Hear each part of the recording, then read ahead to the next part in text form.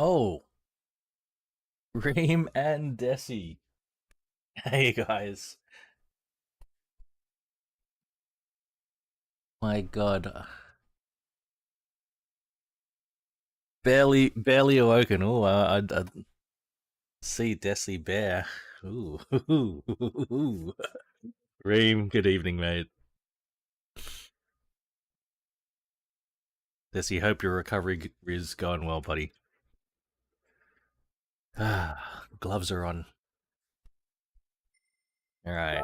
What's going on in GT7 land? What's hot in... How much money have I got? 1.5 mil. I don't have a lot of money. These two games that I'm playing fucking on YouTube, Forza Motorsport and what's that other one? This one, Gran Turismo. My coffee hasn't kicked in. I should have two coffees. I'm so poor in both of them. Uh, Man, I'd love a 904, but 2.3 mil, man. God damn it. 8.1 for a 250 GT. Fuck. Oh, what's that? Oh, a 1980 Mirac. Oh, already got it. I've already got it, so no thing. 20 mil, 8.1. All right, let's go earn some money. Oh no, going the best it can. Yeah, buddy.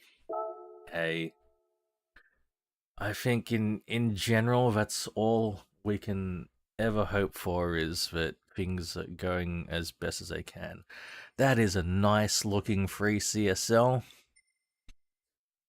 And it's low mileage. Let's have a look at my free CSL.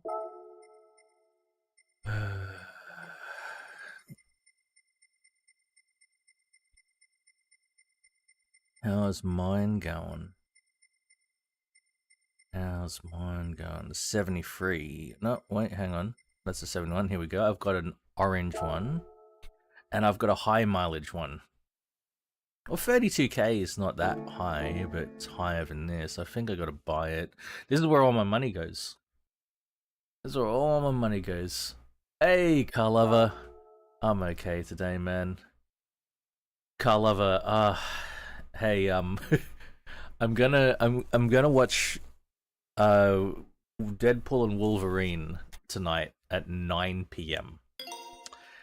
at the new Sydney IMAX. So I have concerns about, you know, being up on time for for Forza. I'm definitely gonna still attend, but you know, just in case, I just want to put a warning out that, you know, I might be a bit tired. Alright, there's a low mileage EK and a low mileage DeLorean. Let's have a look. Low mileage EK and a low mileage DeLorean. DeLorean. Oh god, I've got a high mileage DeLorean. That sucks. What about that EK?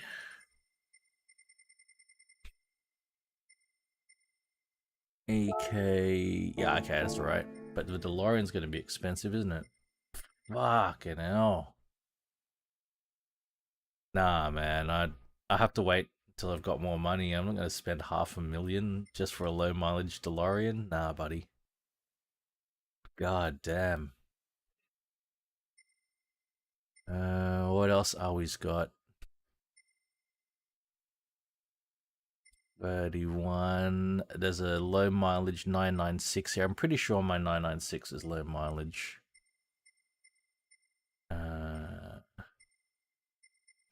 Let's have a look. Man, I'm so broke. I'm so broke. I need to earn money.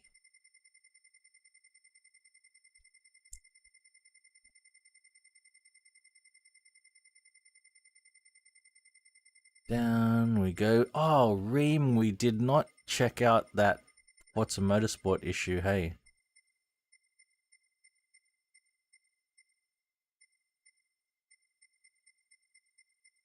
can check it out once we're done GT. Oh, I need a 996. Because my only 996 is tarted up. It's a feature.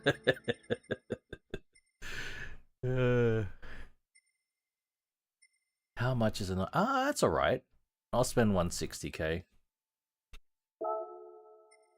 on a low mileage 996. Because my other one's already ruined. You know, the fried egg headlights of a 996. I'm starting to like them now.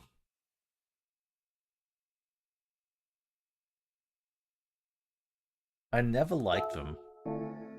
I never hated them. But I never like, oh, I love that design.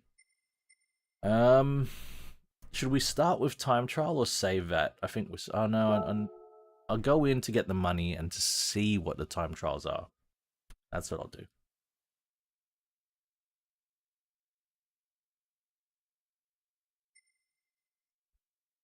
Are you going to give me some money? Have money to give me? Ah, it's because it's 4 days. Ah, okay. 4 days and 4 days. I feel like it owes me some money for something.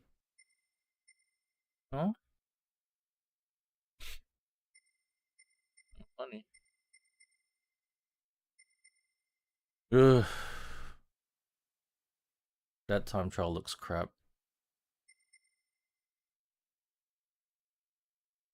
Is it Spa? Okay. Yeah, like this 917, what's that? That's not a real car, brother.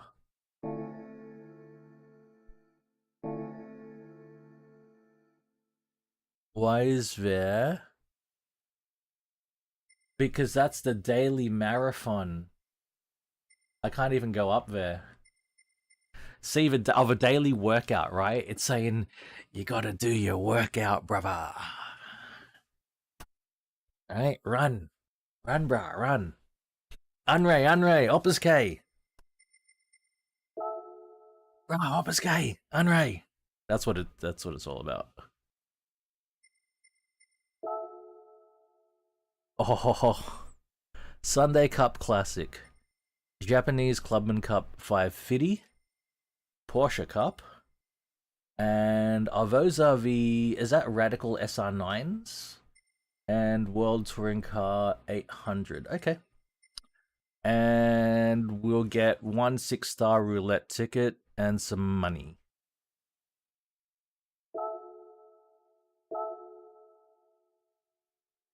I see that, Pat. I've got to lurk on Agassi.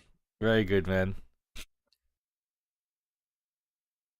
The regulations for this are road car. It's nothing else. What we've got? I want to see my main rival cars.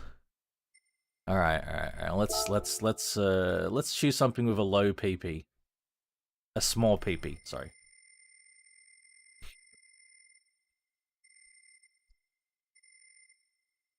I love the sound of those old cars, Carlover. I'm tempted to drive the GDSR, but let's see what else there is. What I always got. Actually, you know what we should do?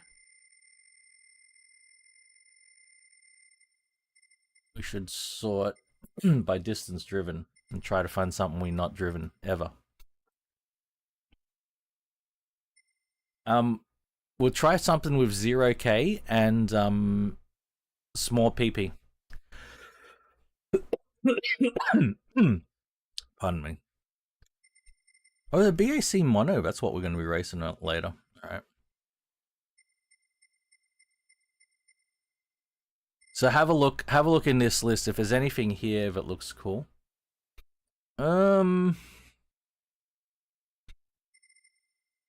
Let's say less than 450. So like this Suzuki Swift, well, actually fucking that Civic Type R is pretty. No, wait. Yeah, less than 450. So something like this Demio. I don't want to ride drone BRZ.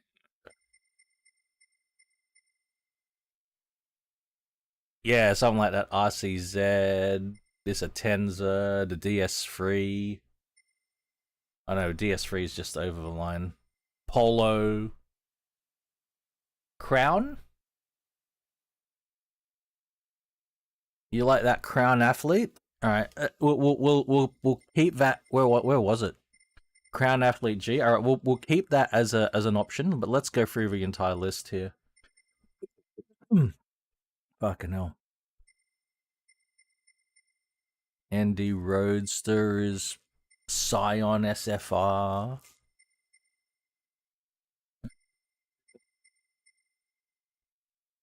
I haven't driven the Mito.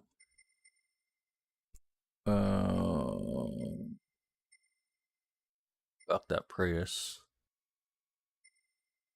Fucking 88 PP for the 500F, man. Fucking hell. Shit.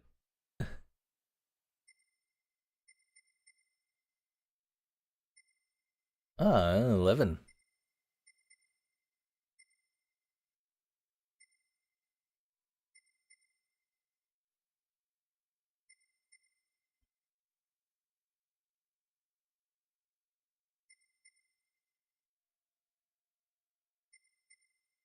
Got S660. I've driven these. Okay. So from here up. Okay. Let's take that Athlete. Your first choice, I reckon.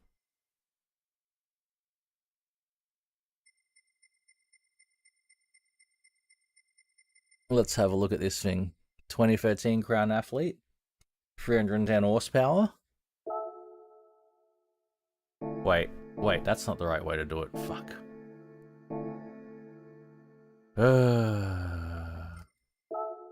No.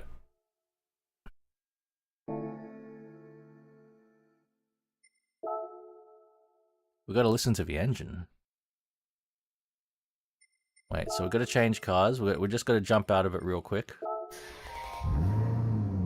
This is also a volume check.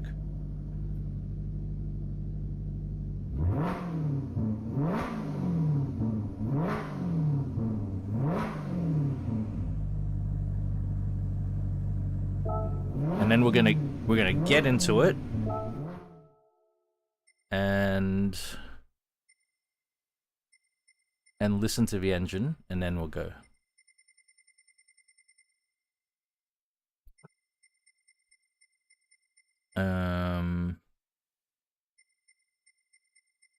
Man, did I pass it? Oh, there it is. So it's got the 3.5 V6.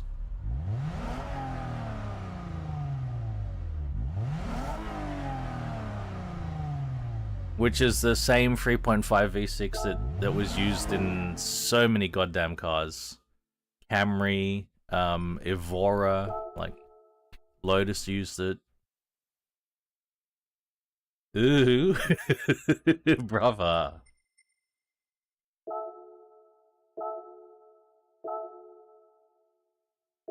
And we're just gonna drive it as it is. We're at Tsukuba.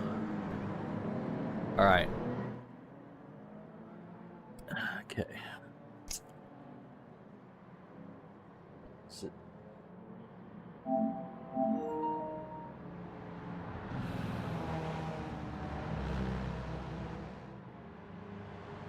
Calibration time.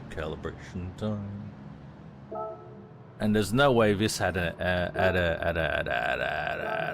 H pattern.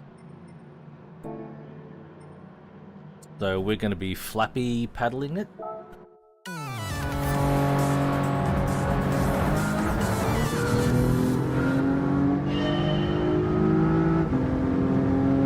So guys, let me know about volume mix as well if the Game is too loud. Ooh,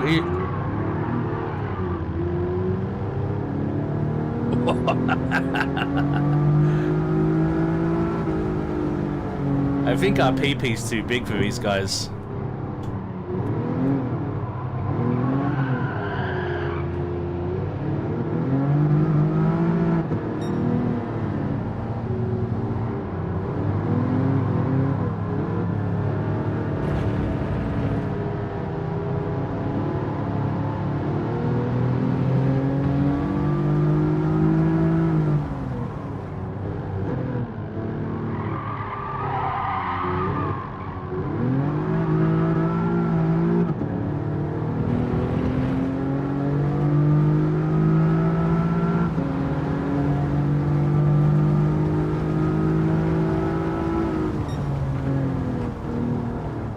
That's what happens when you bring the big PP, guys. See it?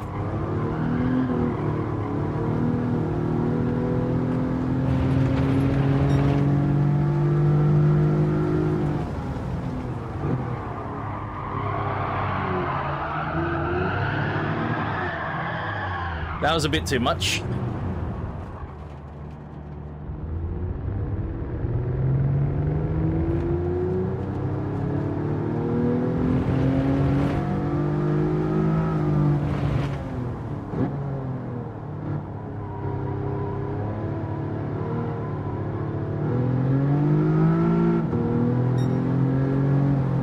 I've got traction control on. Probably should be off if I want to do that.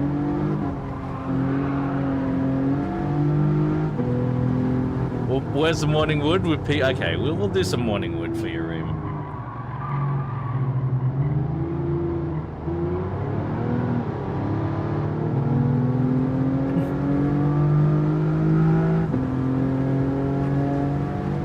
I'll give you 6 inches of morning wood. We'll make that happen.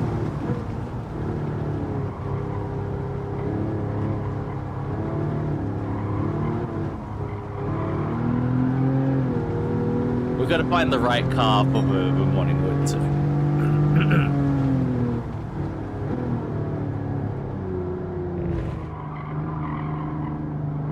Don't want to waste morning wood on a Camry V6. No, it's cool. It's cool. I like it. I love those headphones. I do love those headphones.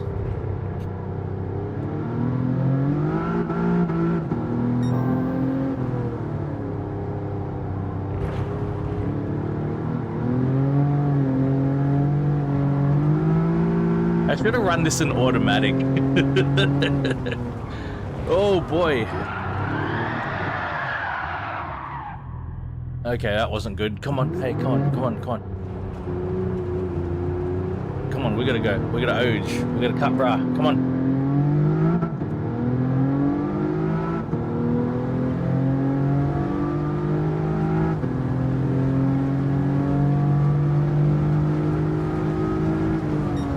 Yeah, a little bit too much there, Desi. Overdid it a bit.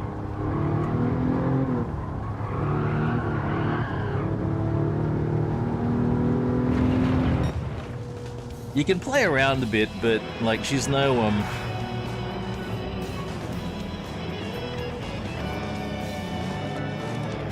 yeah, she's heavy and she's soft, so not ideal.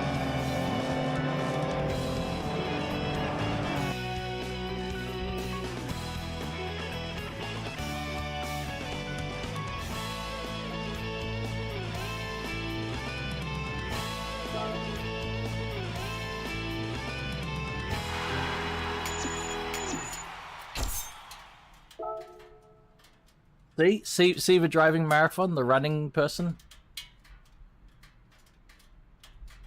I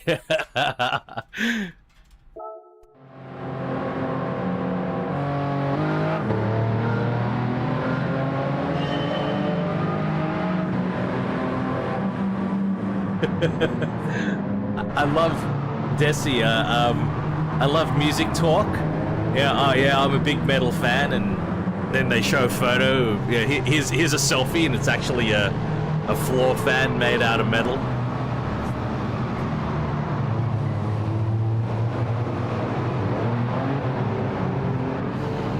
I think there are body kits for the Crown. Car Lover, I think there are body kits for these things. Because they're pretty popular in Japan, man. And they're still rear-wheel drive, right? That's the thing about the Crown. You know, they're still rear drive.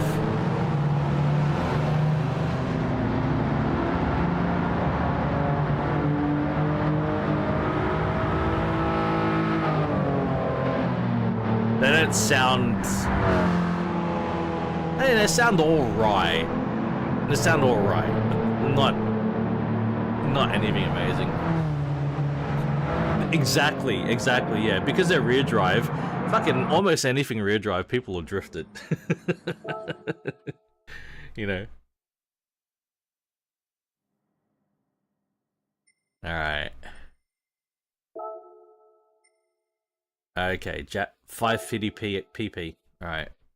What are restrictions? 550 pp. It's suggested pp is 550. Not required. We can go over, but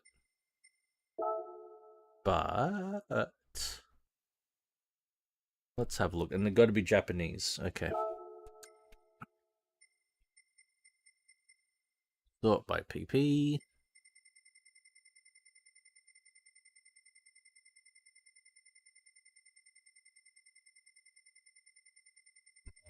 Okay, and then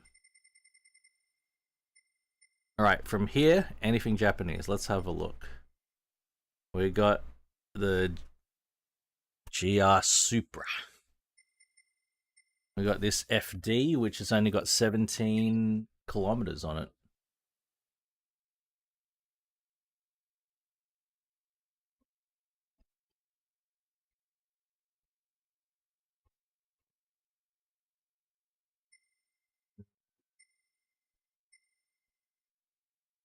Z, Nissan Z.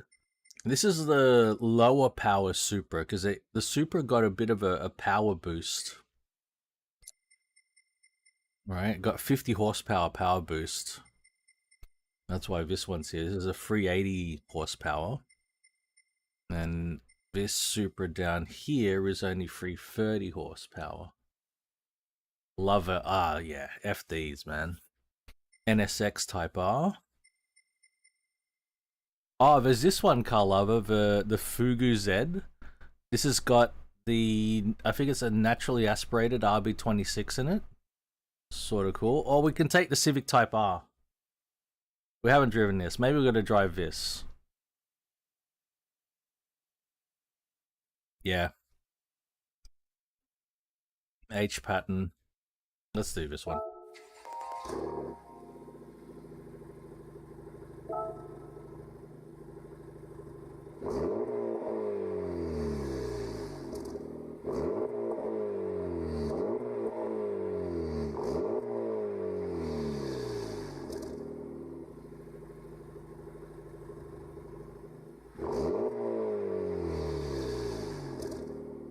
Yeah, we're talking about this in Discord, Desi.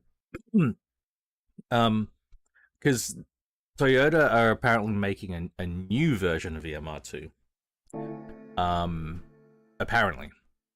And I was saying, yeah, you know, I'll be excited to have, yeah, I said I'll be excited to have, you know, an option for a new MR2. And somebody posted a link to the old generation MR2 and said, oh, you know what? There are affordable mid-engine cars you can buy. And I'm like, but, you know, they're old and they don't have a warranty, and, you know, finding parts of them might be a bit of an issue, and like it's not quite the same. You know, and they're desirable. Oh, I've already got hard. Oh, it comes with hard sports tires, and then we're set. I don't need to spend any money on this. We're just gonna take it as it is into that race. Good. I need to save money.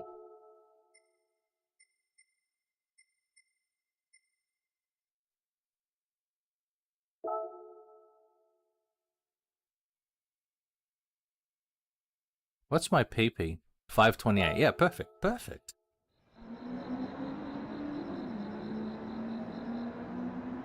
So yeah, keen to see what Toyota comes up with.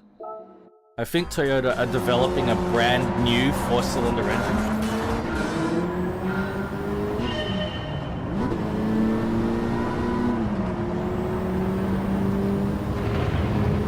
Oh, we at Spa. Okay.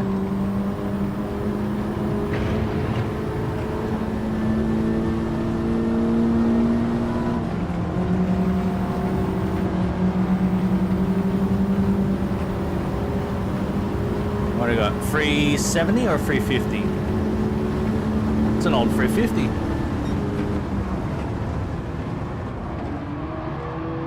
Oh, brakes aren't quite as good as I thought.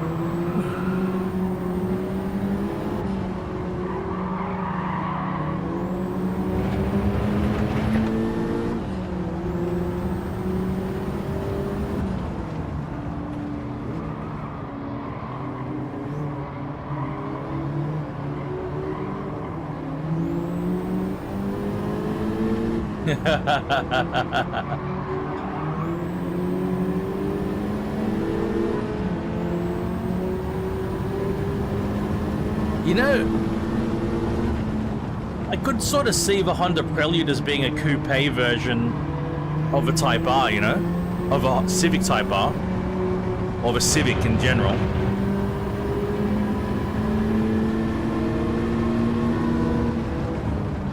Man, it sucks when you look historically at all the coupe versions of cars, like Skyline, right? That don't exist anymore.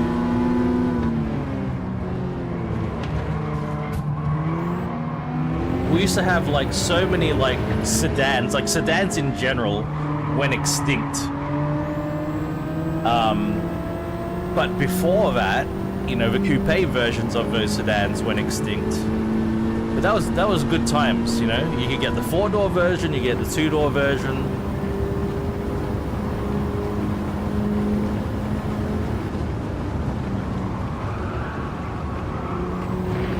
That's when cars were awesome.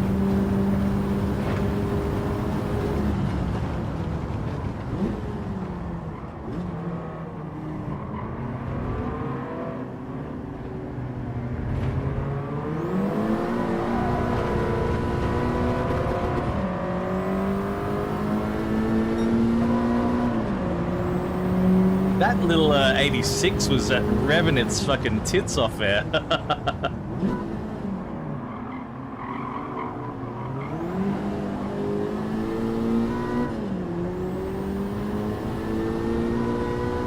I mean, they've got the V35 Skyline Desi. That comes in a 4-door.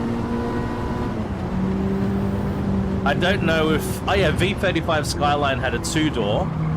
But I think with V36 Skyline, they don't have that anymore.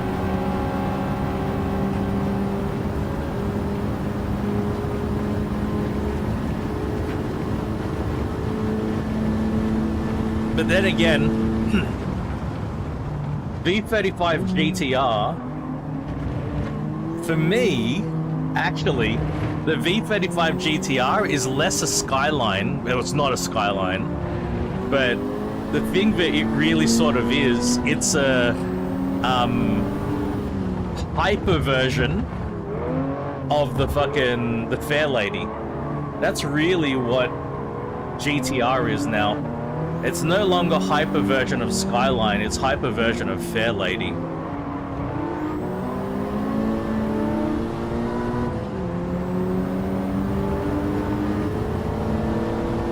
That's what they did to the GTR.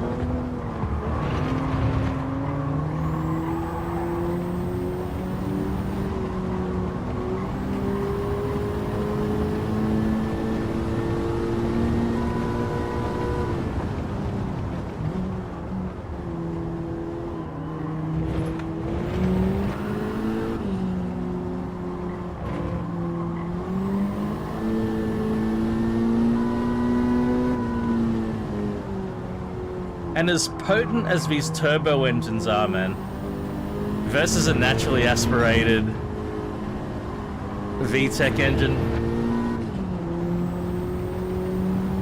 doesn't have the same feeling.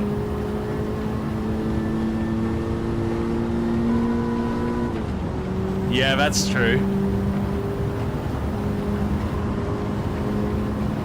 The gears, they're absolutely set up for that.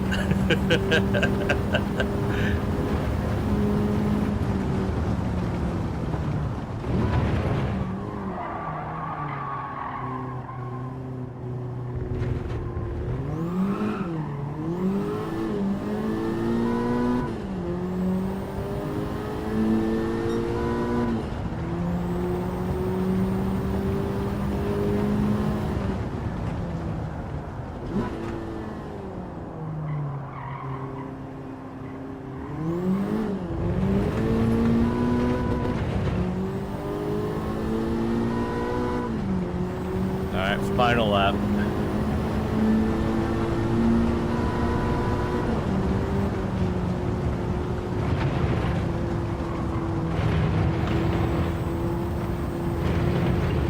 Fucking hell, if I had an R35 to play around with, I would be that sacrilegious about my R35. I'd do something like that.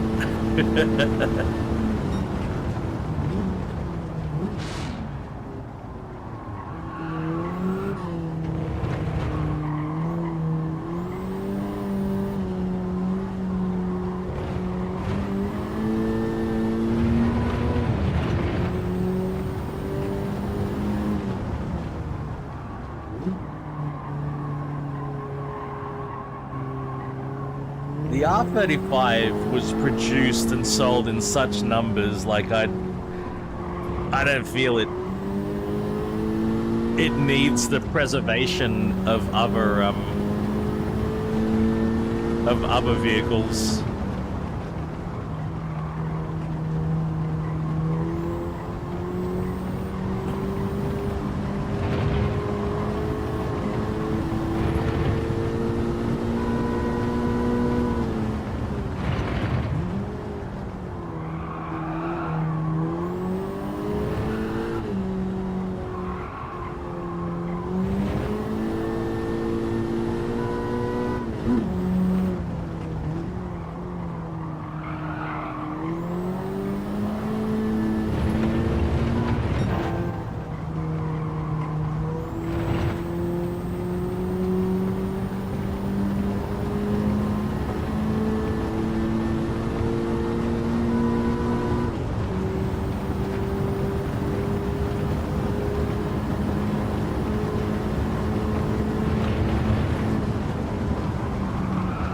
Oh boy. Fuck. Oh well. No drama.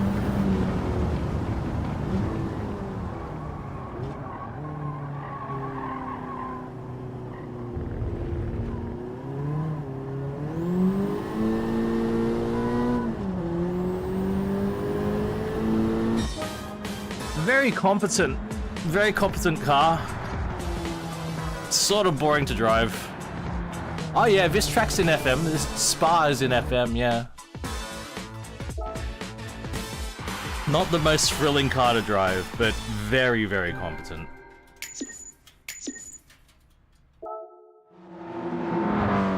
Let's have a little listen.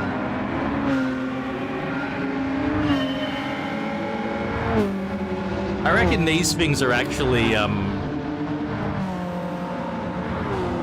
I think there's a good chance these things are more potent than, like, the original NSX.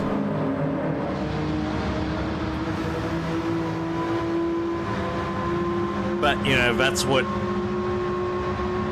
20 years does, right? 20 years of innovation.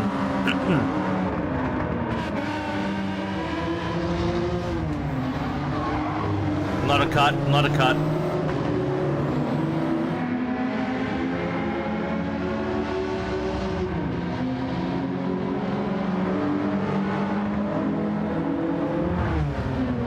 On the road, I reckon these things look nice.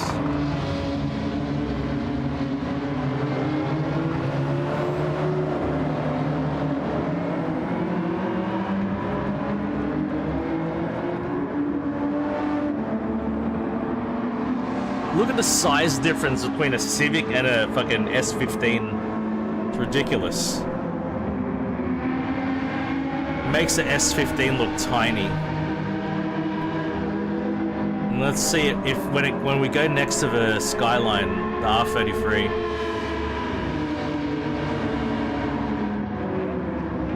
Yeah.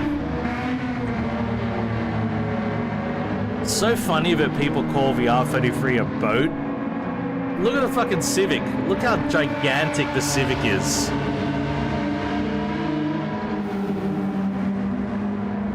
Look at it. I bullied that R33. It looks huge. It looks like an SUV. Look at the 370. It's enormous, man.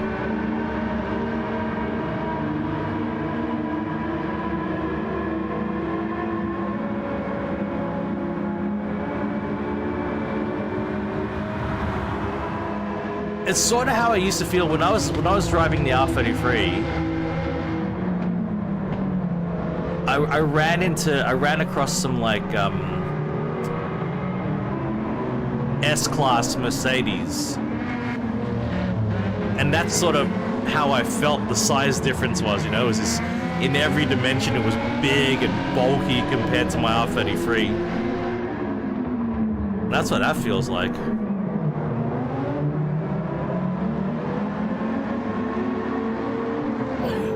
I wonder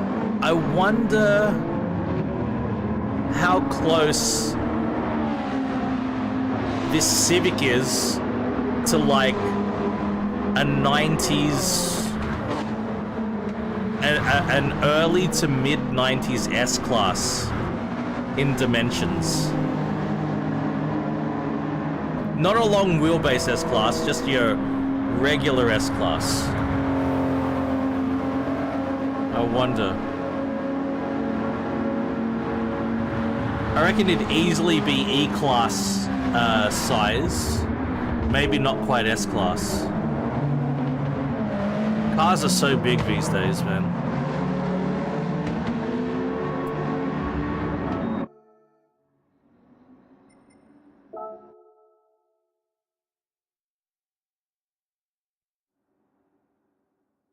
Alright, what's next?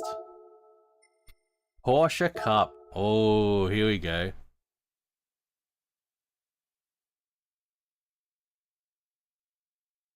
$42,357 R35s. That's a lot. That's a lot. 650 or less Porsche. And where are we racing? Kyoto. Kyoto.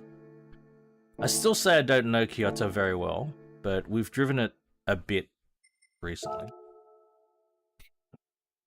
Alright, show us your Porsches.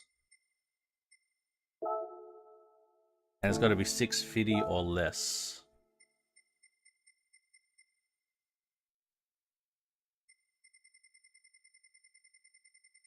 Oh. Actually, I need to take a slash. I got a lot of Porsches. Alright, I'll leave that like that. I'm gonna take a quick bio.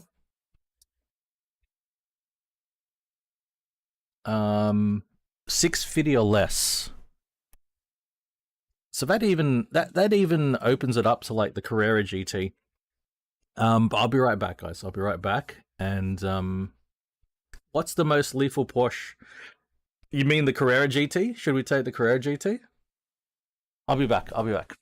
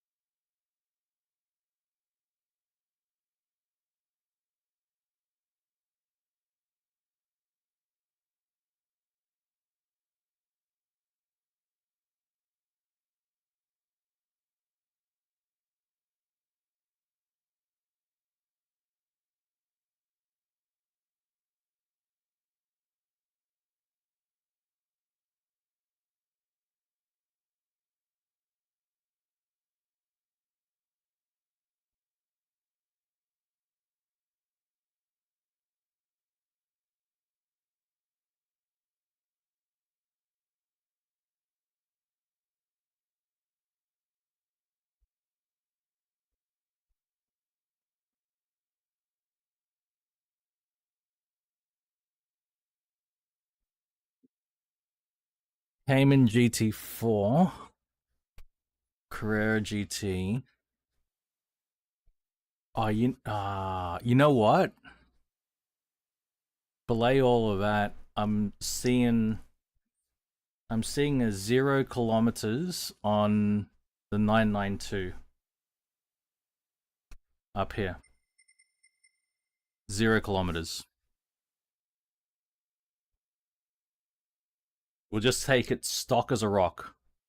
Whatever tires it's got, as it is.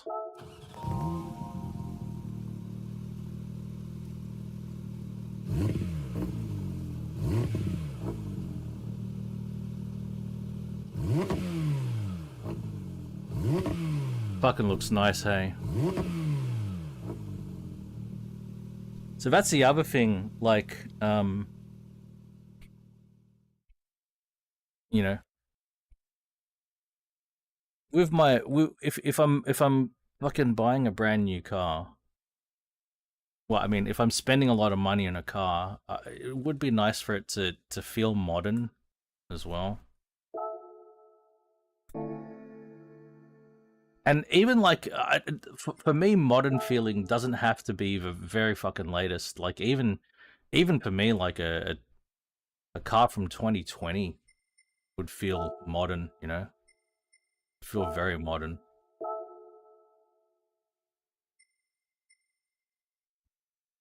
You know, my car's a 2011 build, you know?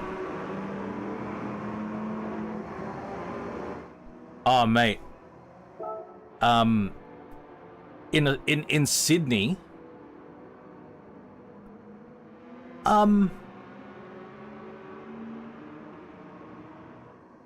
just a bit more recent than my Megane for features and conveniences. But in Sydney, the cooled seats, yeah, the cooled seats, car lover. Like, I gotta say, man, like, it was winter when I drove that Mustang, right?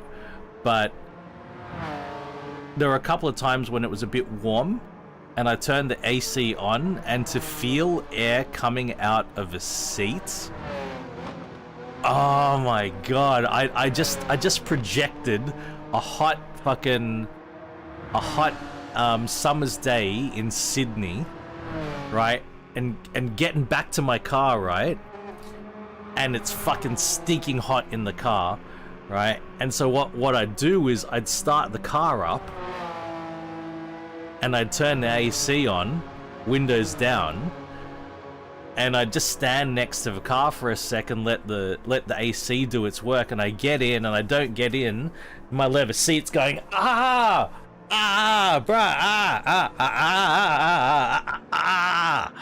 you know, because that's what happens now with my leather seats, right? it's a bit intense. Now, I don't know if this is an H pattern or not. Cody, hey, what's up, man? Wood grain steering wheel, yeah. Cody, good to see you. Yeah, we're halfway through the weekly challenges, and I've got my ridiculous headphones on at the moment. Races, it's so much fun, man. We're just about to drive a 992 911 GT3 RS. So let's get on with it, man. I hope your weekend is going great.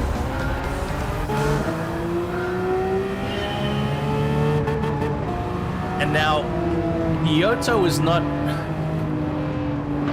Is this in reverse too?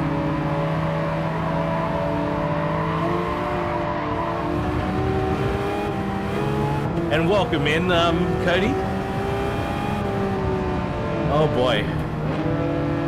I don't know this track very well in general, and I've almost never driven it in reverse.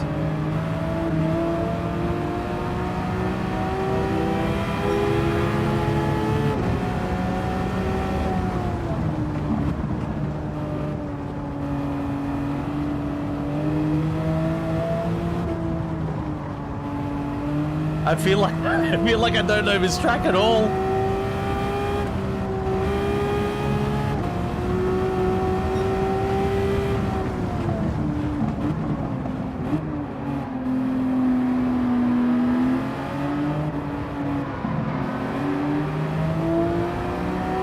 But we've got a good car. We've got an excellent car.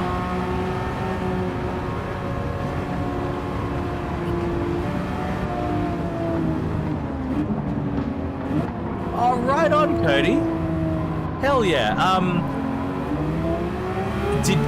Do I know you on Twitch as well, or only on YouTube? Oh boy, coming in hard, coming in hard. Well, it's wonderful to have you here, Cody, regardless. Yeah, I'm starting to do these, starting to do more YouTube streaming, and I'm loving it. I'm doing GT7 and Forza Motorsport at the moment on YouTube. Oh, awesome, man. I'm happy that helped. I wish I had time to do more YouTube videos. I'd like to. I'd really like to do more YouTube videos, but for now, you know, just streaming when I do GT7 or Forza Motorsport, happy to do that. And if you have any questions at all, man, don't hesitate to ask. Even if I'm offline, jump into any of my streams or videos, ask a question, happy to help. Oh boy, come on.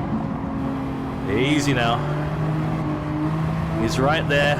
He's still there. I can hear him. And we're through. Portal. Hey, Portal. Happy Saturday, buddy. Hope your weekend's been going good, Portal. Portal, we are driving the 992 911 GT3 RS. What a car it is, man. I think it's completely stock. And it's just crushing it. They're wonderful, Cody. They're wonderful. Here's my take on physics in general and simulation engines. You're never going to get perfection.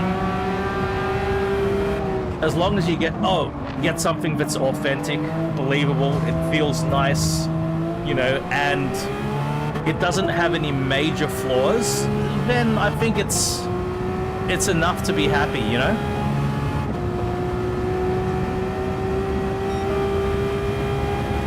And that's how I feel. I feel, basically, if you want to break any simulator, you test the extremities of it and you find where it has issues, because every single simulator will have issues at the extremities. It's just how easy is it for you to find it.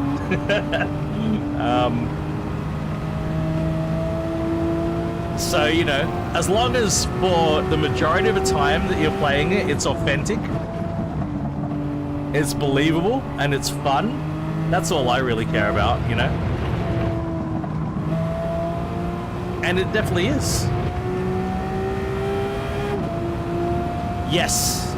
Yes, they did. Yes, there was a physics overhaul. And, I don't know, to my testing, it's great. I mean, I can't be too critical because I've never driven a 992 GT3 RS, you know. Most of the cars I haven't driven. There are cars here that I have driven, but most of them I haven't driven. Definitely,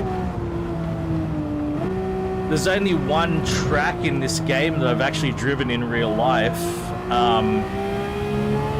and I've only driven it like at normal sort of road-going, speed-limited pace. I haven't like chucked the car around on it, and that would be Bathurst.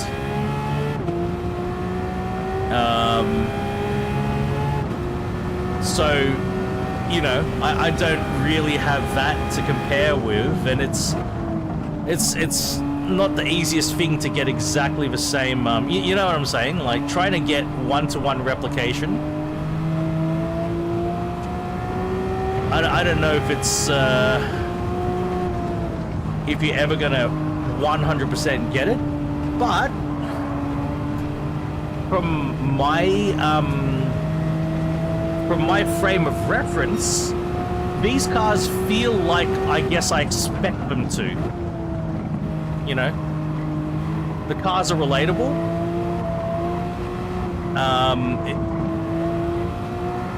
They respond how I guess I expect they would, and it feels nice through the steering wheel.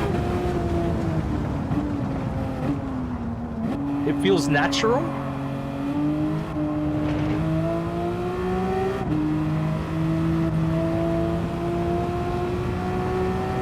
I've driven Bathurst when it was public road. It's a public road, so anybody can drive up to it as long as it's not a race weekend, right?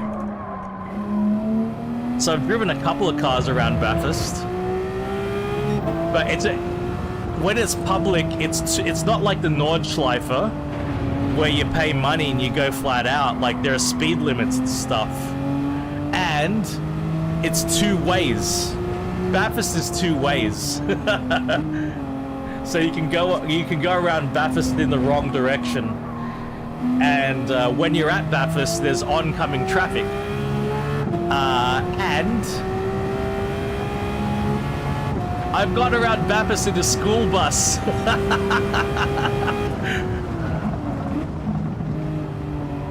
My high school, in high school, we had a high school retreat, I think in Orange, and on the way through, we drove through Bathurst, and the school bus has gone around the racetrack. Oh, it's fucking hilarious. Another thing is like people jog around Bathurst as well, and people cycle around Bathurst. So like there's, you know, you can't go nuts in a car. Also, there's typically a police car sitting at Conrod Strait.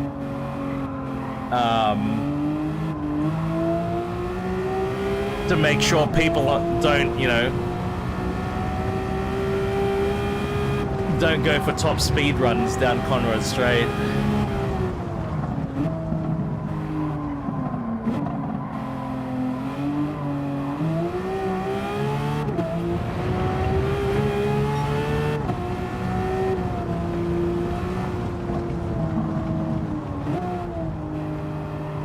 I mean, I have driven other racetracks, but they're not in Gran Turismo, you know what I mean? But basically, from my real life experience of cars, you know, GT7 feels good. It feels really good.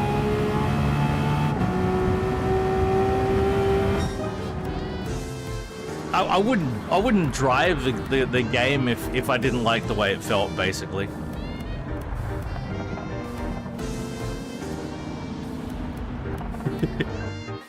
Oh, you know, coming down the mountain is still nice, and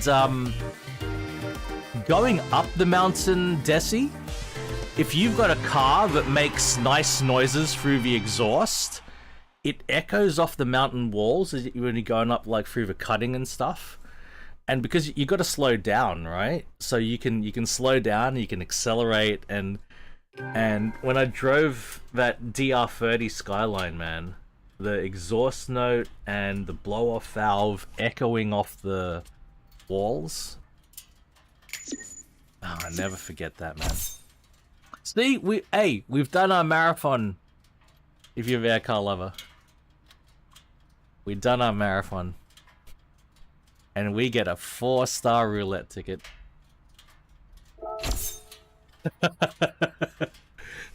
Exhaust sounds are good, car lover. You know it. You know it, man. But I haven't. The Megane. Megane doesn't have an upgraded exhaust. But I've heard that they can sound alright, but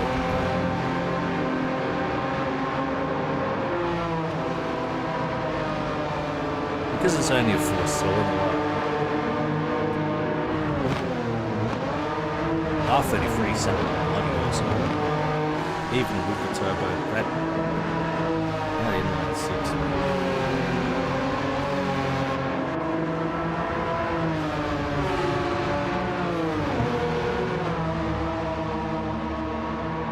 The Mustang will already have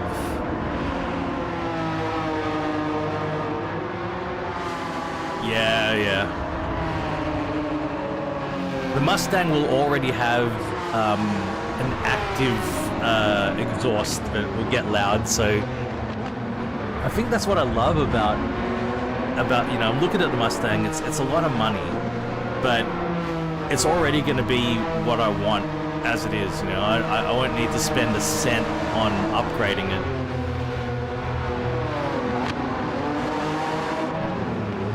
You know the problem with this race? The cars almost all sound the same. That's a problem with this race. Not that there's anything wrong with them, but like, trying to specifically hear my car out of this field is like... Is that my car making that noise, or...?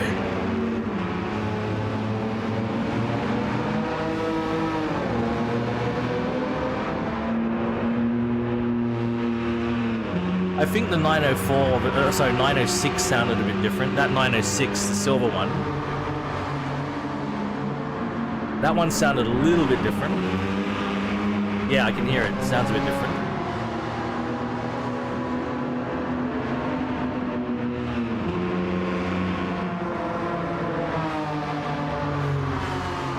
I'll say this about the 992 GT3 and GT3 RS. I'm happy they made a bit of a stylistic jump, because the previous two generations of a 997 and 996, they not 996, sorry, 991 and the 997, 991 and 997, they look pretty similar.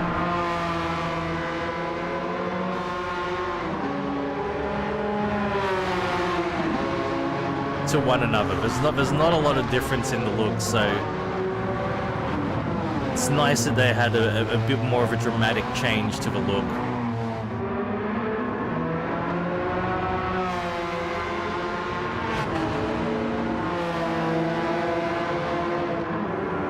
Alright.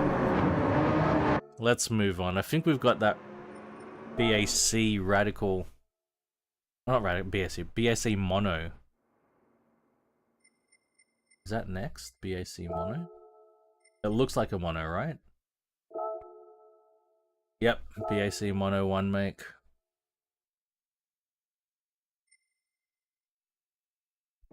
Let's go find my BAC. That's fair, Carl. That's fair. They do look nice. Alright, let's go find it. BAC.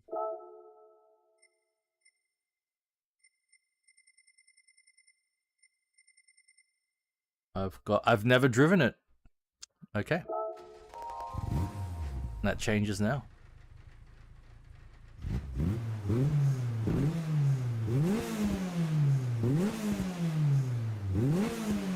To be fair, man, they get a lot of power out of that. They get a lot of power out of that engine.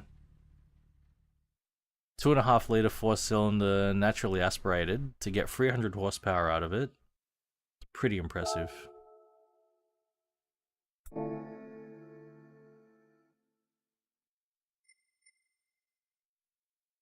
I wonder what tires I've got for it.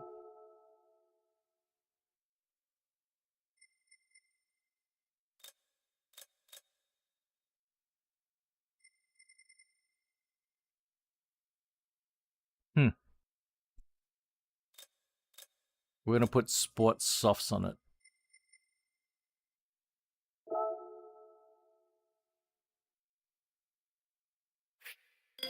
I probably should go straight for racing softs, so oh well, we'll see.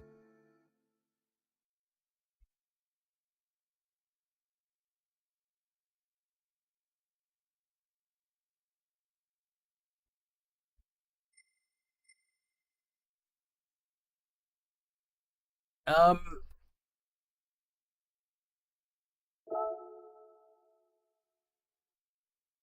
300 horsepower from 2.5 liters, naturally aspirated, would be, you know, it is more impressive, car lover, because you'd need 600 horsepower out of 5-liter naturally aspirated, and I don't think that exists from a production car. So it is more impressive. In power per horsepower per liter, it is definitely more impressive.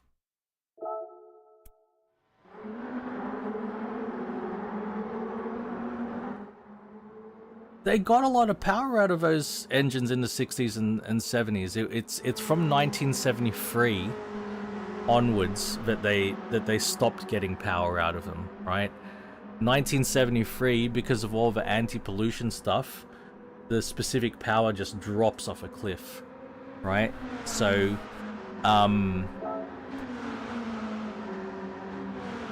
you're getting like 5 points from a 350 Chev, 5.7 liter. You're getting what? You're getting 230 horsepower, or probably more.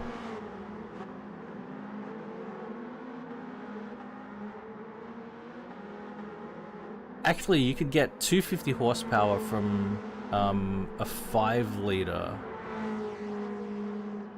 pre-1973. And then suddenly in 1973 or 1974, because of all the pollution gear that they've added onto the engine, suddenly you have a drop down to like 130 horsepower. But you got to put it into perspective of the time, car lover. Like, look at what 4-cylinder and 6-cylinder engines were producing at that time of similar displacement, you know, or of comparable displacement, right? Like, take a 4-cylinder or a 6-cylinder of the same era, and then like per liter, calculate how much power they're producing. Those American engines still, yeah, they did well. They did well, man. They just got hit heavily by the anti-pollution. That's what screwed them over.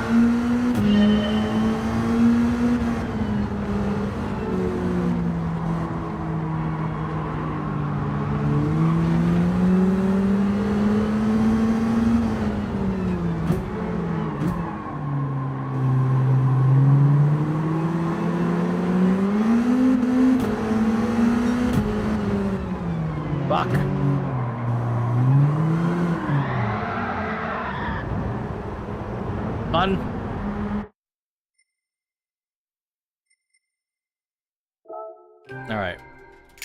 We might need a bit of traction control on this, or some tuning.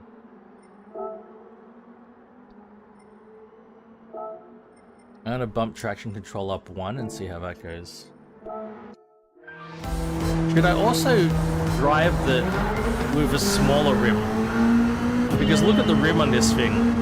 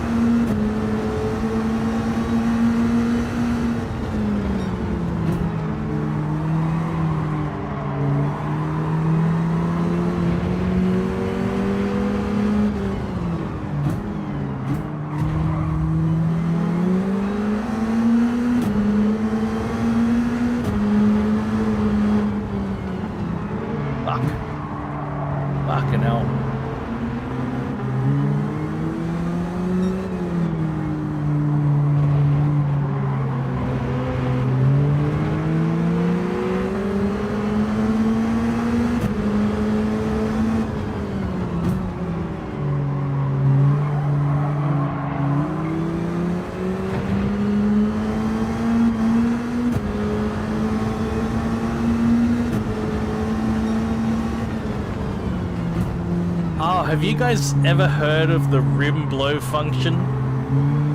And you heard that right, rim blow.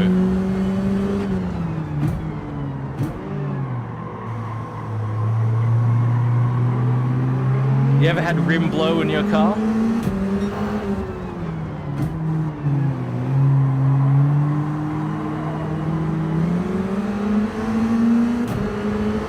It's very late 60s, early 70s.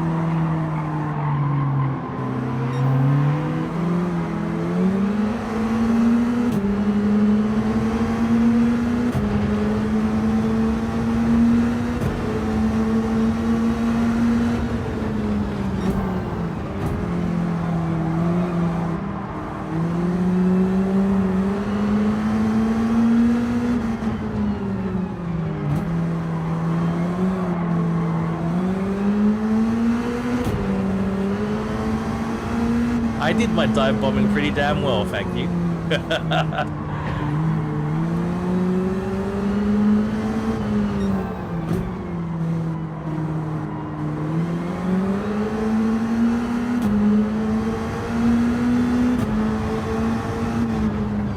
Oh my god.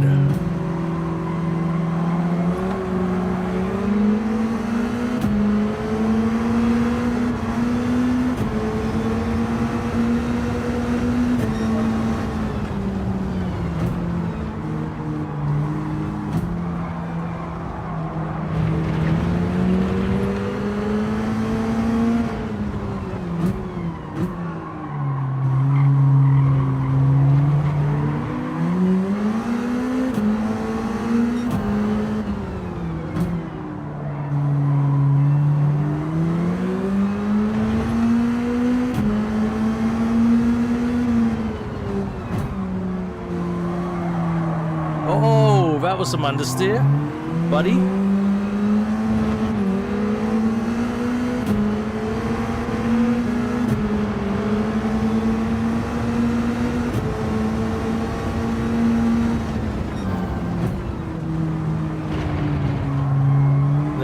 These things are so light to drive. I mean, they weigh nothing, right?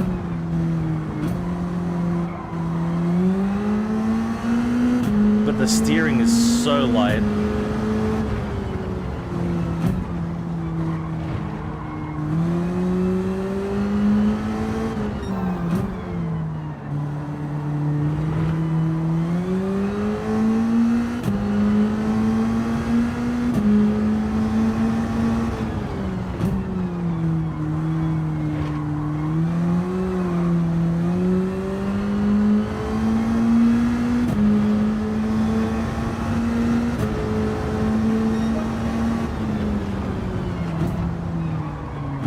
Oh man, that's understeer.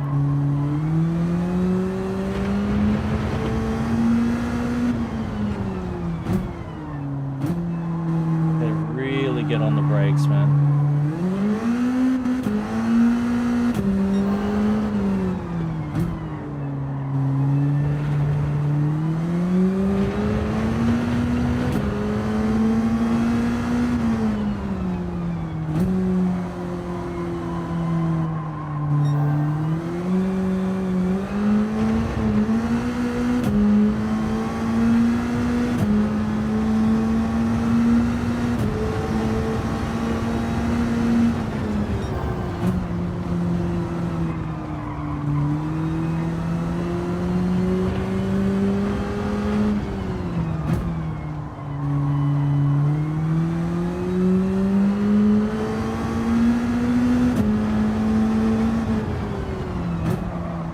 Good.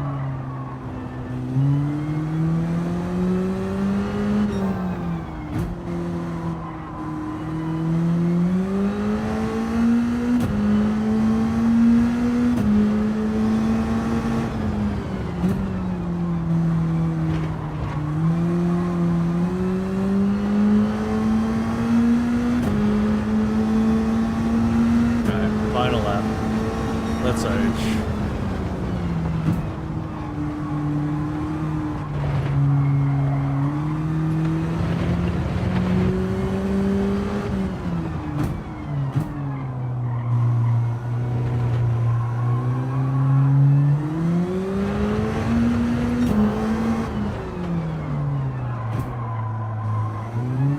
That could have been nasty.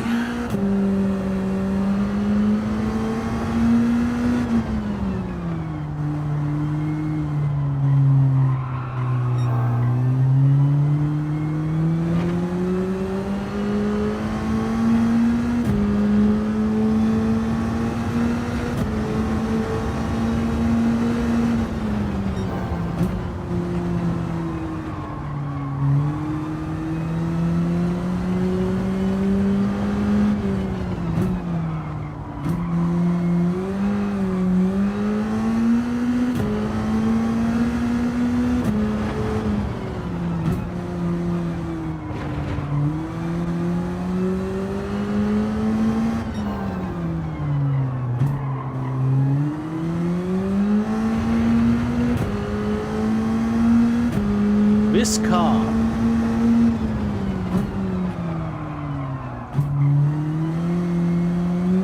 I think this car is an important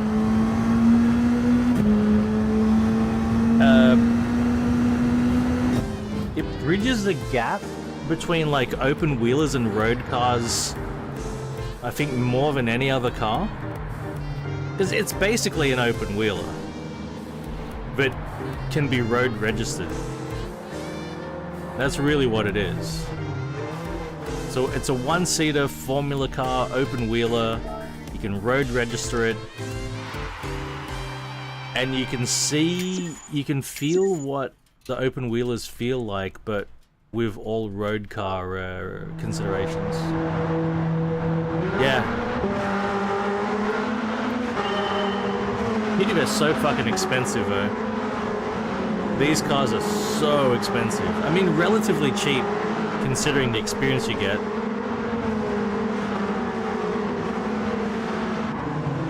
But, my god. Yeah, Caterham and all that, but because the difference here, Portal, is these are mid-engine, whereas your Donkervoort, Westfield, Caterham, they're front-engined. So these feel like there's mid-engined open wheelers.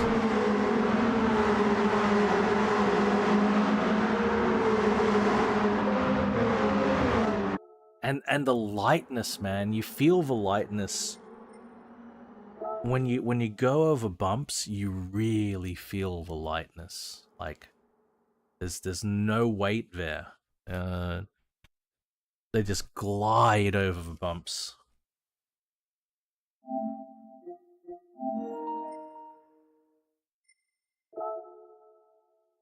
Oh, absolutely. Because of your cornering speeds and because they just... Alright. Oh, like a go-kart does. Go-karts feel fast. You know why go-karts feel fast? Because you sit so low to the ground. They did, Portal. They did, absolutely. Okay, it looks like this is even going to be in the wet. 800 or less. Racing. Okay. Alright, let's pick a car. God, I've got to take a piss again. Ah, god damn it.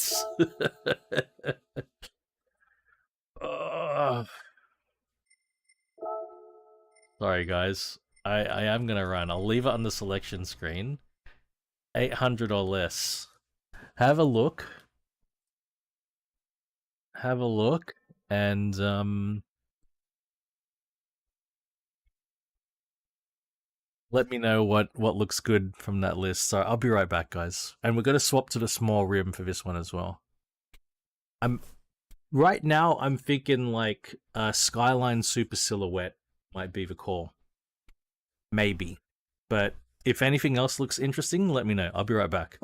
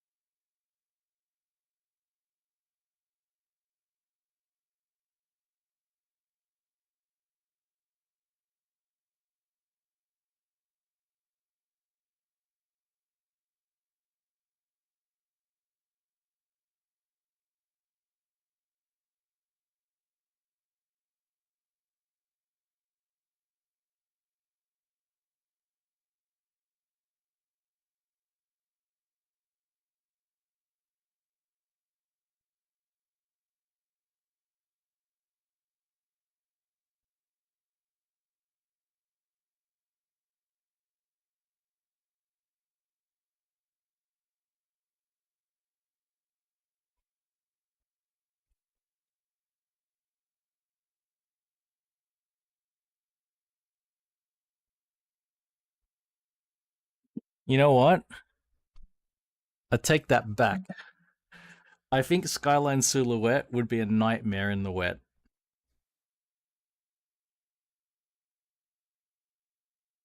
Is it 6 a.m.? Yeah, feels like 6 a.m. My god, suddenly it felt cold. Fuck, chilly one today, actually. Temperature dropped again.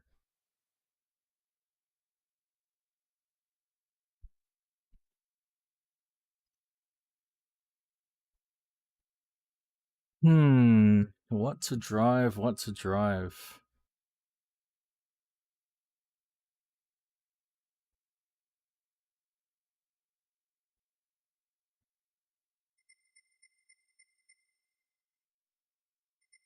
Let's look what else we've got.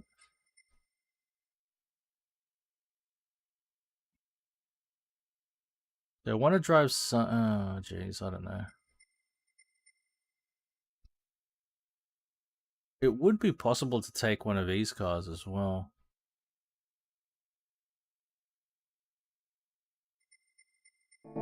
Let's have another look at that race.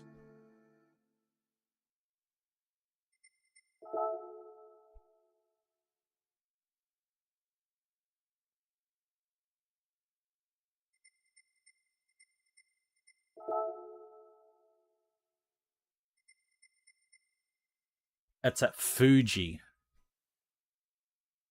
It's at Fuji. Okay.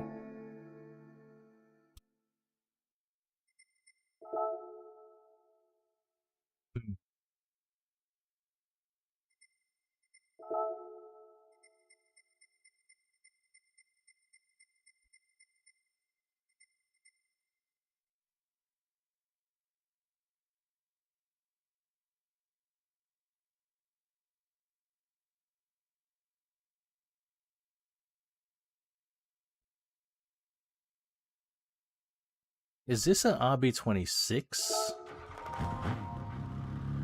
It is. Well, RB27.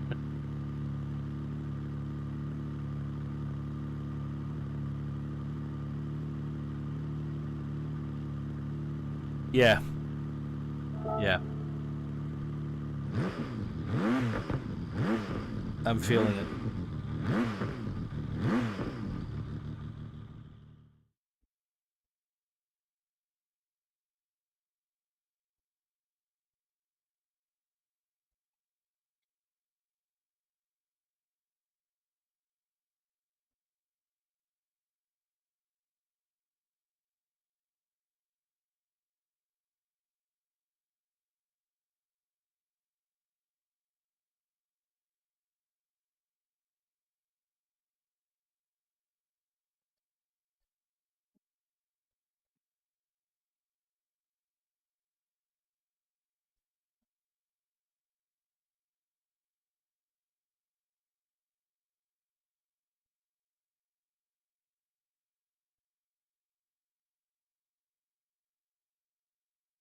Sequential mode. Pull on the clutches. Make sure everything's calibrated. It's got to make sure we've got good tires.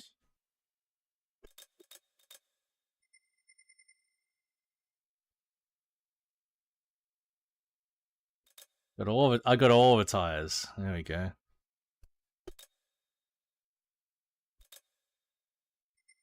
You know, I had a Nismo sticker on my R33. There wasn't a single Nismo component on my R33, but I had a Nismo sticker on it.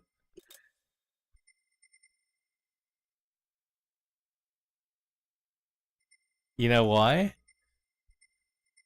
Because I won the Nismo sticker as a prize in a observation rally.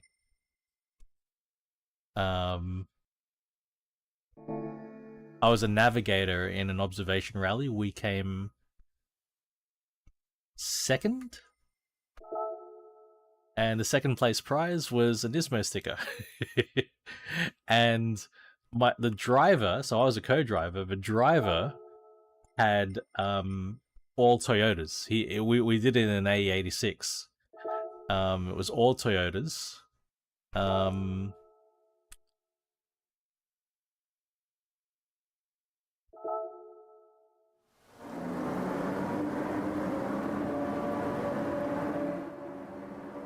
Oh, look at that. It is pissing down rain.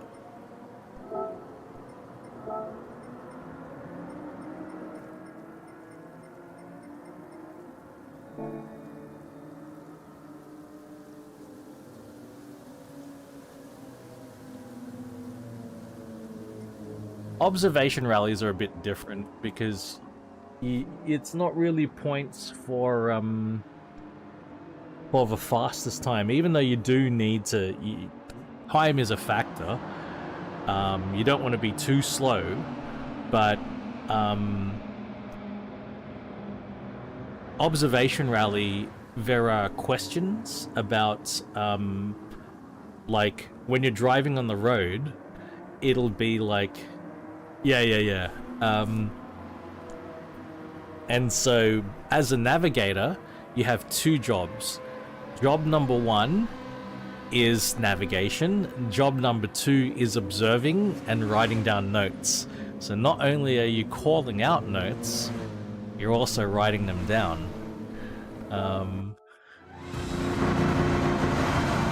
Alright, let's go.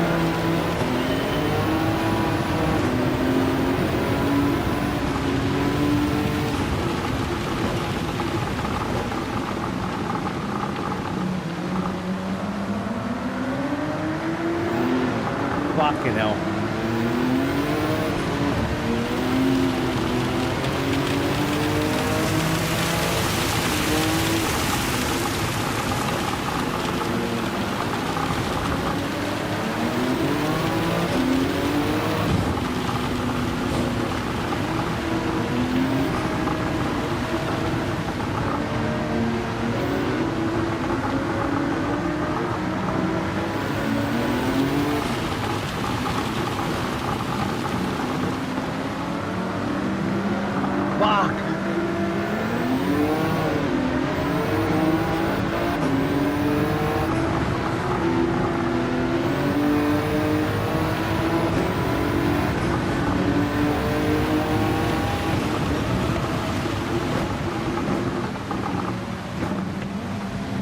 Hey man, come on.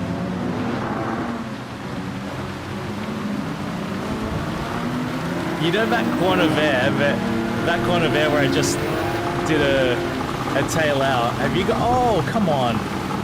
Have you guys seen the cat drives Formula 1 car for the first time? Have you guys seen that video?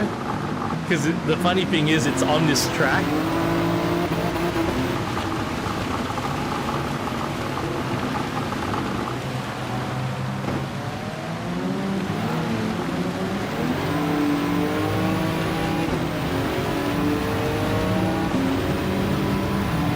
Yeah, the rain is so loud, isn't it? The rain effect is so loud.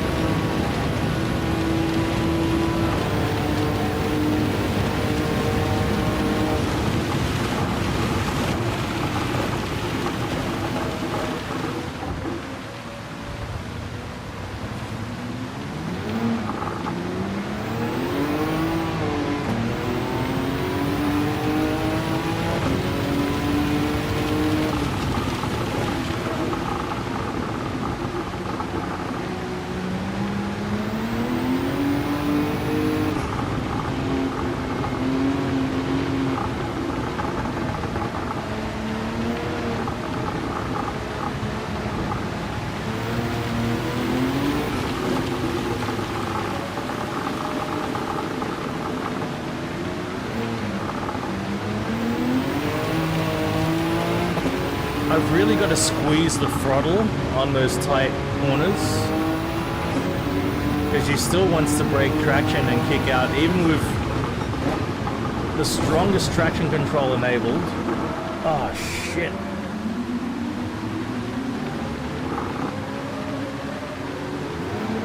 See? He wants a kick.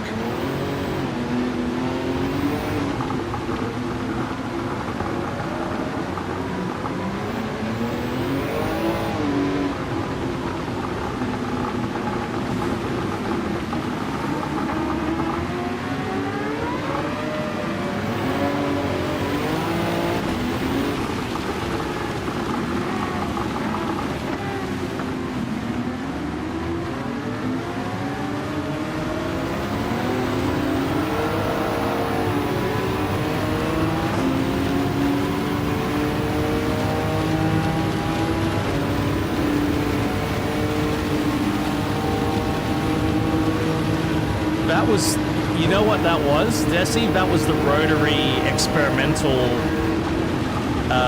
bullshit car, the VGT. That was a VGT rotary that was making those spinny noises.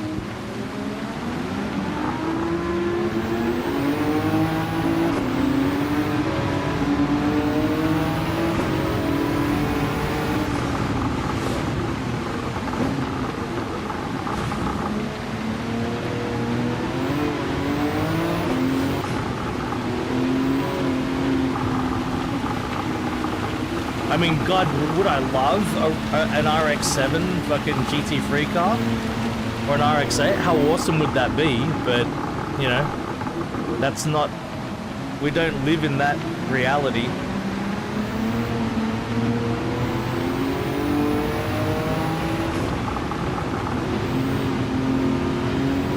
Right?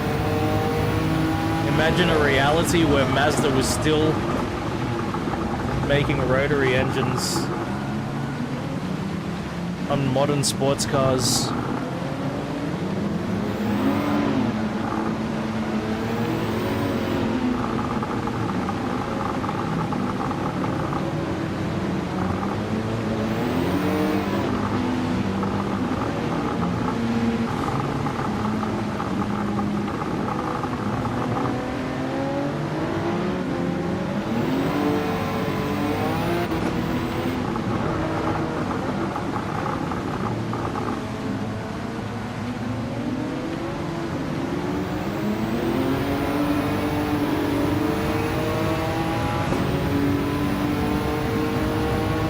Nice dream.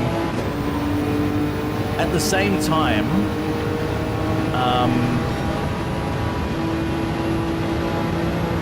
I have all these YouTube channels where all they are is somebody does a 3D rendering of a, you know, a futuristic version of an old car. But then they put some bullshit in the video title. Like, I mean, it's cool. Show off your rendering skills and all that, but then they put this clickbait fucking bullshit title like 2025 Holden Kingswood. It's like, come on, man.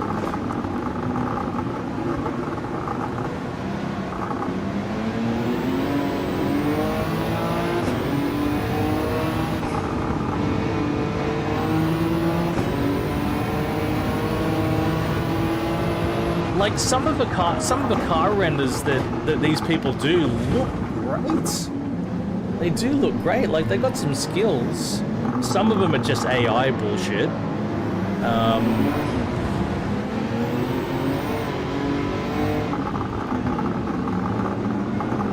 But you know, there's a fucking reason that, like, economical reason that, you know, these cars can't exist. And just because you can imagine it in your head doesn't mean, you know, that's a viable car that can exist.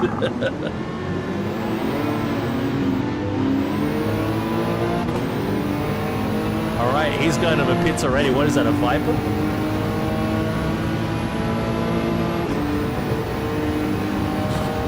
AMG? I don't know what that is.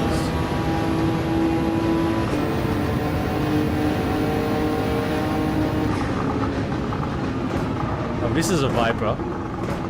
I think that was a BMW. This is a Viper.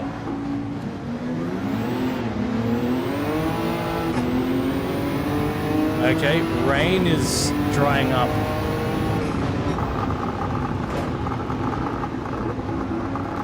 Maybe.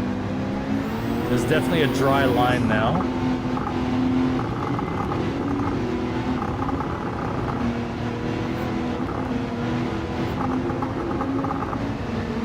It's still wet. So I don't know, in this situation... Oh, jeez.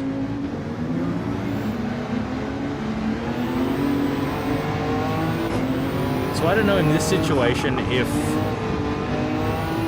wets or intermediates have a go.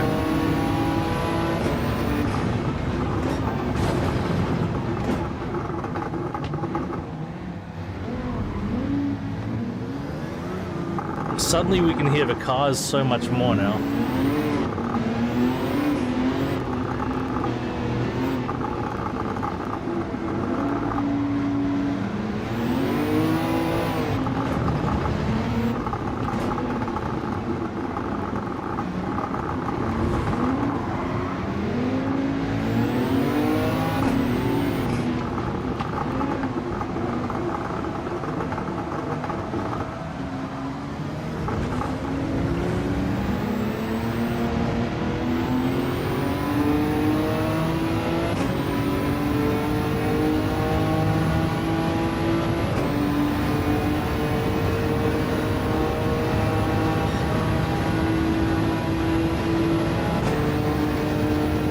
So crackly, isn't it?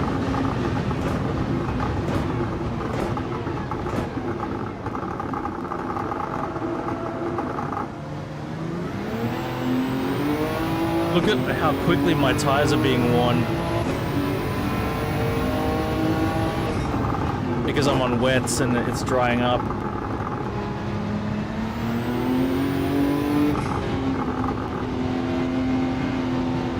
Yes! So both GT and Forza sort of overdo the crackling a bit.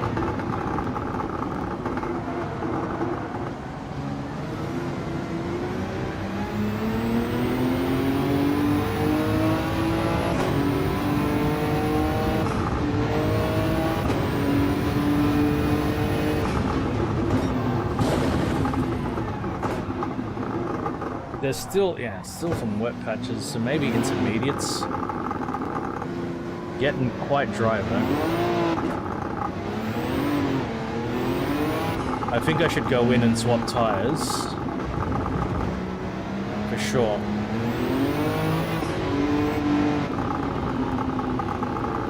The last 4 laps. Yeah, my tires are pretty much fucked.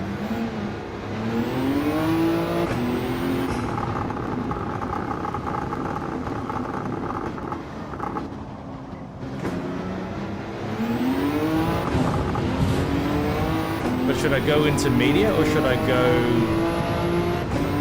full racing tires? That's what I'm not sure of. Oh fuck, that's a pit entry.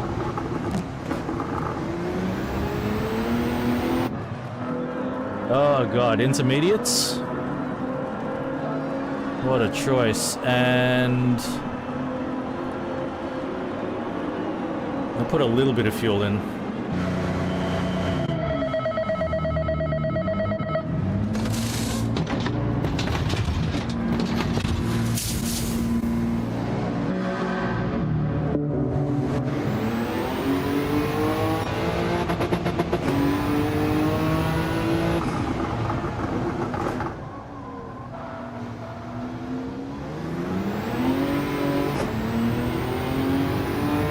I feel like I should have gone full dries. Oh, 4 laps. Oh shit. We'll find out.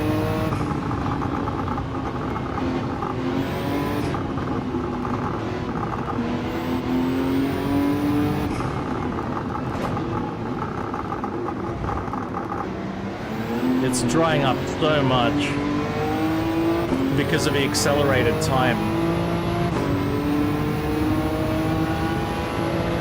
Like, it's drying up unrealistically fast.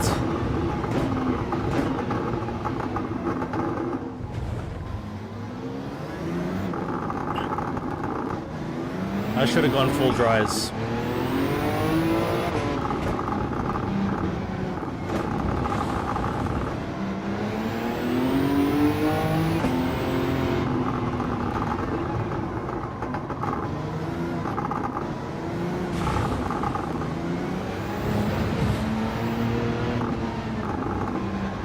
Stupid. That's what I hate. I hate this about the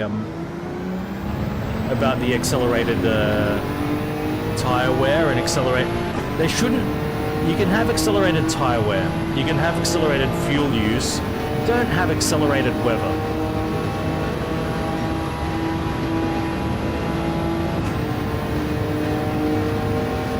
Because you got to be too reactive.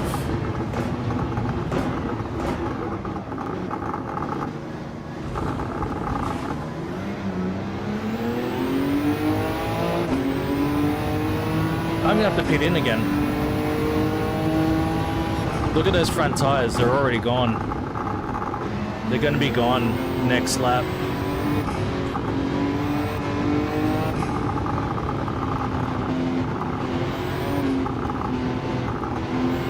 Yeah, those front tires are fucking dying. Yeah, they're all going in for more. Yeah, they're all going in for tires as well. Stupid.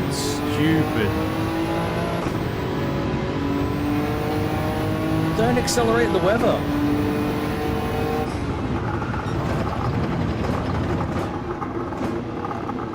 Tire wear okay. Fuel okay. Weather no.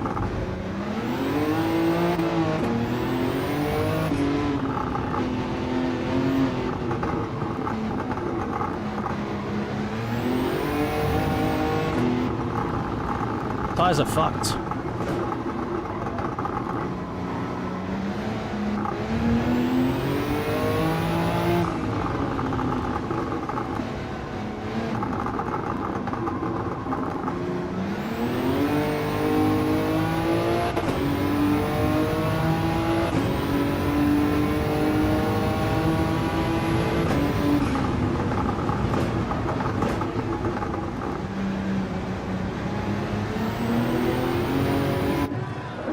So annoying.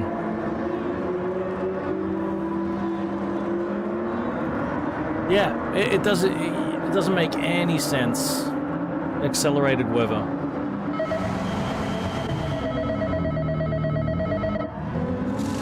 Look how wacky it is. Like, it's all the cars have slowed down because their tires are fucked.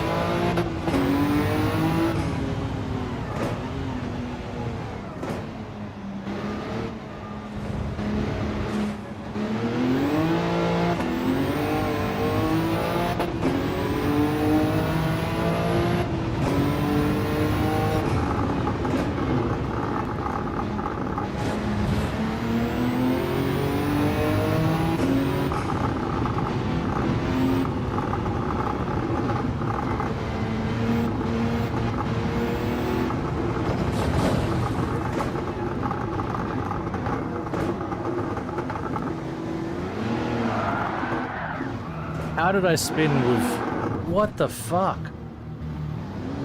How did I manage to spin? I was just looking at my traction control on Mac. Somehow it's spun.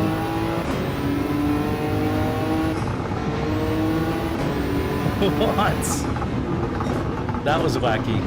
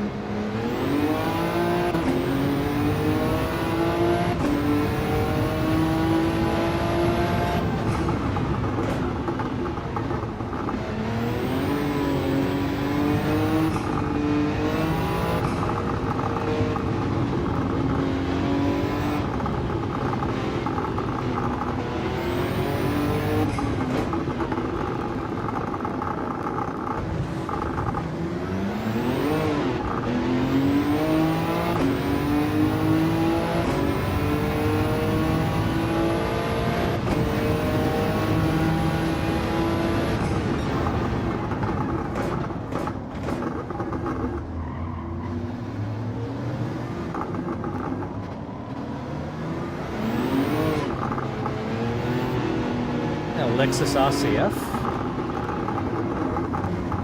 I like that car.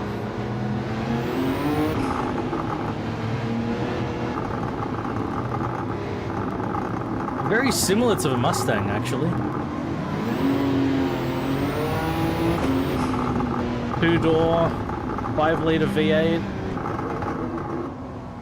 Oh god.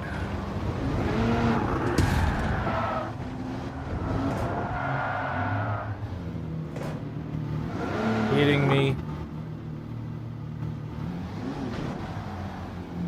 There have been some wacky spins, man.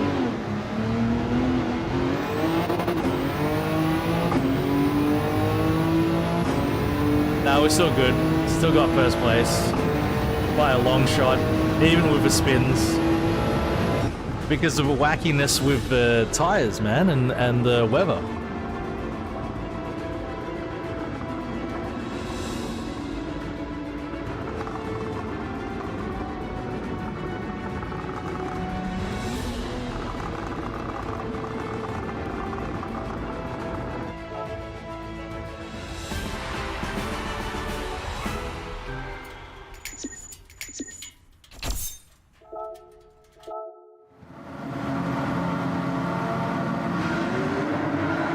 I don't think I need to see this replay.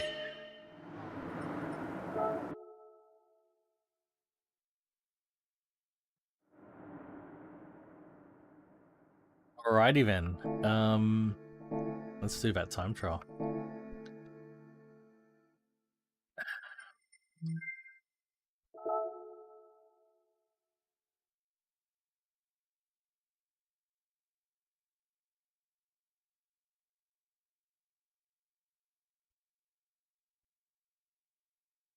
Even though I don't know. Maybe I will do this one as well.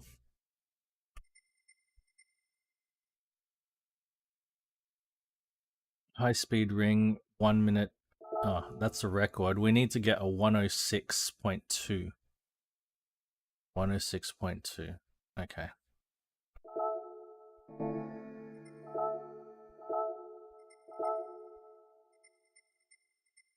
Oh, there's different colors of this, eh?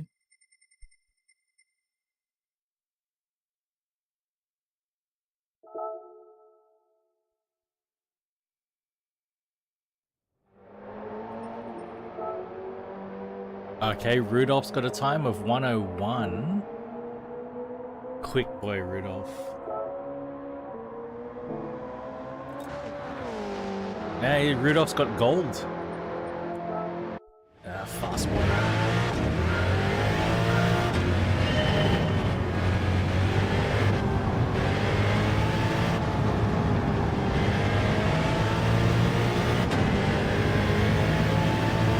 What do we need? A 106.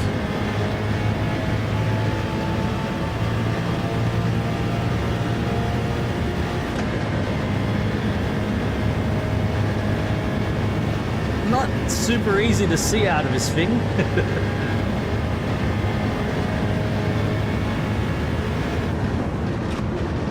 Yep. Okay. Need a break on that one, okay.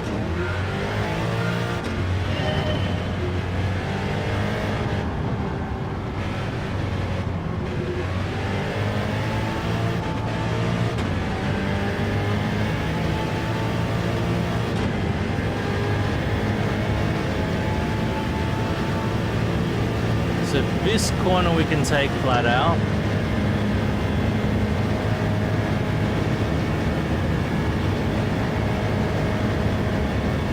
This one we need to, it's a very sharp one, okay, yeah, we need to slow down a bit.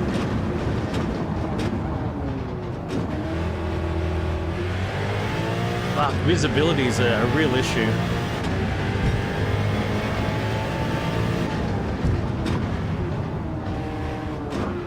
On the banked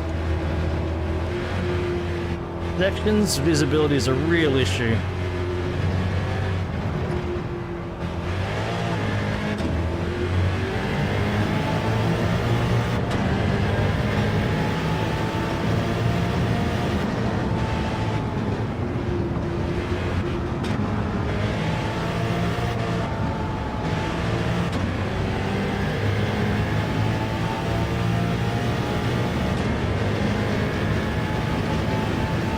We'll take it. We'll take our bronze. Not super invested in that car.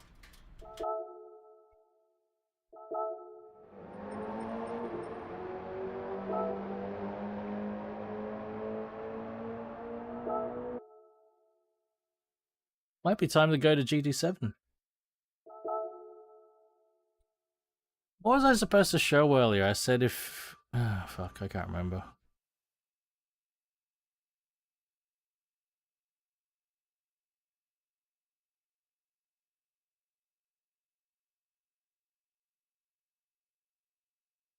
Anyway. Yeah, I think so. Oh my god, have you seen the live action recreation of Damo and Darren at Dapto Station?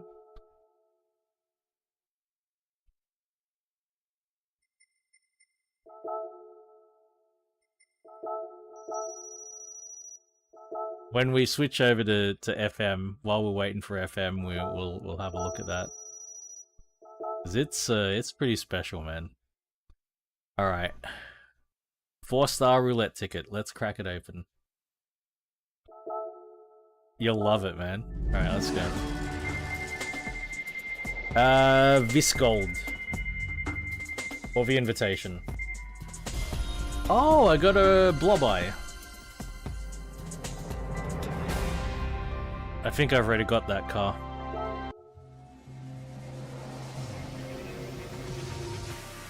Pretty sure. I'd be surprised if I don't have the blob eye. Alright, and this is just a general 6-star roulette ticket. What are we gonna get?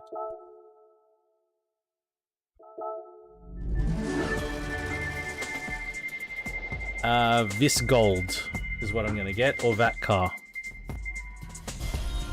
Okay. The second lowest, second highest gold. 500k, that's okay. That's nice. That's a nice reward. Let's have a look at those Subarus.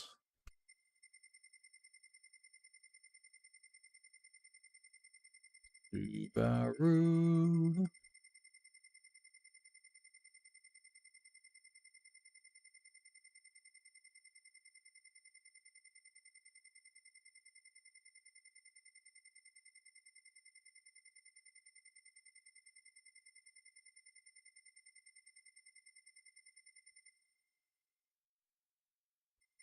Yep, okay, so I got two. I've never driven it. I got a silver one and a grey one now. That's good. I got two of them. That's perfect. I want two of every car. See? Like some cars I got two of. I want two of every car, because one of them will be like, I'll go all out, I'll completely mod, and the other one I'll only do reversible mods so I can drive it stock if I ever want to. That's why I don't mind, like this, having a higher kilometer car and a lower kilometer car, because the higher kilometer one I'll do all the mods to. Well, I think GT7 is done, and I think it's time to switch over to FM.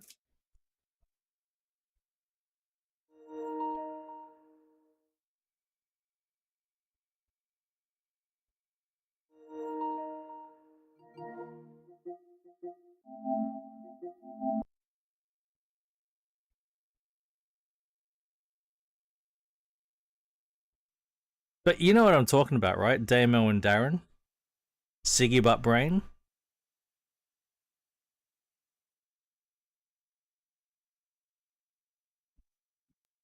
Yeah, because that was inspired by, and it is a recreation of a conversation that the guy who animated it, he witnessed happening at Dapto Station.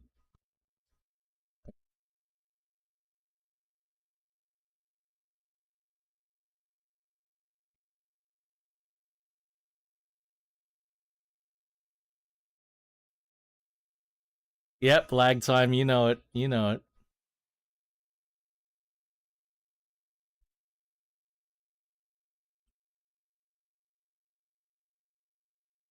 What's going on?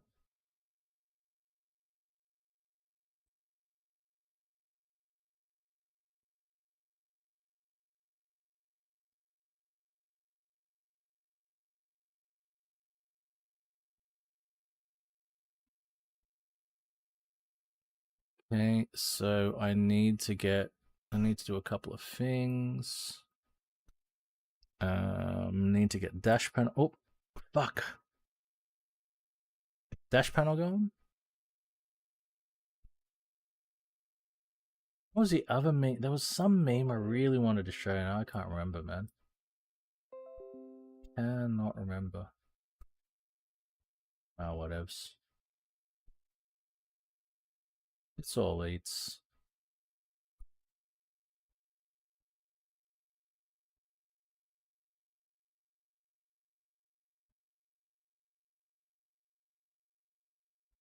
Yeah. Go here. Get YouTube chat up here now. Oh, yeah, that's what I wanted to show. Thank you, Desi. Right, so, yes. I love it. It's so cool. It's so cute. Um,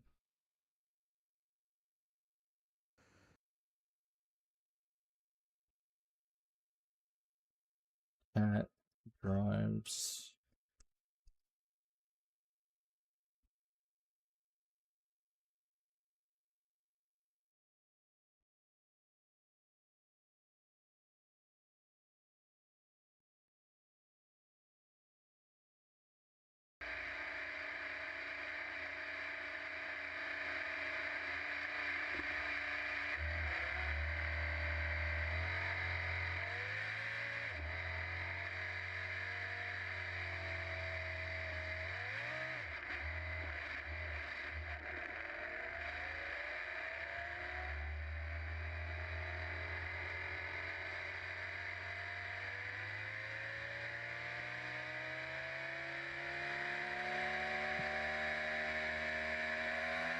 They do this so well.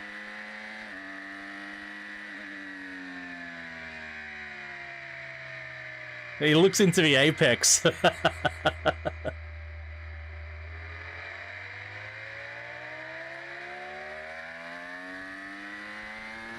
His ears.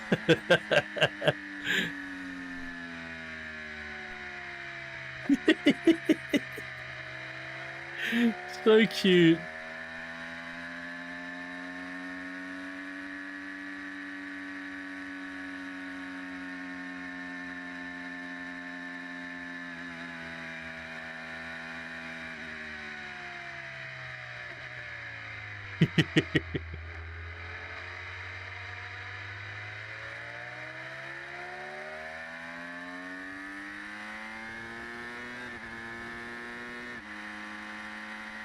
But then,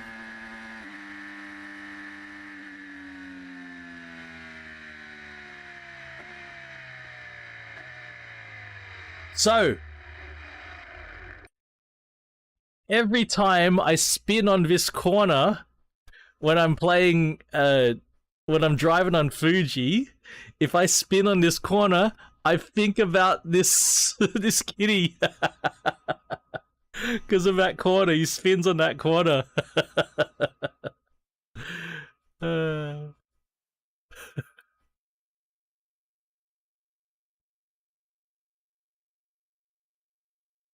all right. Let's do the things. Wait, I've got to do the YouTube. No, YouTube's fuck. What am I talking about? Do that here, and then we got to go to this scene, and then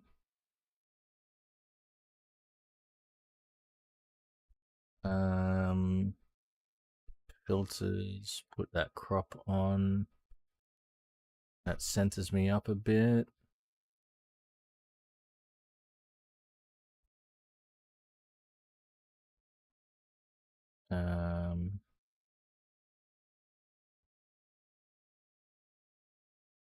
Adjust the camera a tad.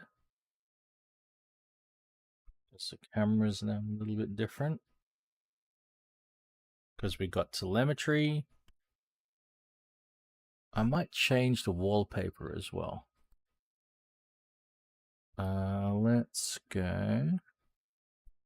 Oh shit, what have I done? I'm doing too many clicks too many times, guys.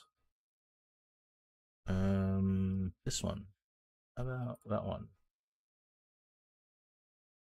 How's that? Yeah. Yes. Alright, get ready for the lag. Xbox time.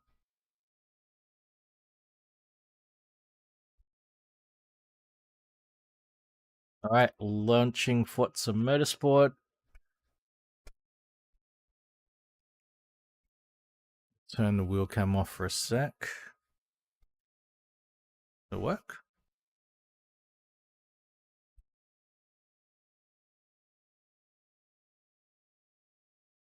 Work. Oof. Was that loud? Fuck.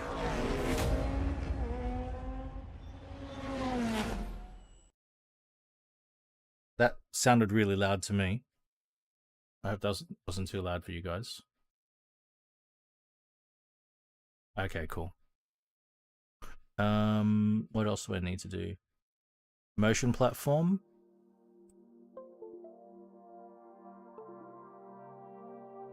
Steering.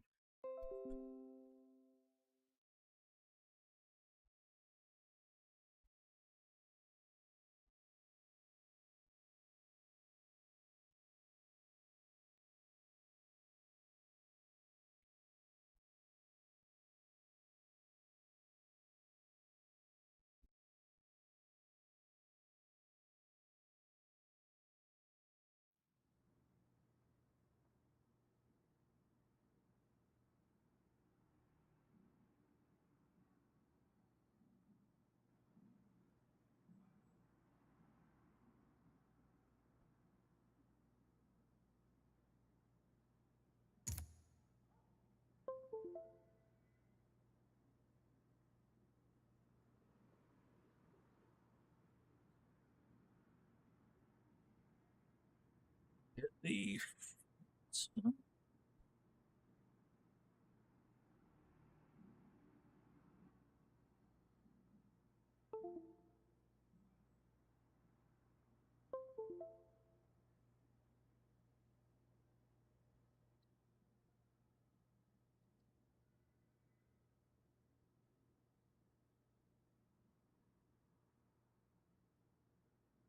Okay.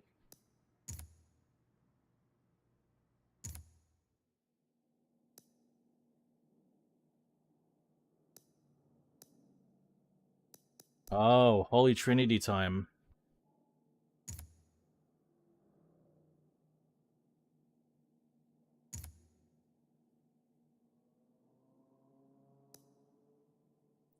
I only own the 918.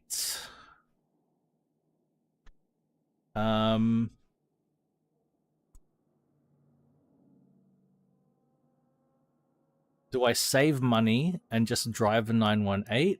Or should I get the LaFerrari or the McLaren P1?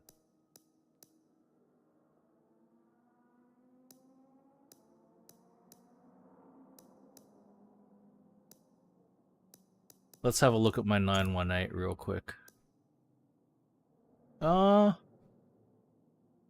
It could use some leveling up. Let's save money.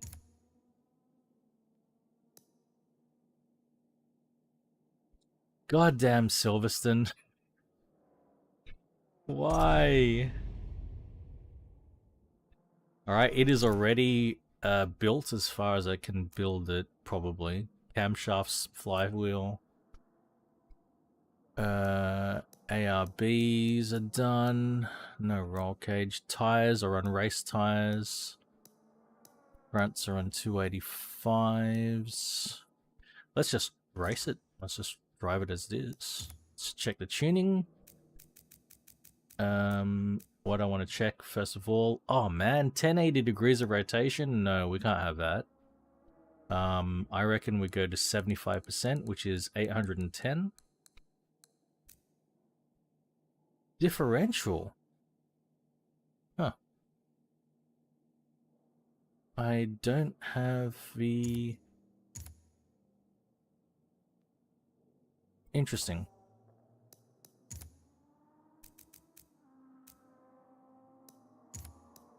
That's what we can do. We can put the race differential on. Now we can fully upgrade it. There we go.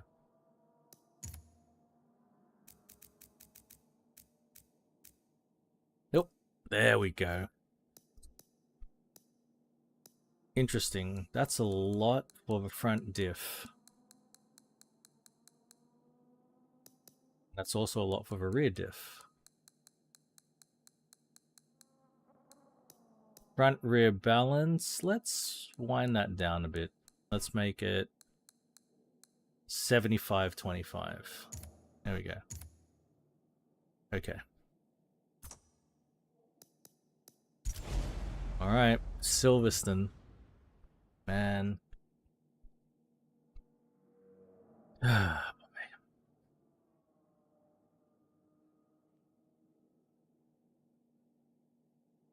I've been driving Silverstone for so long now, since like...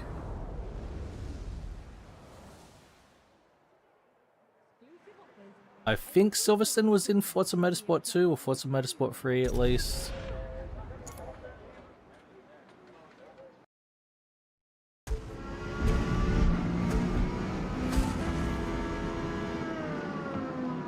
Oh god.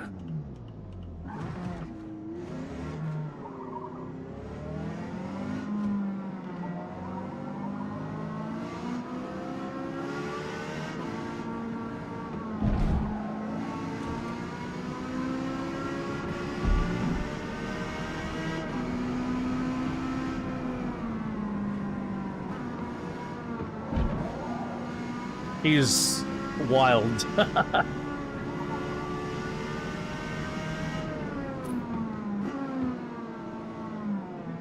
Great sound, good lord.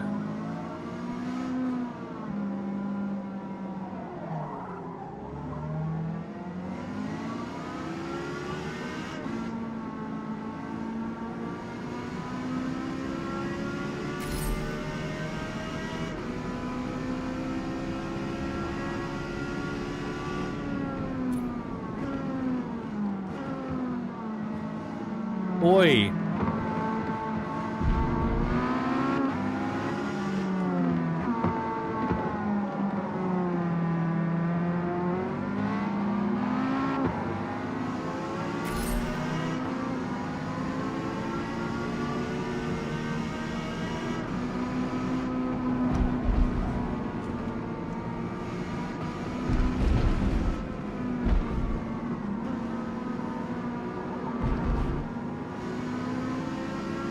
I think I'm gonna have trouble.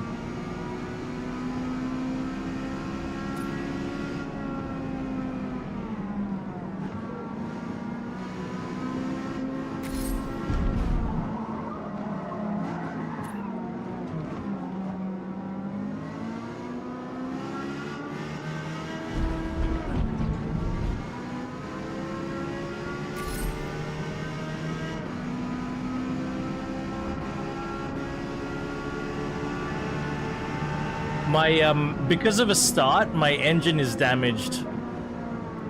I think I'm carrying some engine damage or gearbox damage.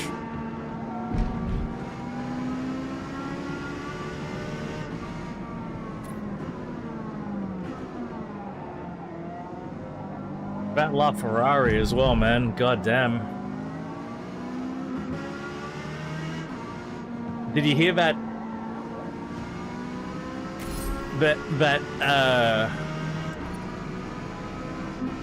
Yeah, that hesitation in the engine, that splutter. Have a listen.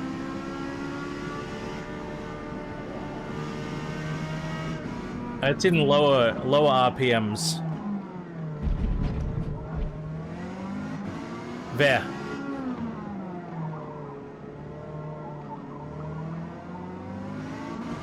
There.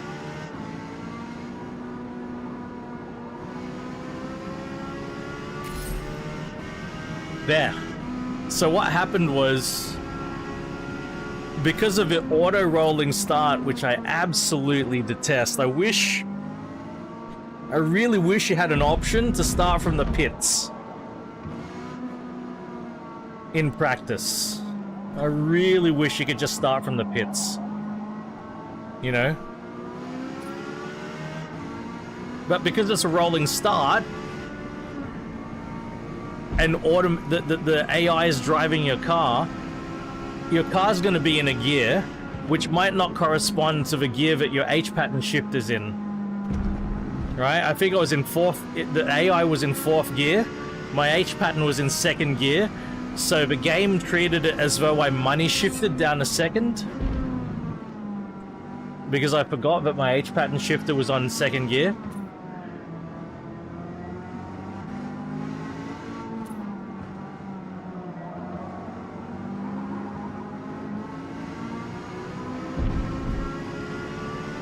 And it's resulted in damaging the gearbox or engine immediately.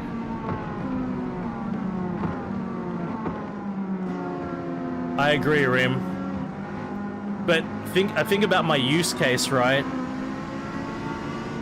The majority of players play on a controller. So that immediately puts that use case in a minority. Then, steering wheel players, the majority of steering wheel players don't use an H pattern. So my use case is so niche.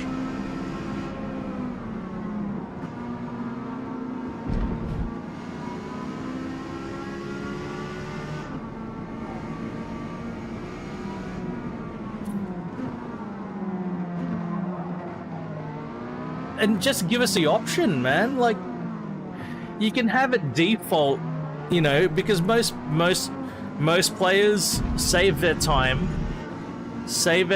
let them have that rolling start from practice, but just make it an option, please. Like,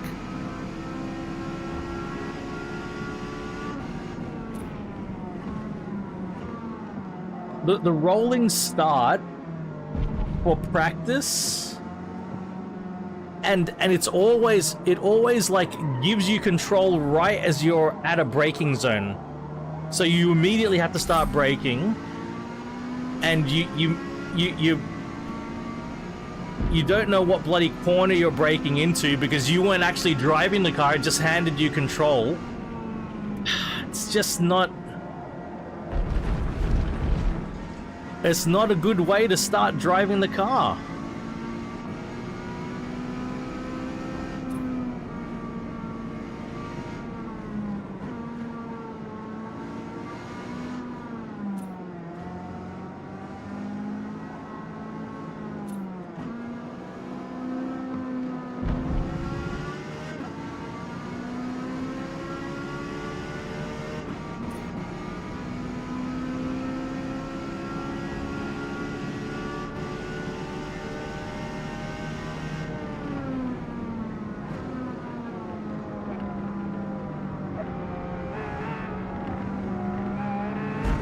Oh.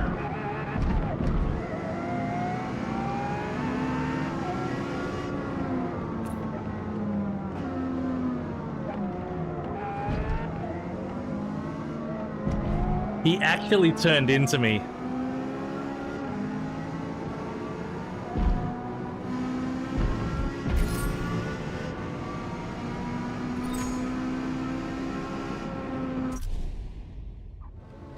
All right.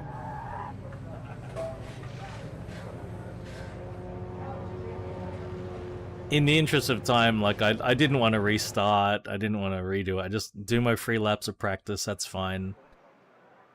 Let's just go. All right. 15th to 17th, they reckon I'm gonna place. Online? Online or AI Rim?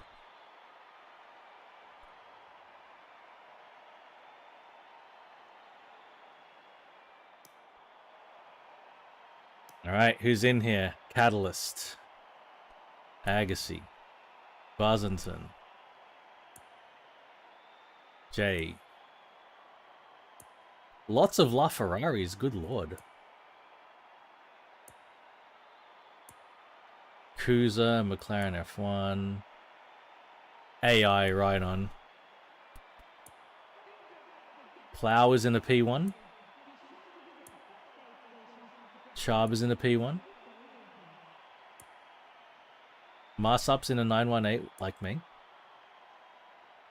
Who is Relish? I gotta figure out who Relish is.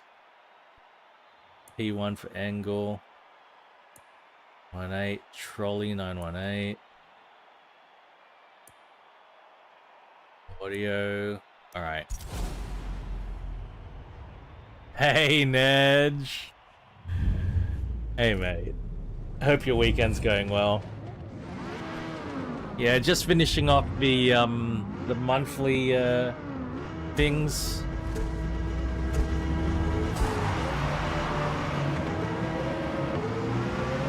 I think we're gonna have a reset. Oh fuck. We have a reset on.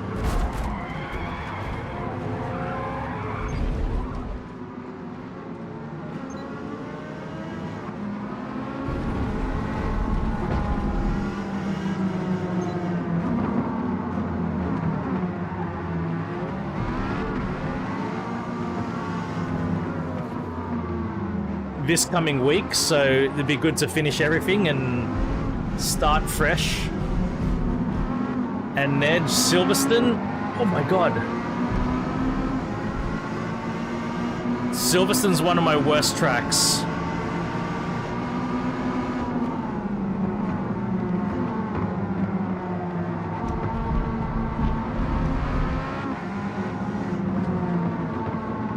I've driven it so many times, but I can never see through the corners. They're so flat and blind. It's just such a flat track, Silverstone.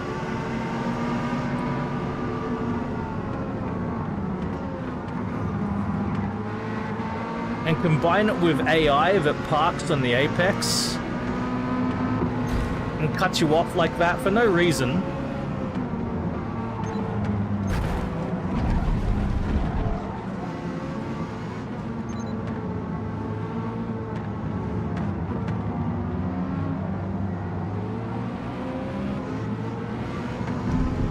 Oh my god!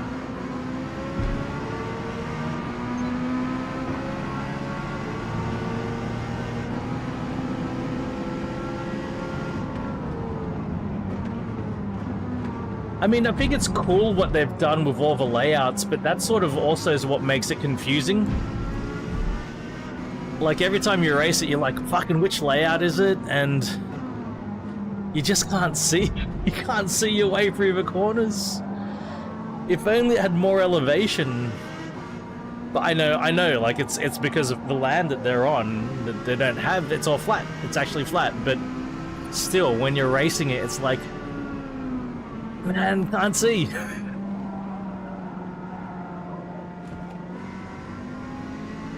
Oh god.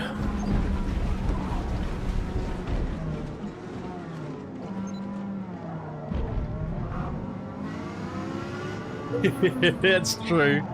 That's very Sydney Desi. You're not wrong. Nedge, hope the weekend is going well for you, sir.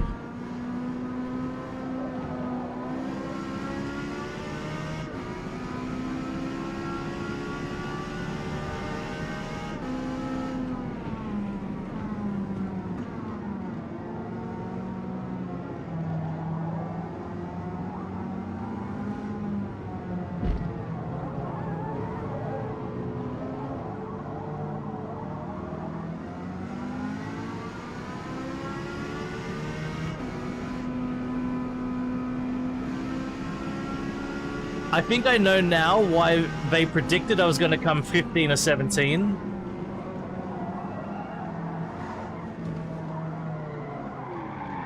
Fucking hell.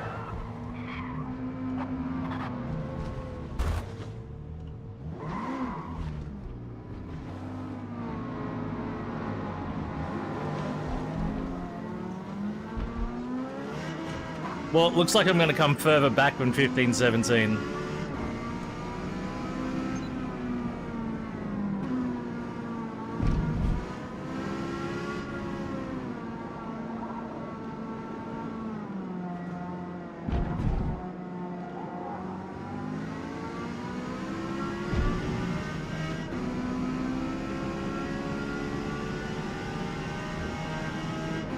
I've got 3 more races in this car.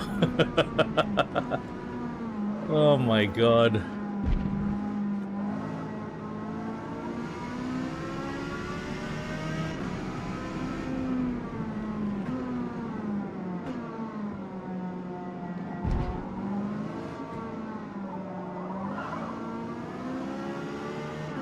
I don't remember this car being so gnarly to drive. Like, I've spent some time driving this car.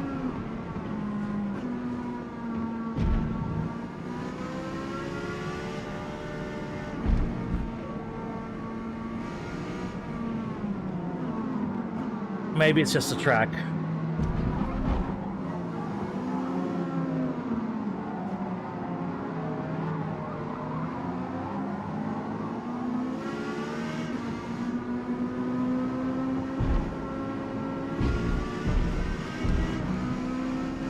Maybe it's just a track.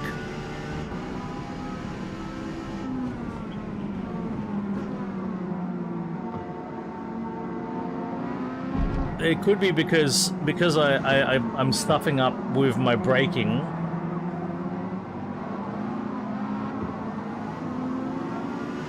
I'm being too reactive.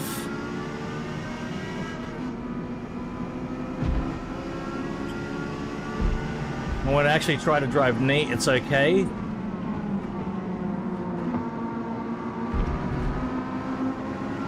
Yeah.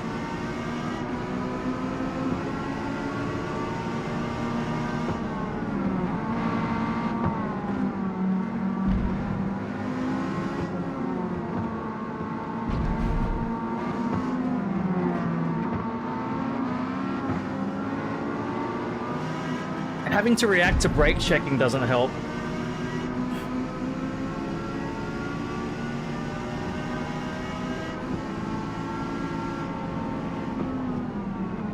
Porsche 918 Spider. Same as the car in front.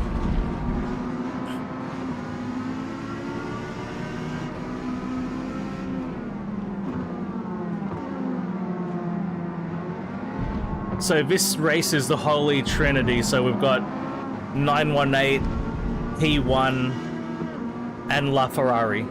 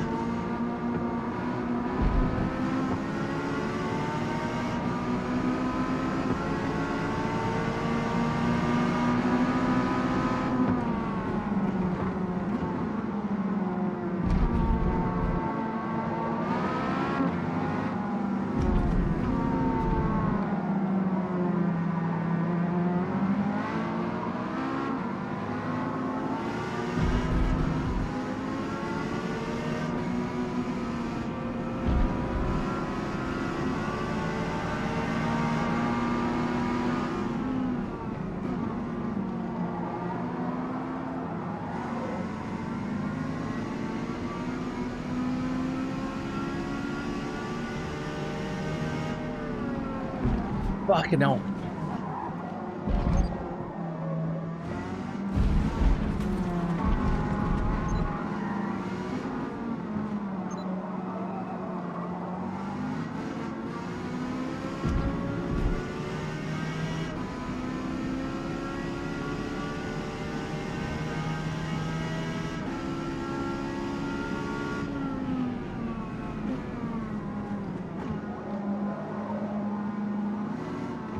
You know, I reckon Silverstone is really ideal for high downforce cars.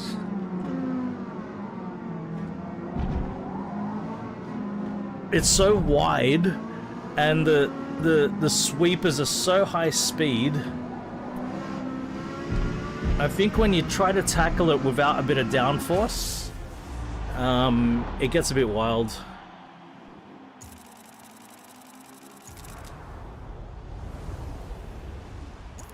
Not a good race, but I need to take a leak again. God damn it.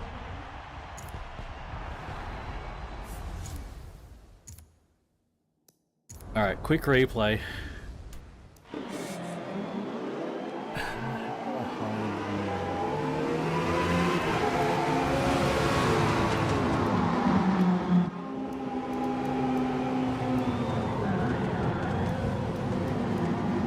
I think I just leave it. I don't know, man. Just water and coffee, man. But my god, I just keep feeling like I'm gonna burst. I'll be back.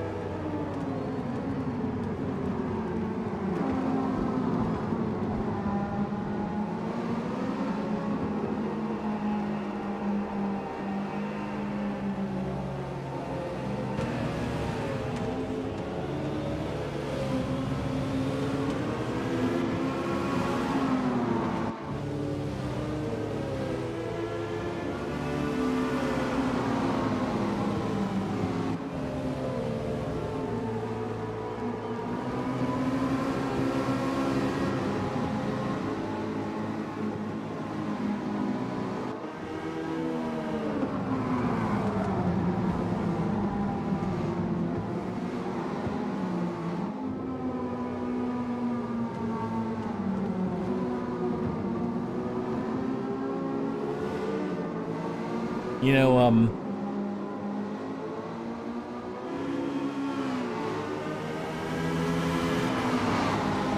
am I saying?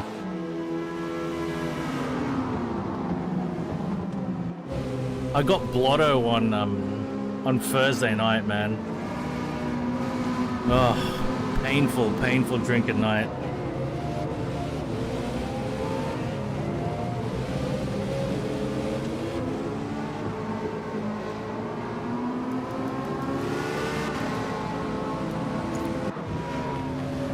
Oh, yes, thank you, Reem, yes.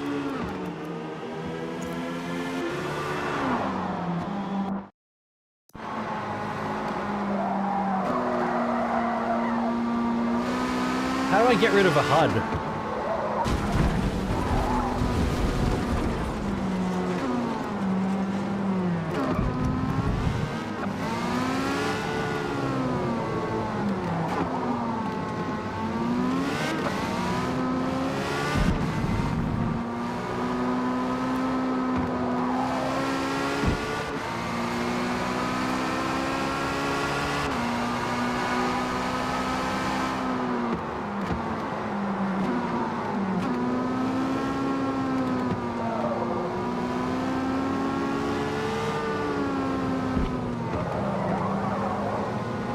Let's let it do a whole lap and then we'll see.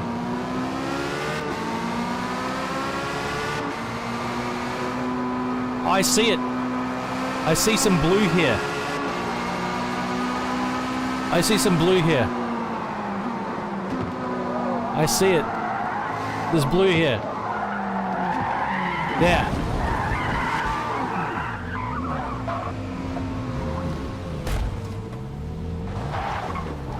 Oh man. The other thing is, there seems to be a blur effect in general that I don't normally see in the cockpit. I'm telling you, like, it seems blurry and shit, Reem.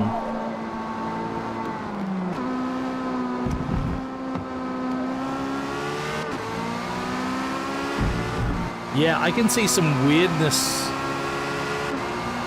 No, it also doesn't feel like it's high frame rate. It feels like it's dropping frames and shit. And it looks blurry. Hey, Rob. I don't think it's your TV. I think it's just blurry. And yeah, it's blurry around here. It does look like an effect. Desi, it really does.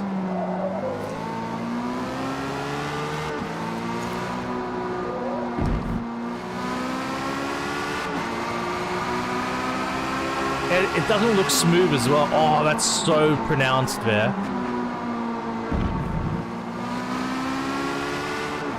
It does not look smooth. It looks like it drops a lot of frames. I can't see it dropping frames in OBS, but it does not look smooth, man.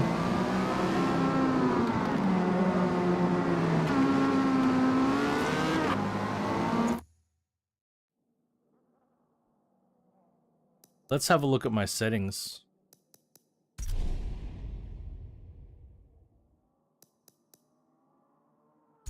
This game, man, it does need work.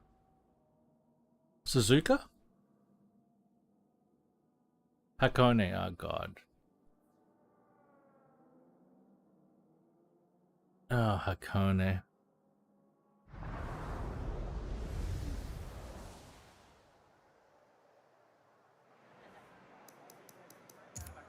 Let's have a look at settings real quick.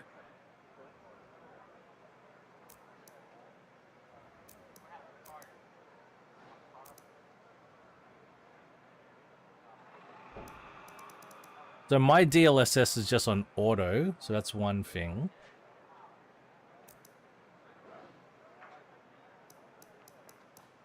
Yeah, I've just got everything on auto.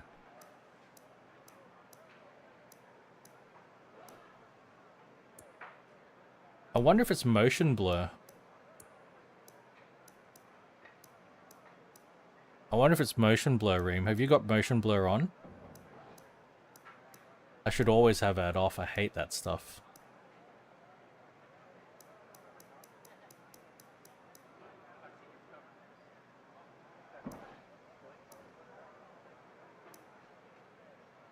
We'll do this race. With that change, we'll do this race and we'll check the replay.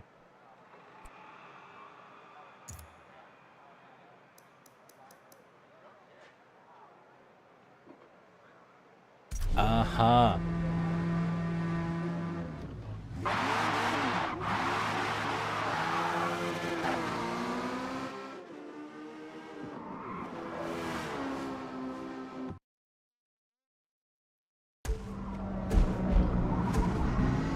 Right, right.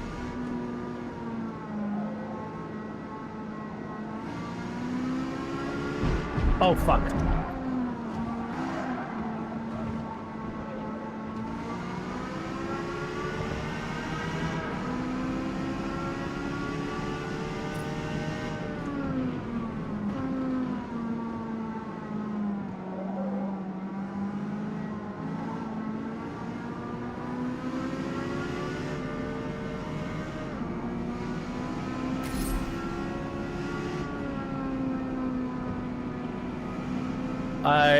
I first race was at Silverstone, Rob. I did not have a good time, man. But the thing is, I've driven this car before, I've raced this car before, and I don't recall it being rough to drive. On the contrary, I remember having a good time with this car, but now I'm struggling a bit.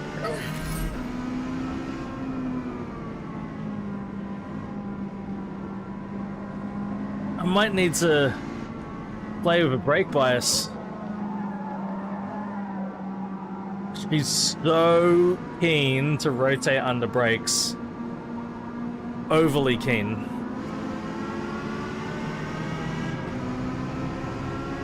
Yeah.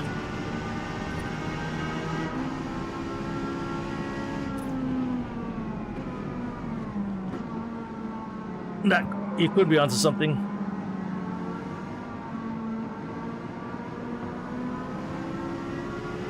I'm definitely not... I don't have a confidence with it under brakes, that's for sure.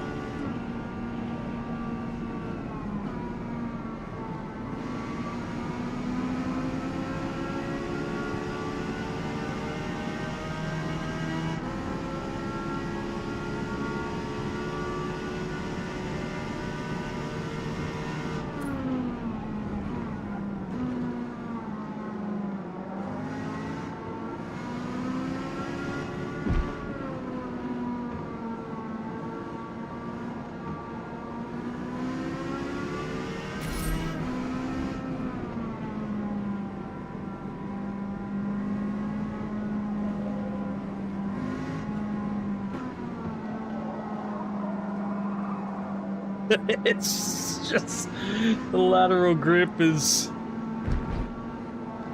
really there.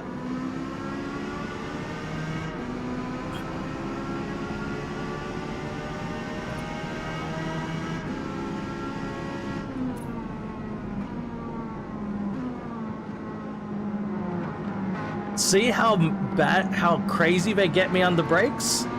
That's telling me, and that's telling me my brakes are not up to scratch.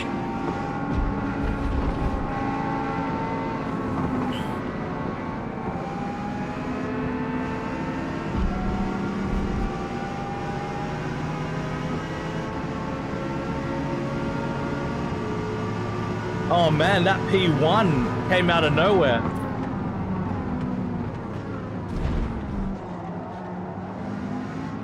Either that or they're dive bombing me. But so sideways with just a little bit of brake, so I think I want to do some tuning. Maybe differential as well.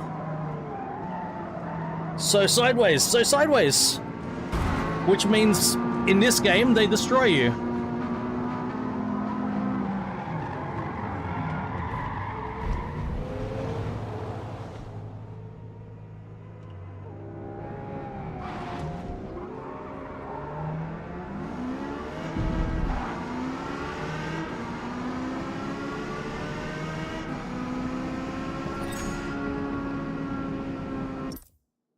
I'm gonna try doing some mid-session tuning. I think I can do that.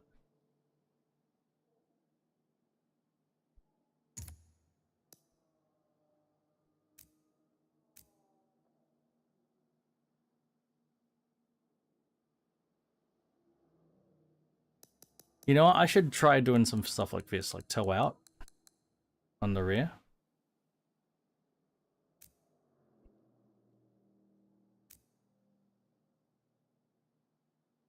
Fucking maxed ride height for some reason. I'm sure I didn't do that. I think it came with ride height like that. Alright, so let's move the brake bias towards the front. Maybe like that. And let's increase that.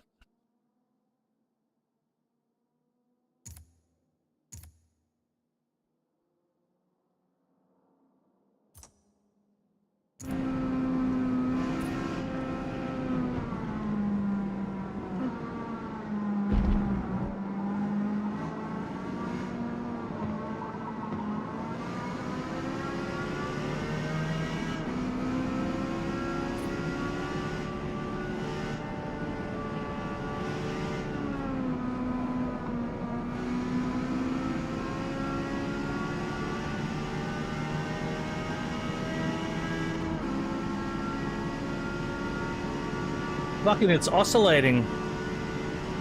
It keeps... Huh.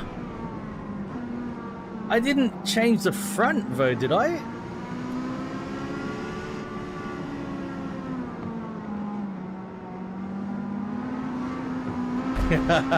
Oh.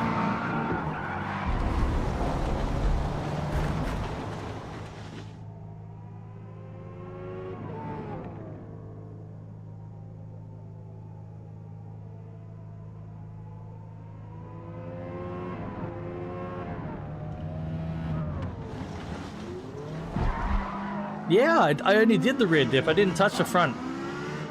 But the...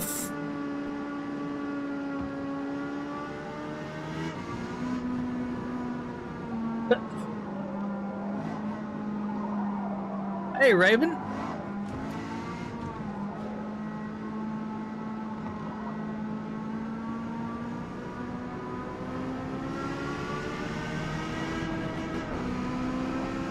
Look at this.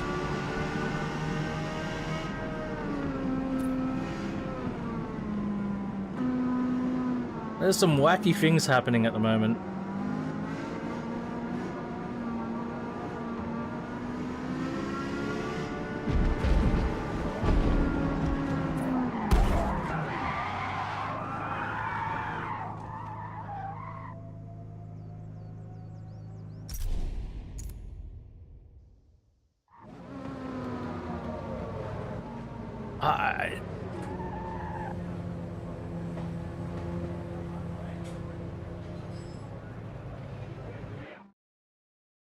Yeah, just going in a straight line. What is going on? What is even going on?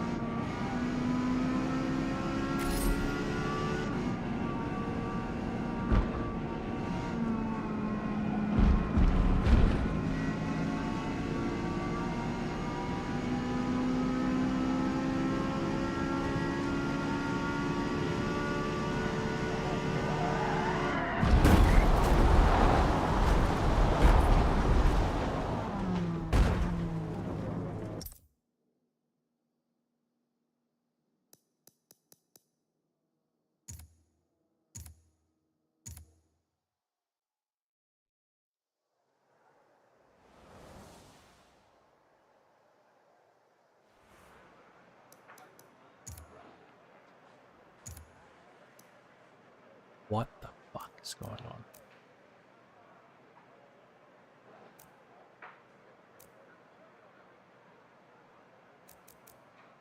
So what did I do? I put some toe outs on the rear. Oh, I want toe in on the rear. No. I want toe in on the rear. Is that how I fucked myself over? I want toe in on the rear, right? And toe out in the front.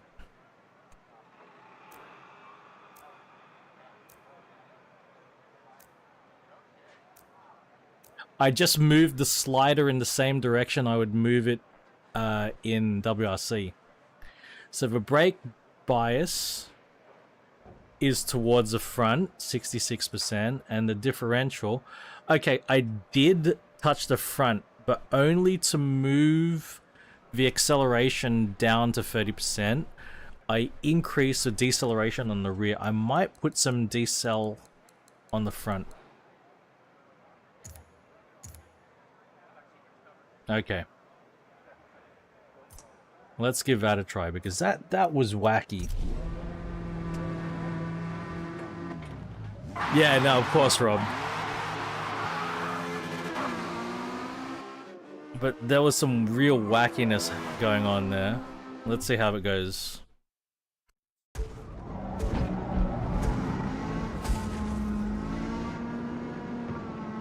I agree, it shouldn't.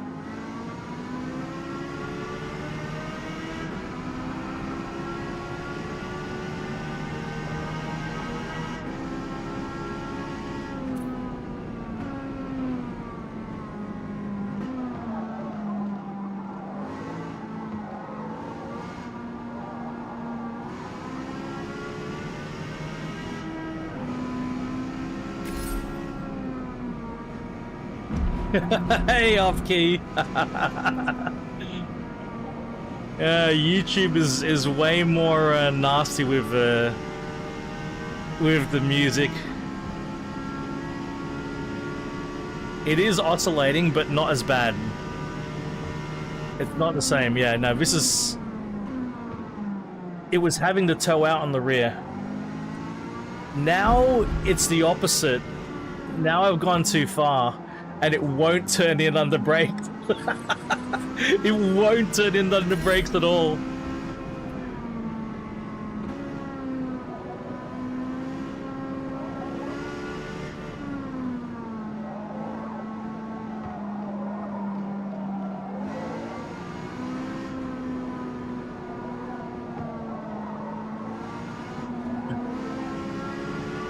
That's gone too far.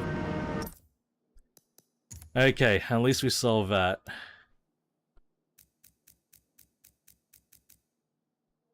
I think maybe just this. Maybe I'll pull that down, maybe I'll pull this down. Give that a try.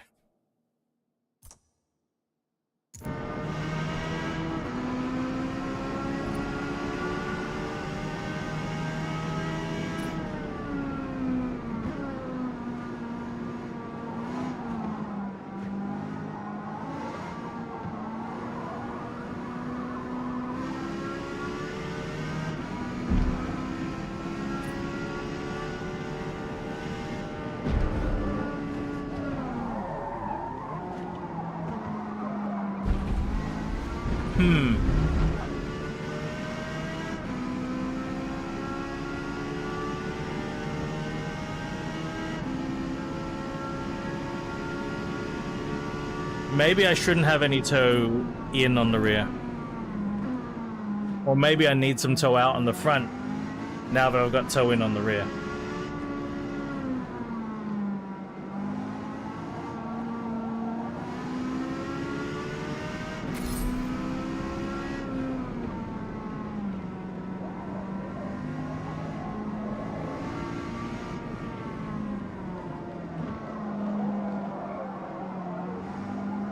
Yeah, it's so much more understeery now.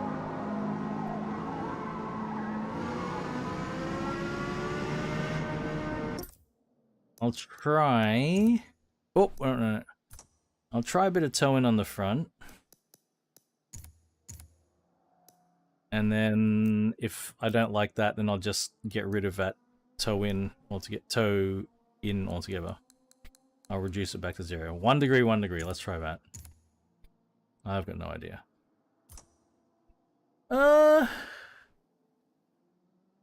Some camber. Let's give it a go. I think they trade blows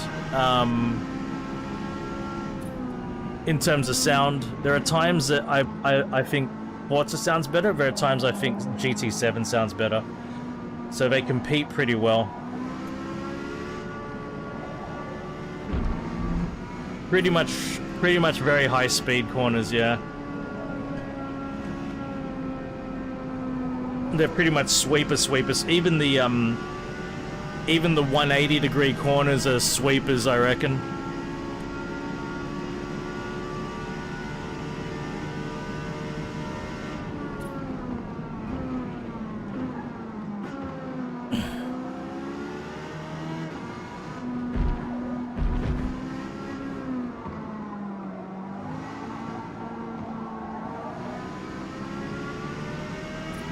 Tow-in has helped.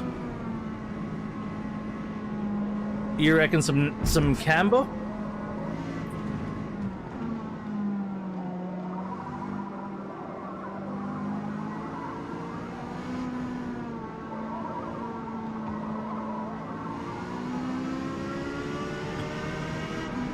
It just won't bite and rotate all the way towards the apex. That's one thing it won't do.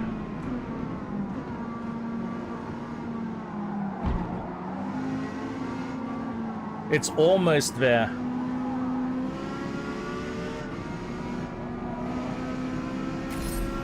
Maybe I've just got to adapt my driving a little bit.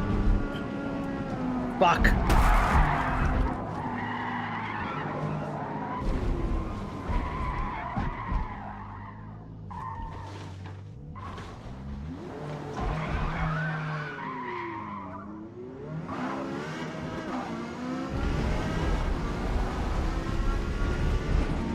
I'm really struggling, eh?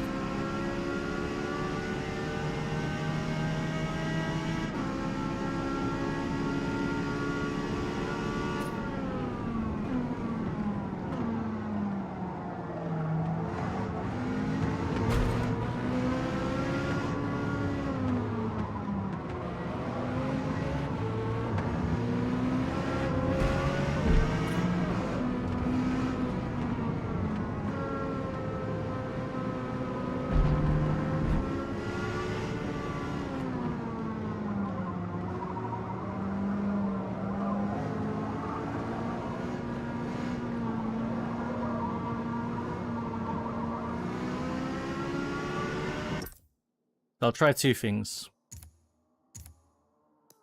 Camber? Actually, anti-roll bar. Let's wind that back at the front.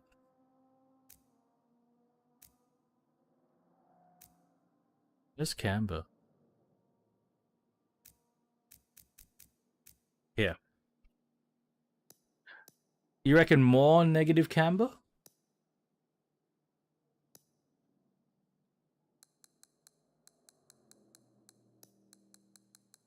Try that.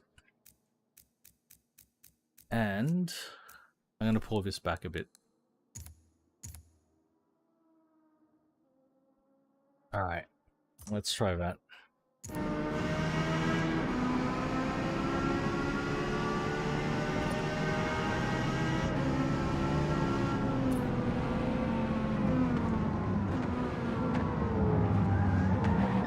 Whoa!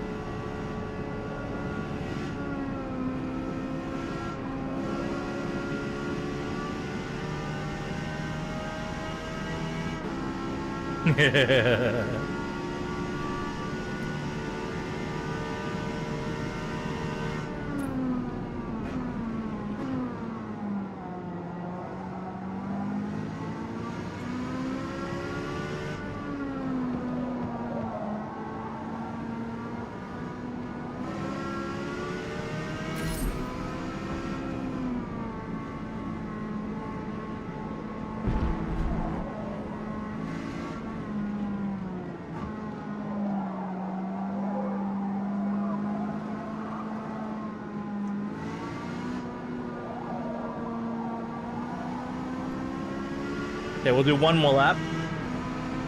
I think all round. Oh, that did it. That did the trick. No. I wanna wait. I wanna. There we go. I think all round that did it. All those little changes. And now that I've got a car I'm happy to drive, I will get absolutely murdered.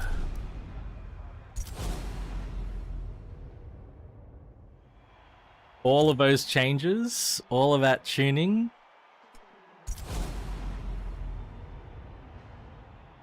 To have a little loss of control and bang, bang, bang.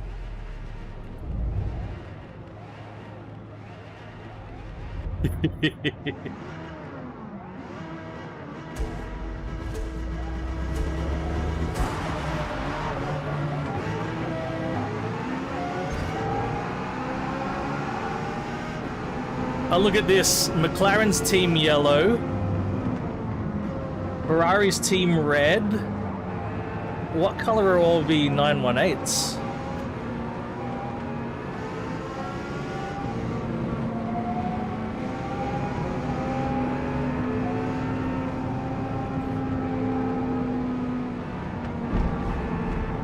God damn.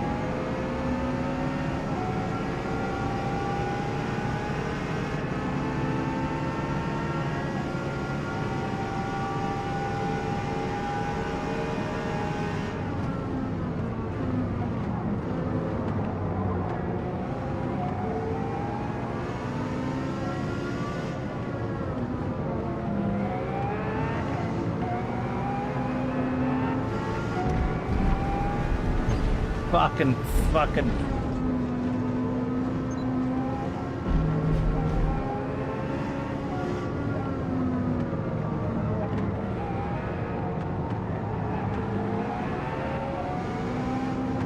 Hey, some are going to the pits or oh, you mother of a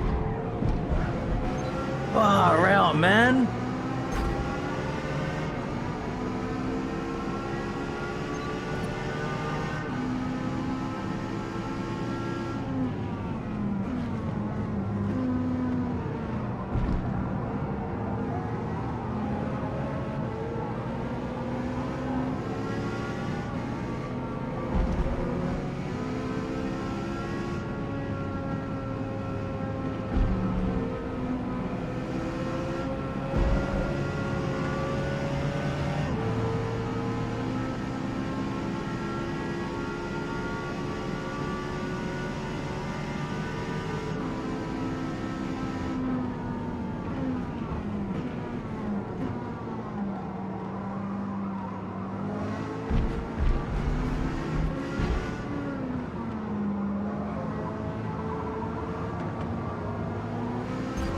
Oh, seriously.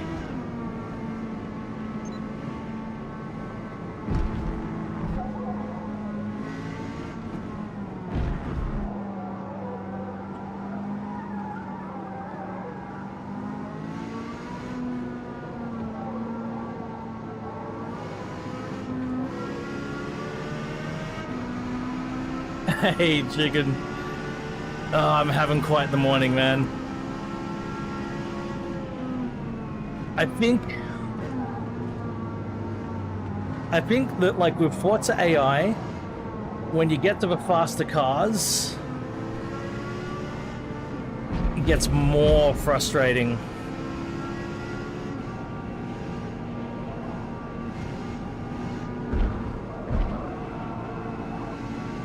Wow, that was a big slide at 200 plus K an hour.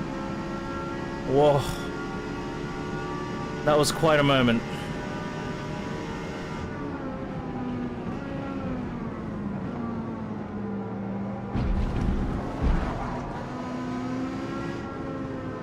It was lap 3. I want to see that on the replay. I bet it wasn't that dramatic, but fucking hell.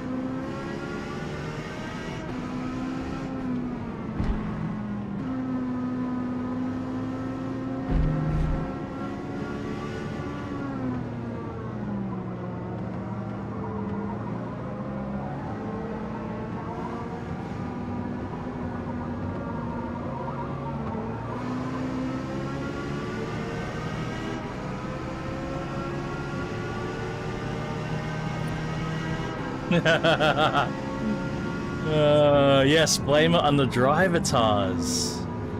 That's the answer.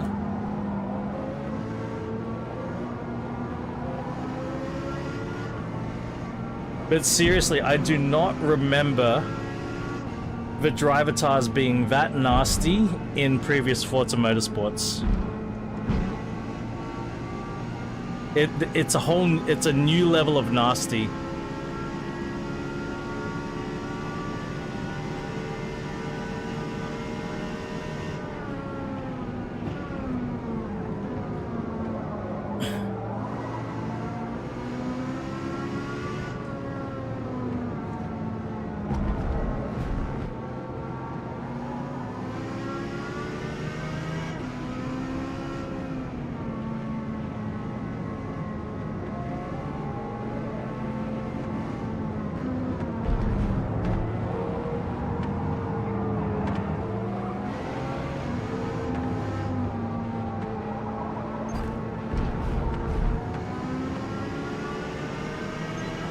They absolutely cannot give you any room.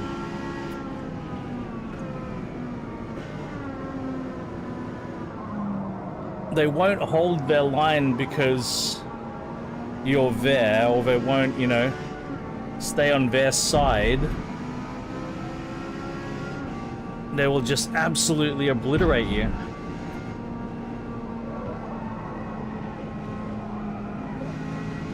Slide in the same spot, that's really scary.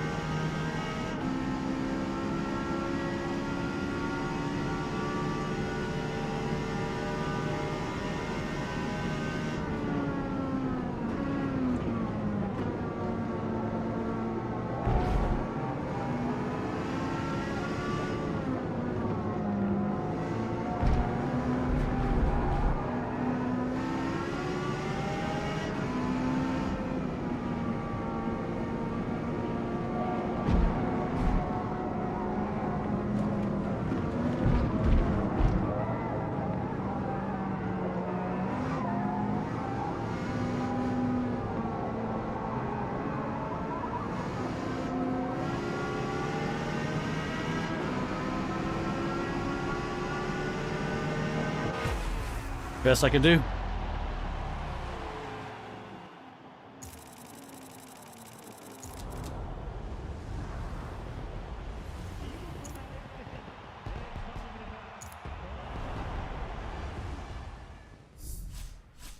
Now, third lap.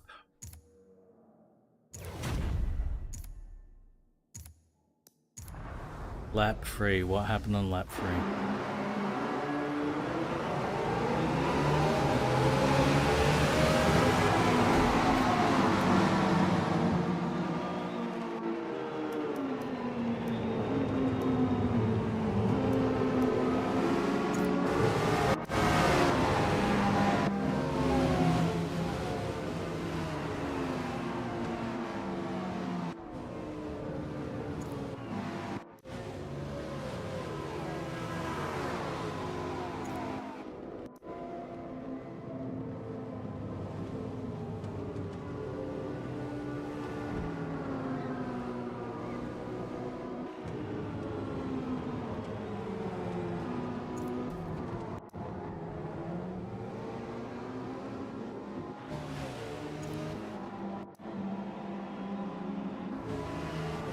I can't tell what lap we're on.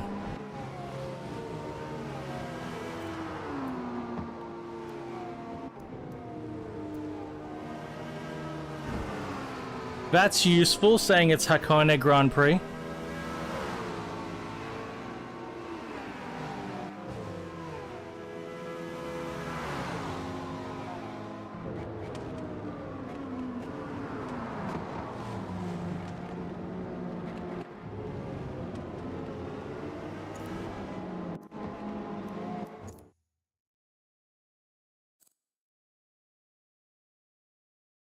It's a bloody button.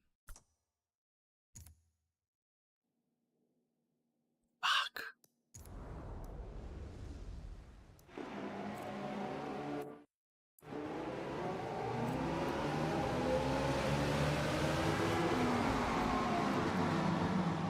Nah, there's nothing to tell you what actual lap you're on. Like, imagine that being useful. That's all the that's all the information.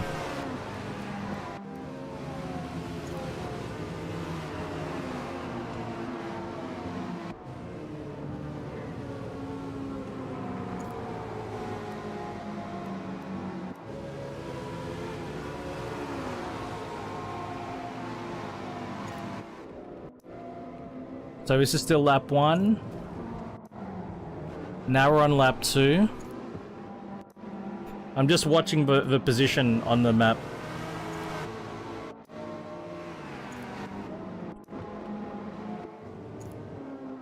Okay, lap 3. It happens somewhere here.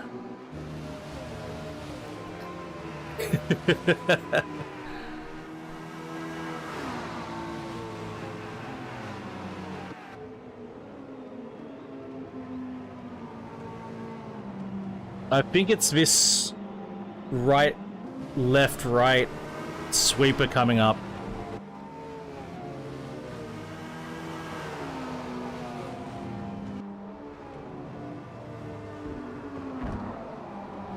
Yeah. Okay, there it was. That was it.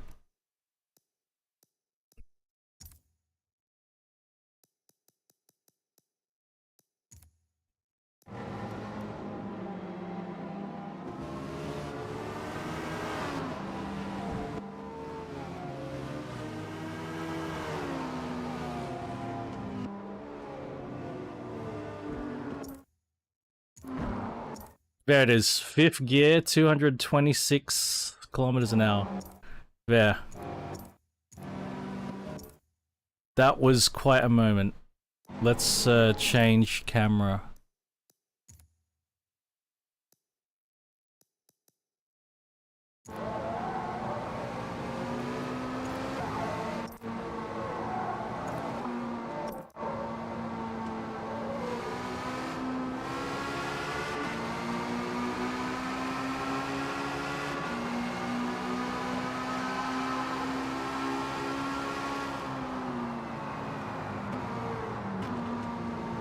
Cartel, hey man. No, I mean, I play more than WRC. I didn't buy all of this to only restrict myself to one game.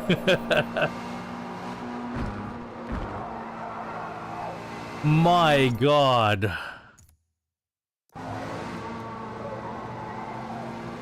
How do we do, can we do slow-mo? Or just, we can't, can we? Oh, man.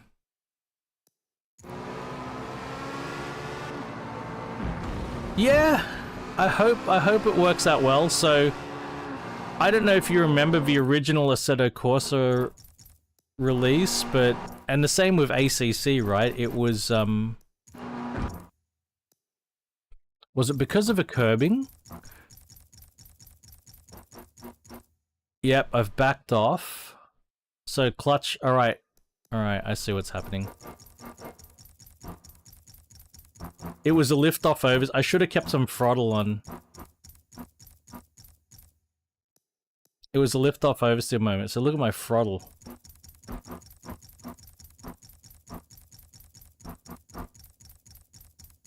Because I did lift off oversteer, that's what's happening here.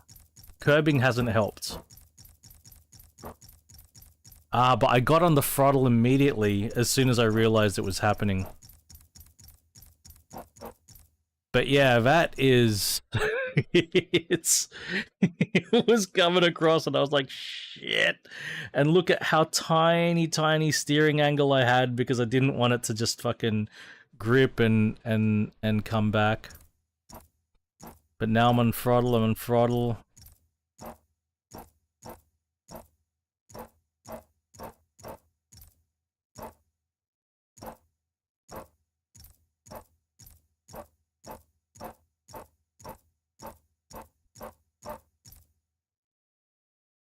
Scary as fuck.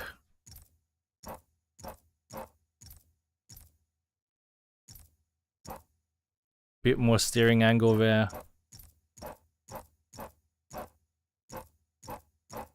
And then she straightened out. Fucking hell. Oh, actually, she did come back. She did swing back around a bit.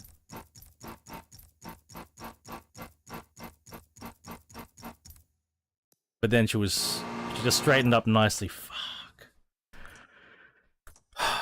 That was a moment.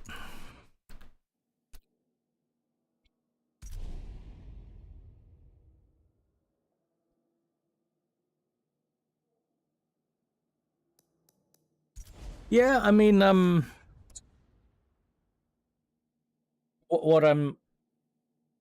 So, with AC, you know, ACC, it was in early access for a very long time.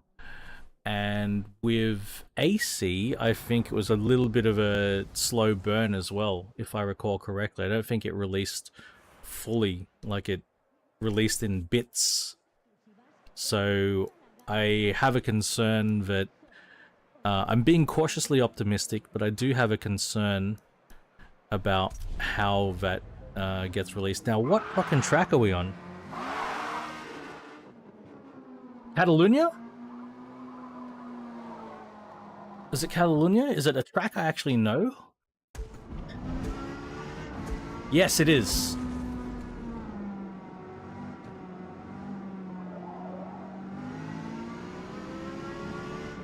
But which version of Catalunya? Okay.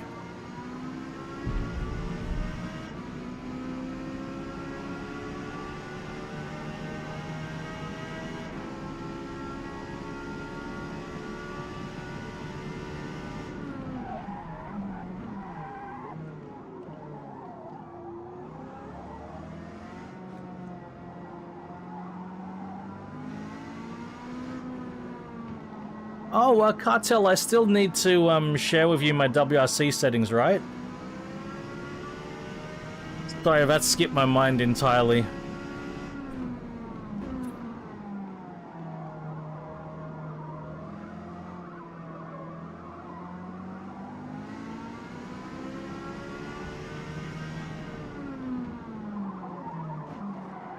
Oh my god.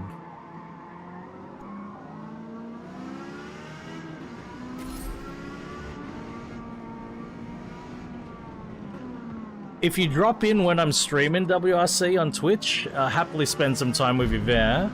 But otherwise, I'll try to remember.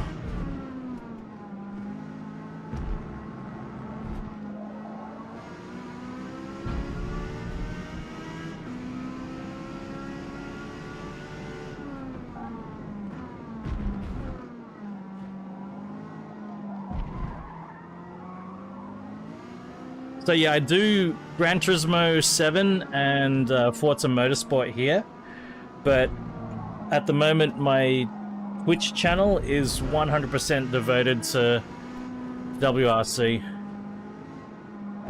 And the reason for that is, you know, I've got a very well-established community thing happening on Twitch, and a schedule, and it's been that way for a long time, and I think, you know what, I'll just preserve that as it is, and I want to grow the YouTube channel, so if I'm doing other things, I should do it here on YouTube.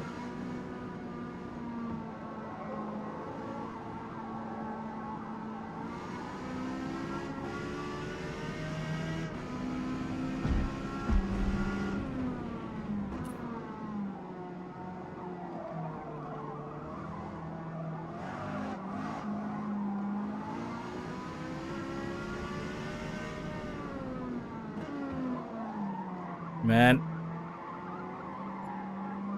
motion on this game is wonderful.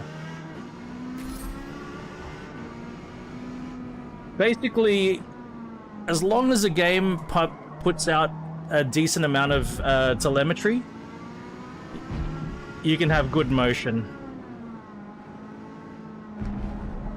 And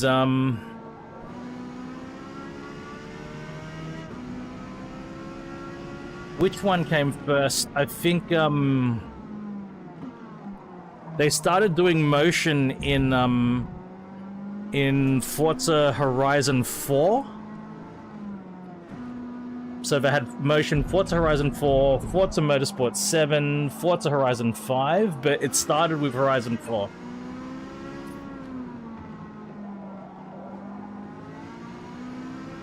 Rob. Thank you, Rob. Oi! Thank you, off-key.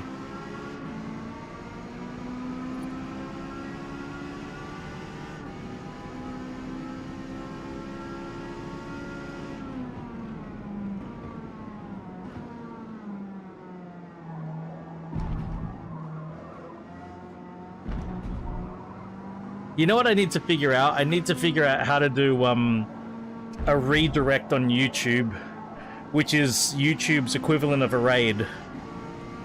I need to figure that out.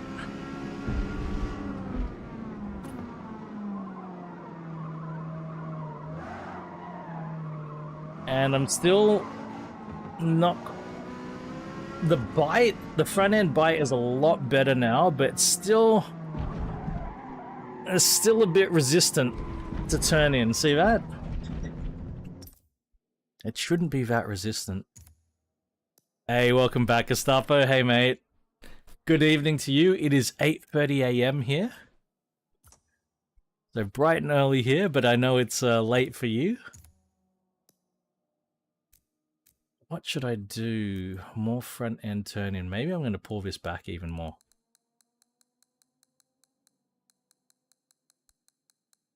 Front end is just so stubborn. And you know what? Let's get rid of this. Let's bring this down again. 12 AM. 12:30 AM. Bright weather, yeah. Alright, let's see how this goes. So, Gestapo, we've already done GT7, so that was earlier on, unfortunately. But we're finishing off, we're back in FM, Forza Motorsport, finishing off the last 2 series. But we had a good time in GT7, really good time.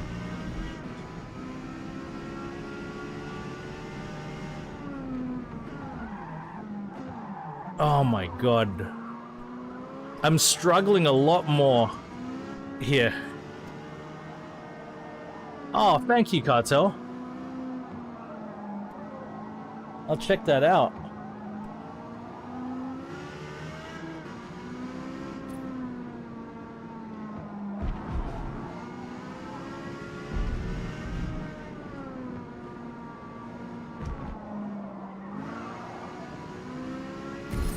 I suddenly feel like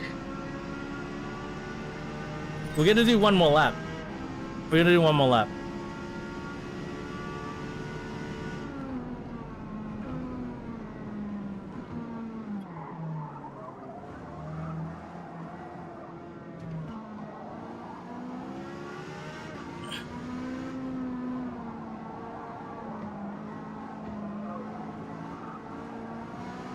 Feels a lot more adjustable now. Because it felt like I just could not adjust it once it started understeering like that. It could not be brought back like a front-wheel drive car once it's gotten into terminal understeer.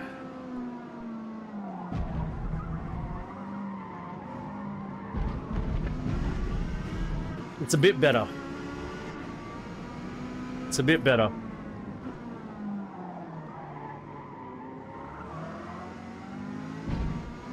I don't think so. I'm not into GT3, man. Not into GT3 and Formula cars. I'm into road cars.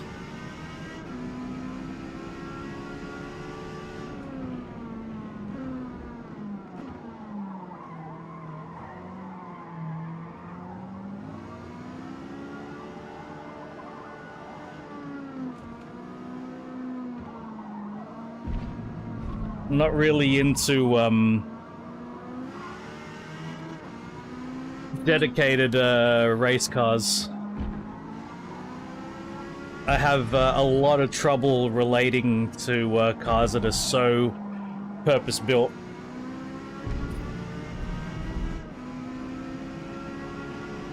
The further away you move from what the road cars like, the least I like it. Battlefield? Ah, nice one, Gestapo. Nice one, man. Which Battlefield are you playing?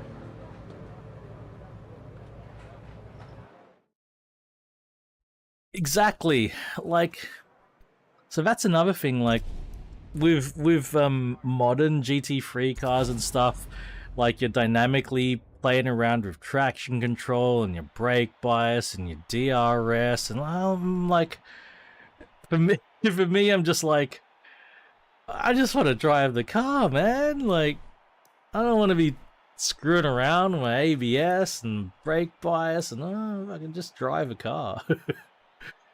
Buzzington, Agassi, Cartel, Jay. Oh, what am I doing? I've already seen who's in this. Oh man, my brain is just not. But is this race 3 of 4 or 4 of 4? Fuck, I think there's another one after this.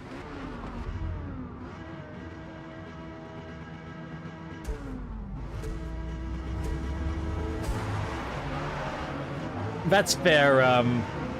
If you like the racing aspect of it, Rob, like, it adds more dimension to the racing side of things, but I'm not into racing. You know what I mean? I'm just not into racing. Oh, you... Hey, it's Tosha's! I'm not into racing, I'm into driving. That's all it comes down to for me. Huh.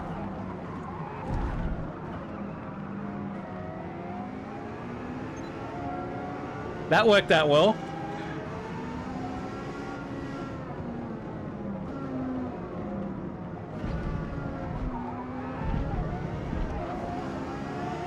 Whoa!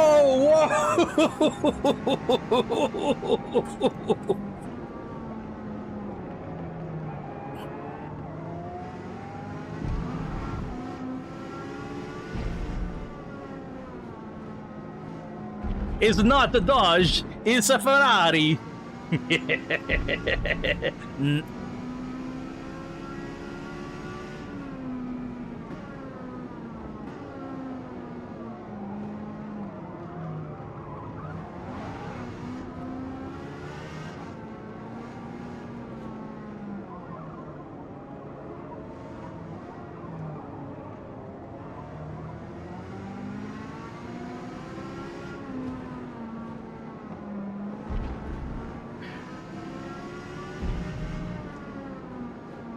I'm not super into tuning, but you know, I'll do it just to tweak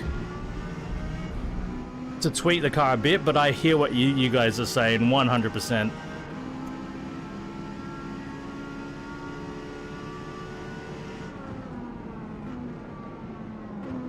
I swear those... Oh, you... That was a fucking dive bomb, man. Fuck off! Oh, there's another one!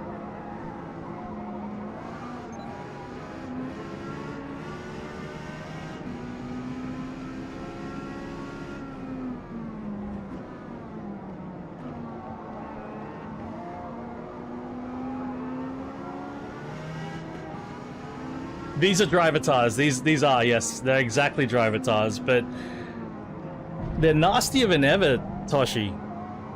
They're so mean. I've never seen such murderous AI, man, I swear.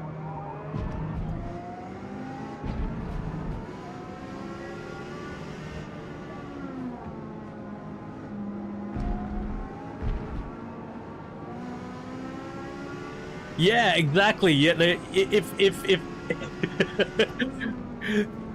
if real people behaved like the driver tires in Forza Motorsport, in this version of Forza Motorsport, yeah, no friends, man. It's like, Toshi, it's like if I spin or lose control just for a second so I slow down, it's like I've got fucking crosshairs. It's even... No. It's not about aggression. Aggression's one thing, Toshi. These are murderers. It's a difference between aggressive and murderous. Like, they will destroy your car. They won't just hit you, they will destroy your car. Damage it.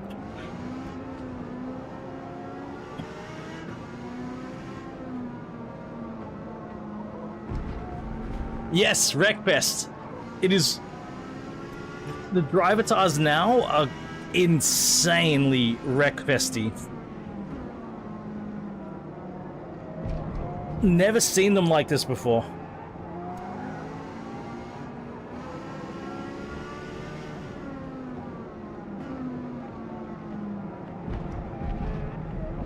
There's one thing to, like, hit maneuver, you know, whatever. Sideswipe you, you know, or close a door on you, but they absolutely send you to the pits with a broken car.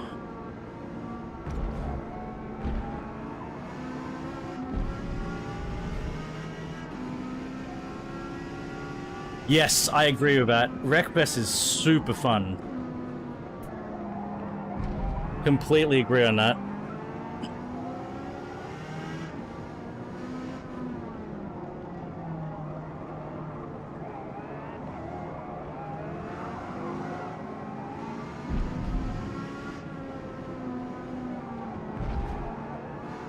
That's where it's fun to destroy your friends.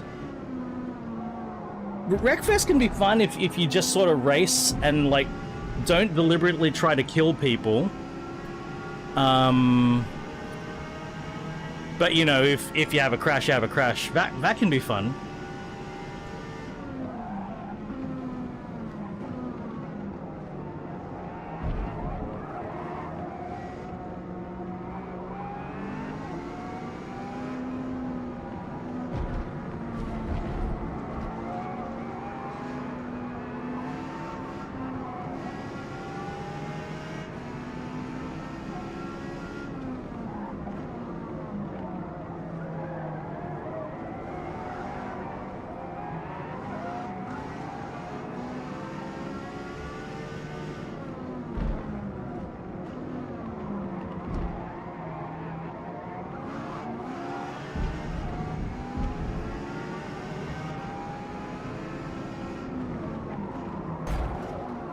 Fuck you. I don't care. Give me a penalty. See if I care. Fuck you.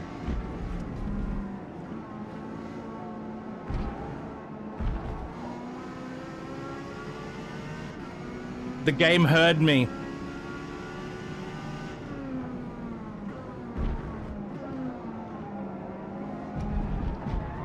I think the game is friends with that drivatar.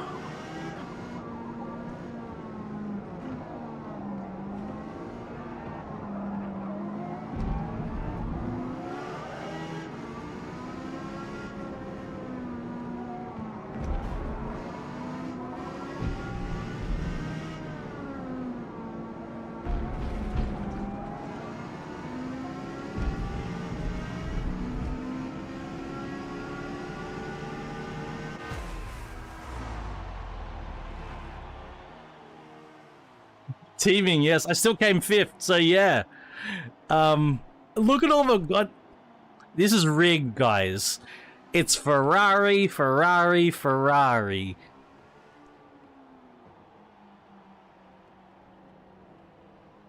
The 918s don't stand a chance here, guys.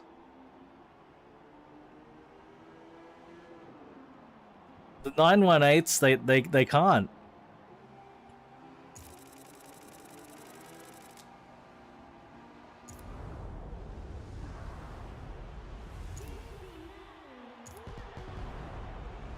Do I still have another race? I'm done with this car. Oh my god, it's Yas Mariner. I'm so done with this car. Oh, I want to get on with my life. Yeah.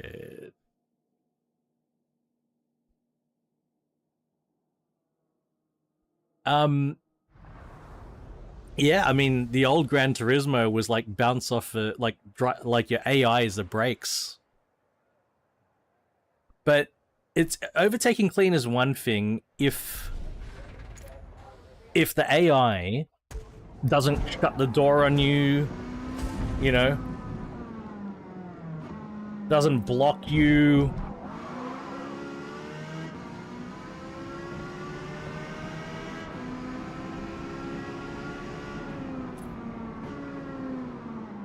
But in this, man, the AI behavior is just not...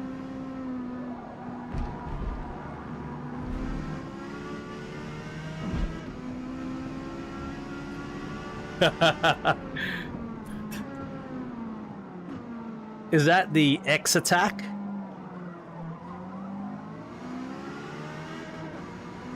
So you let the other driver take a compromise, say, inner line, and you take the outer line, which means they get in front of you going into the corner, but you've got the run on them on the outside of a corner. Is that the cutback?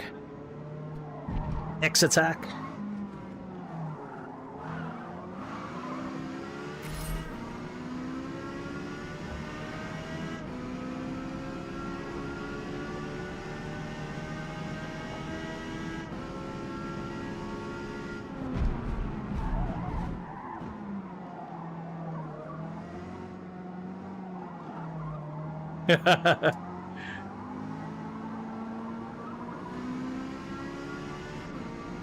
It's called an X because the shape that gets drawn with the two cars is a cross.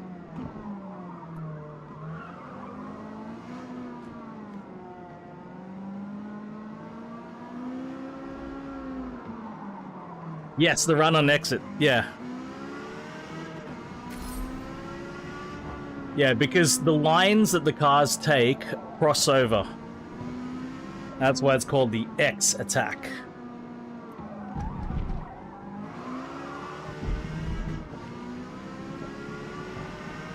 So the idea is that if someone's being aggressive on you, you take the outside / faster line, which means you let them get ahead a little bit on the inner line, because it's a shorter distance at the start of a line.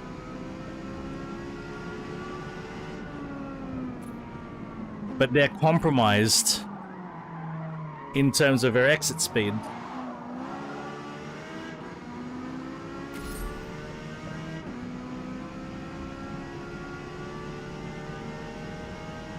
So you slow down first, they slow down later, but you're accelerating first.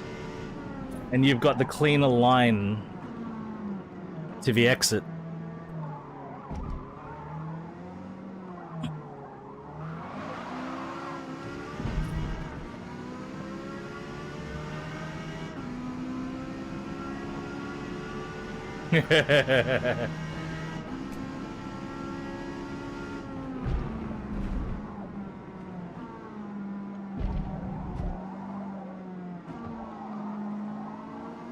Yeah, I learned that when I was racing in Assetto Corsa, in a private league.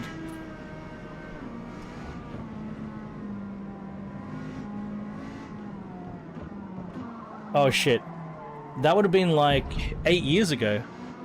That's when I first learnt it.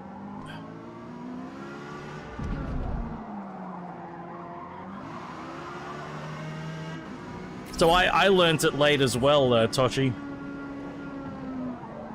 But then again, like I said, like I've never really been into racing as such. I've been more into driving, like so the fine details of racing itself, not something I really paid attention to or studied or, you know.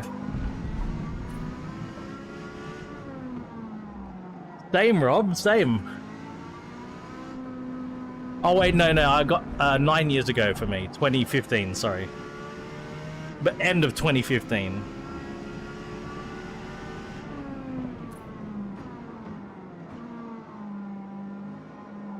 Black Friday 2015, I got my Logitech G920.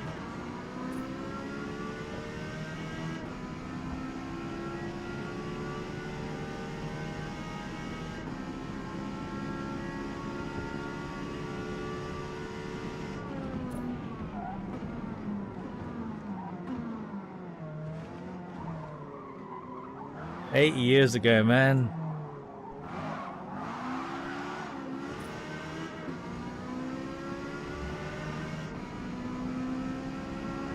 Yeah, right on, Rob. For me, it was my missus who, my missus would watch me playing, Forza Horizon 1 and Forza Horizon 2. Forza Motorsport 6, she'd watch me play these games with a controller on the Xbox, and she was like, and she, you know, she knows how much I'm into cars, and she's watching me and she's like, she shook her head, she's like, why are you playing with a controller? You could have a wheel.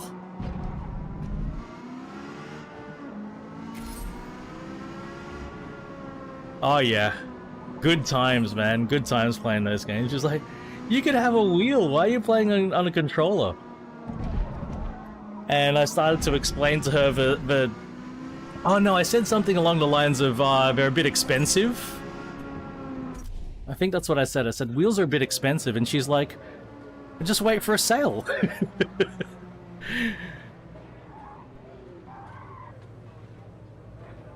And then I think it was Black Friday that weekend, just coincidentally enough.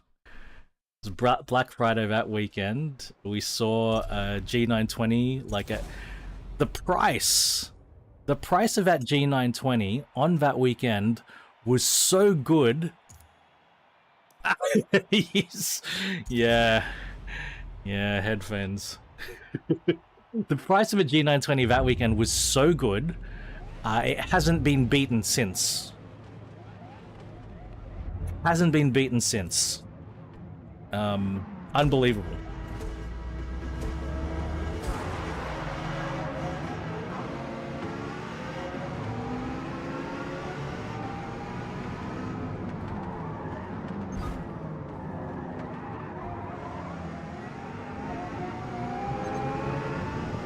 Oh, 1 second already.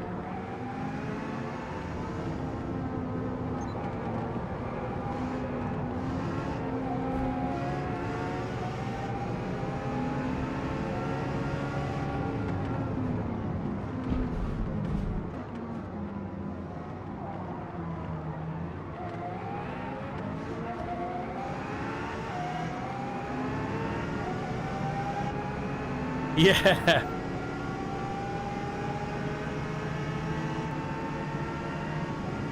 No, she's the one she's keen on the Mustang.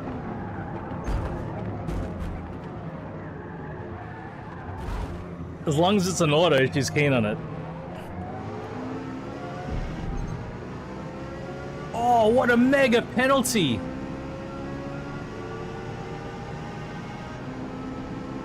I got 3.3 seconds of penalty. God damn.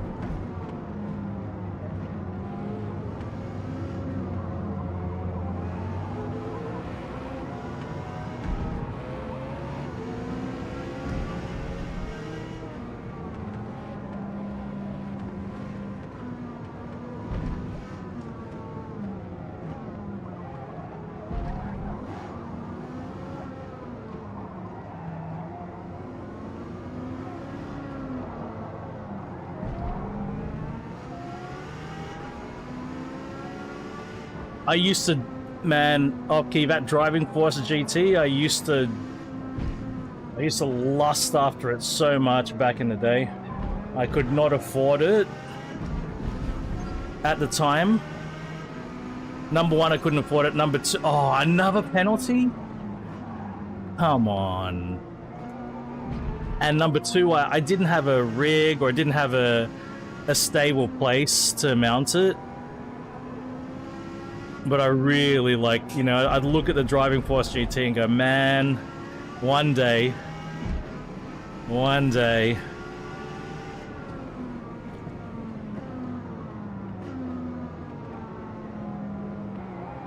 And then that evolved into the G25 with the two separate shifters that had the separate H pattern and the separate sequential. I thought that was the coolest thing.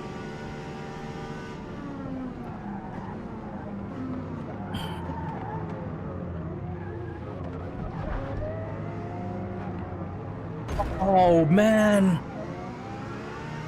just the slamming the brakes on the apex. I talk about it every week, but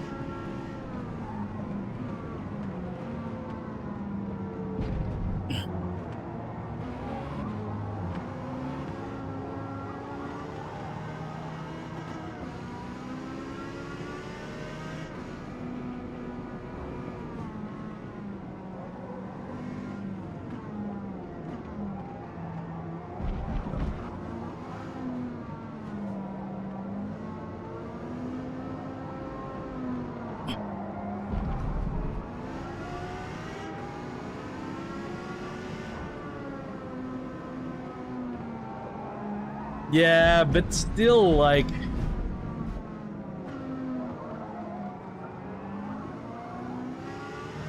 I can see that he doesn't need to slam on the brakes. Like, he could.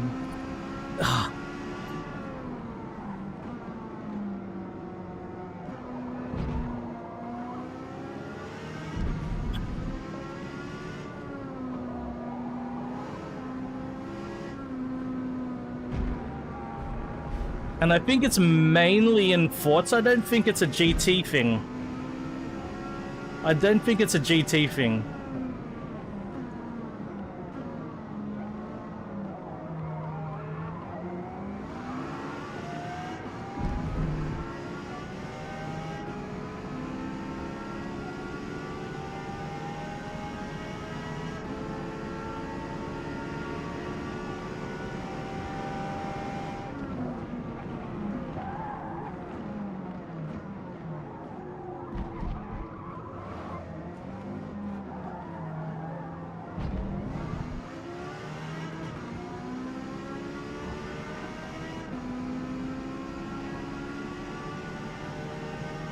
So I think there's a combination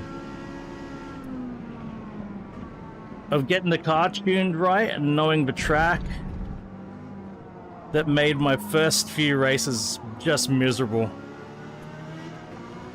It seems to be coming together a bit better now.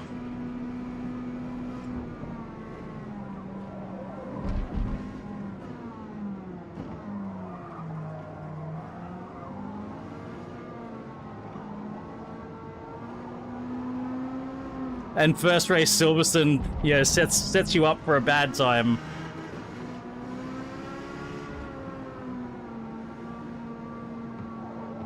Was it stable though, off-key, that DIY rig? Was it stable enough?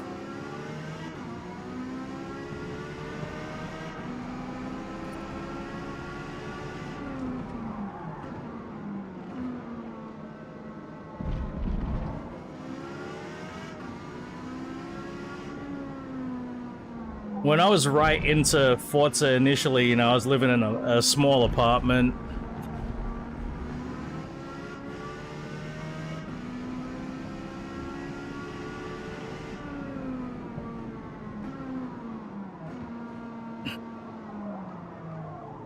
Nice. My I even my bed was a futon, you know, so it could convert to a couch. So I could have people over and we could hang out playing games or watching shit or whatever.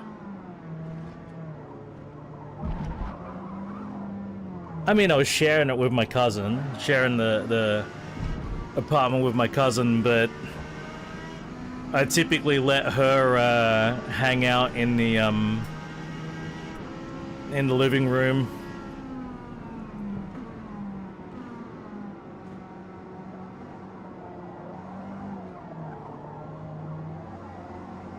So I did, like, I was so compromised for space. Oh god.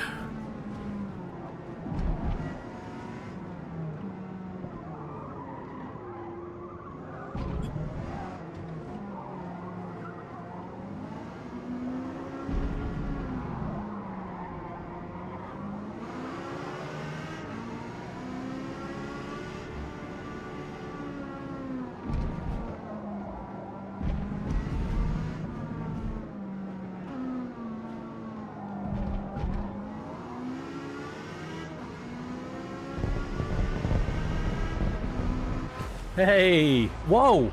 Oh, you know why I finished 4th? Because of all the penalties.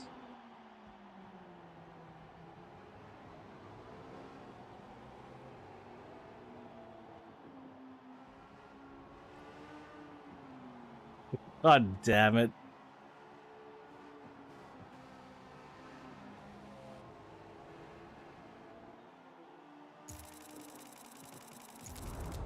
And so ends my Holy Trinity tour, and that's one of the roughest series I've had so far. All right, what's the final series? Oh, Forza's got to do its thing where it's it didn't almost crash. Oh no. Oh no. Yeah, that cost me so. Yeah.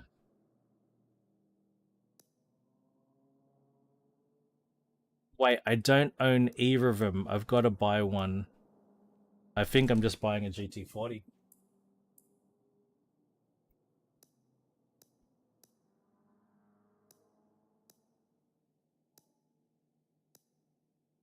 Fuck, it's a lot heavier though, isn't it? It's got power, but it's heavy.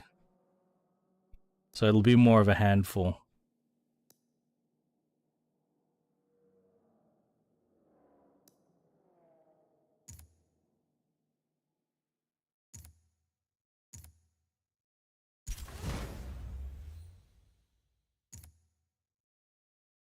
Alright.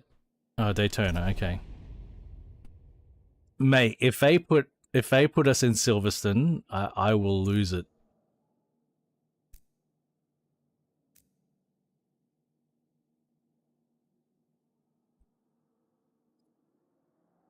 Far out.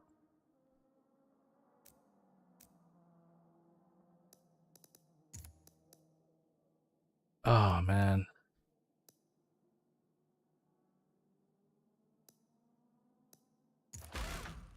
I don't want to spend any money. 40, 255s, 255s up front. Okay.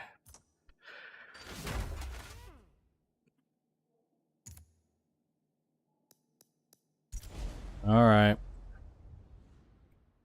Yeah, Silverstone. That would make my day. Giving us a Silverstone with these cars. Hopefully, it's like this and Spa and Circuit de la Sarf and what else? Nürburgring, Nordschleife, maybe.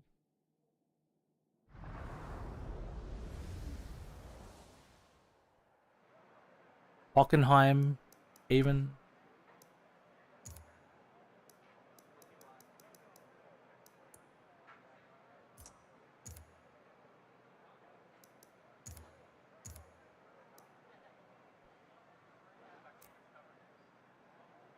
We've only got 4 gears.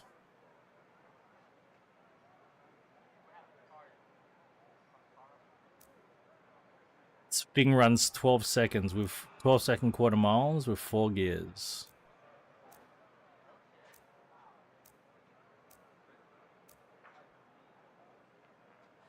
49%. We'll keep it to that. Steering lock. Let's do 75%, which is 810. Yeah. 75% of 1080. 810. Ooh. Like the sound already?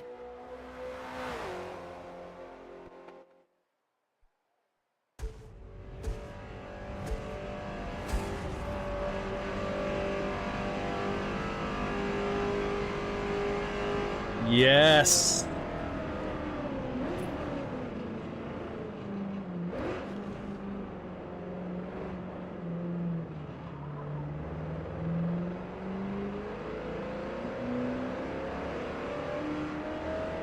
For 29 cubic inches. Yes.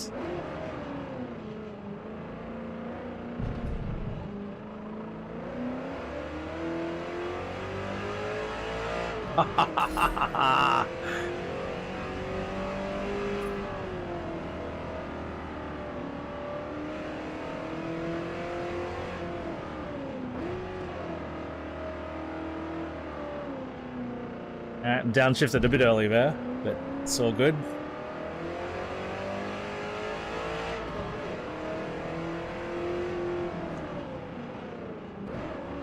It's glorious, Raven. It's glorious.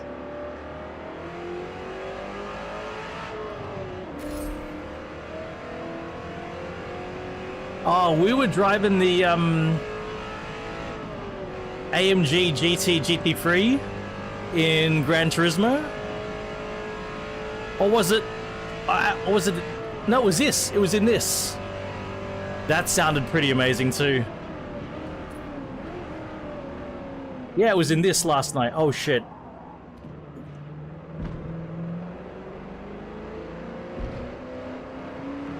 But I think this sounds a bit more raw. I think you can hear the displacement. That did sound nice. On Spa, yeah.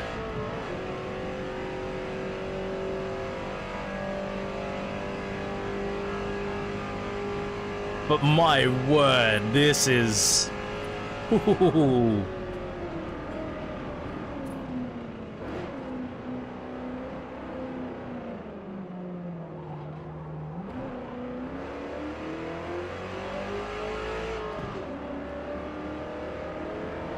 $157. What did I run? A 2-minute. Okay.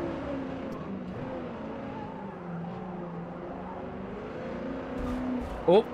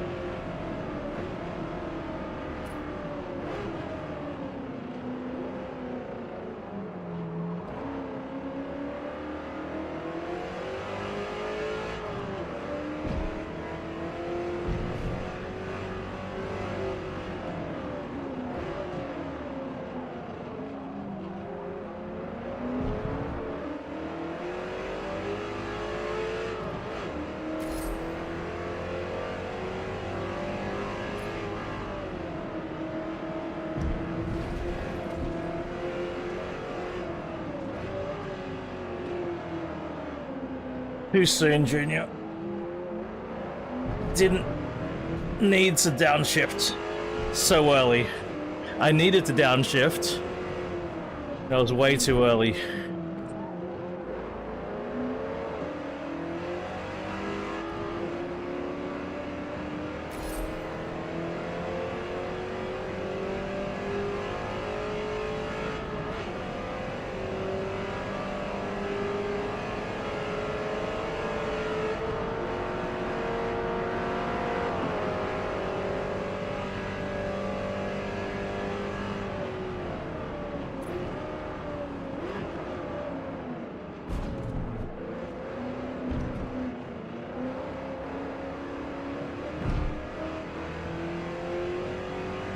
He's so soft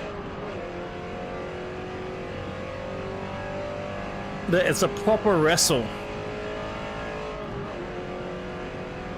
That's what he said.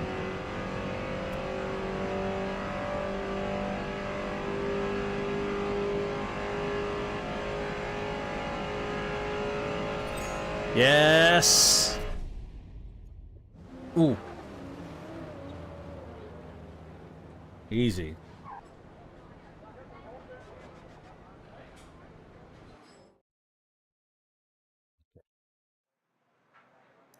All right. Still predicts I'm gonna come 7th or 9th.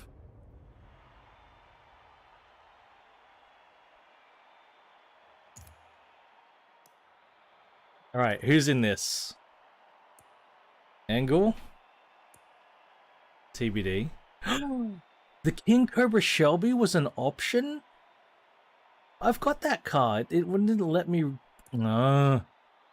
That's annoying. It didn't let me choose it. Oh, maybe it wasn't in the right class. That could be it. No, but I should have been given an option to buy one. I don't understand this game. The Lotus is also included. What? Or maybe it's just populating. Actually, there was a Nissan in this. So maybe the rivalry is between the GT40 and the P3. But they're just filling out the field with other period cars, and maybe that's it. That's Lone Wolf. He's in a Nissan. That's somehow fitting. Yeah, see, there are Nissans in here. K. Smith! Also in a GT40. Reem, if you're there. Okay, Reem is in the Golf liveried GT40. Let's keep an eye out for Reem. Hey, Craigie. Craigie's in a P4. It's a P4, not a P3, sorry. And Hodges. B16 Chevron? What is that car? Very cool. He's got the Bridgestone. Sponsored by damn Bridgestone. Look at Reem, Mr. Fancy Pants, with a big, flashing his big sponsorship money. Oh god, rolling start, great. Second gear or first gear? First gear.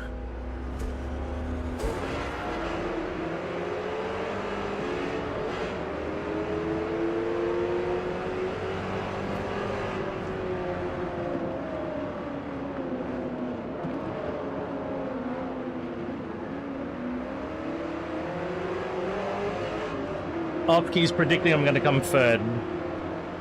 I'll be happy to be on the podium.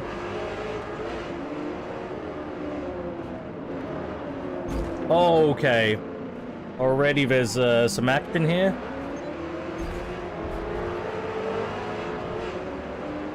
Reem, I can see Reem behind. Just there. These guys already, like, elbows out in front here.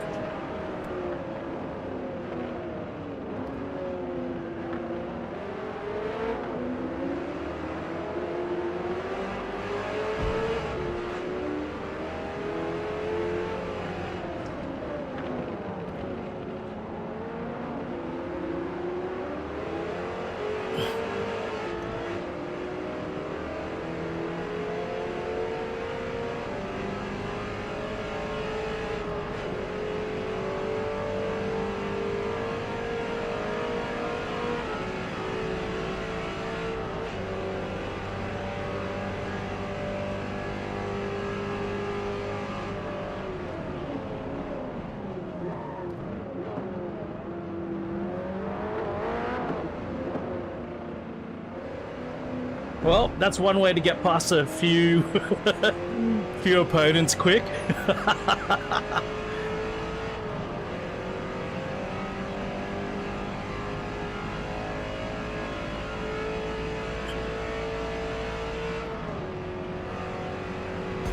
Oh, buddy.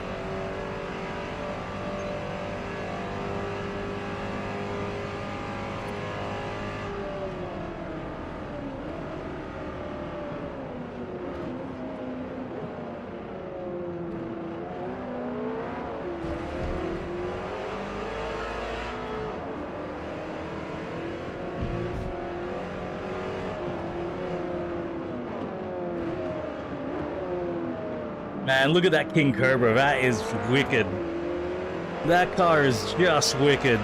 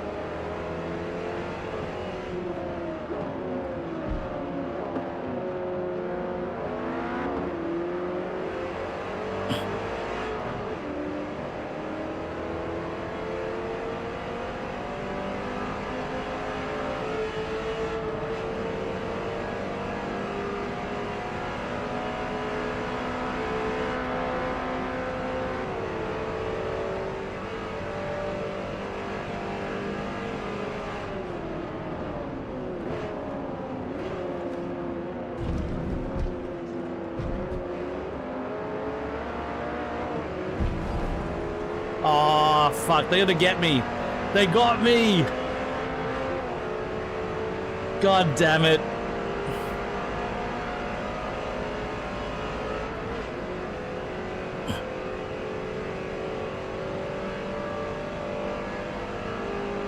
Not a cut. Oh, boy.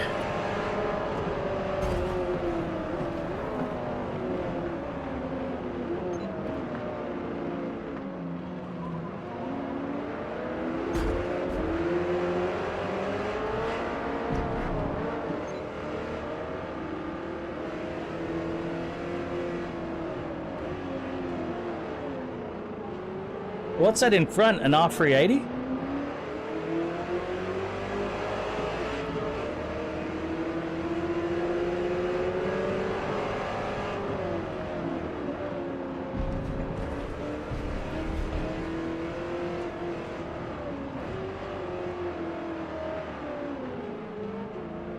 Is that an R380 up front? Or is that a Chevron?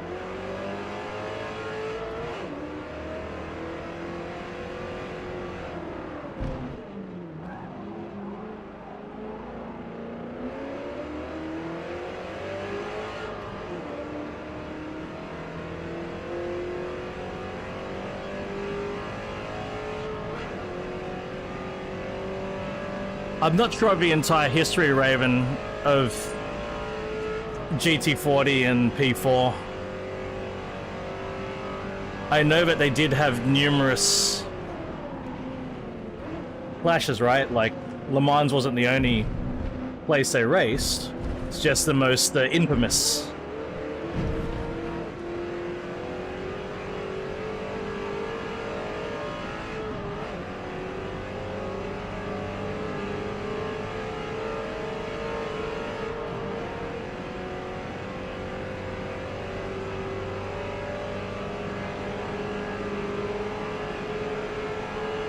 I think this is an R380.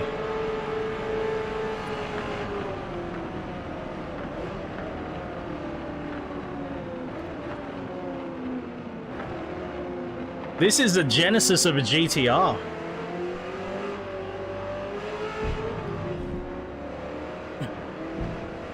The Skyline GTR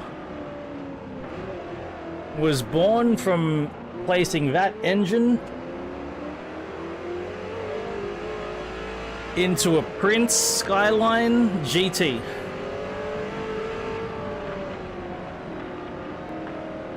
The Nissan S20.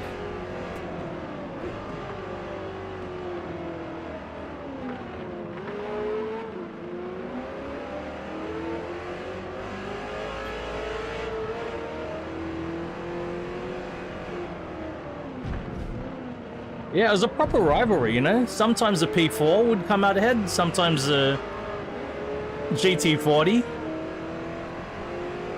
It's just that Le Mans was, you know, the domain of Ferrari for a long time.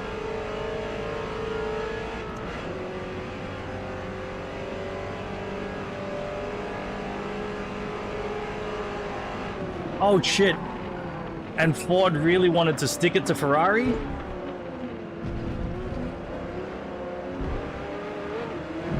And take the race that Enzo Ferrari himself prized the most.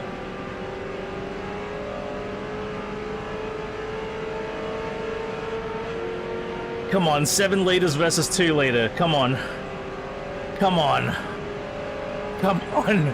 Shit.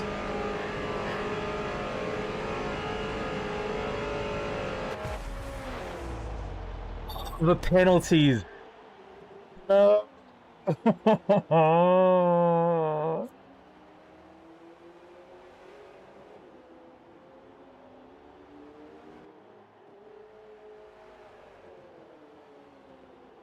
In my heart, I cross the line first.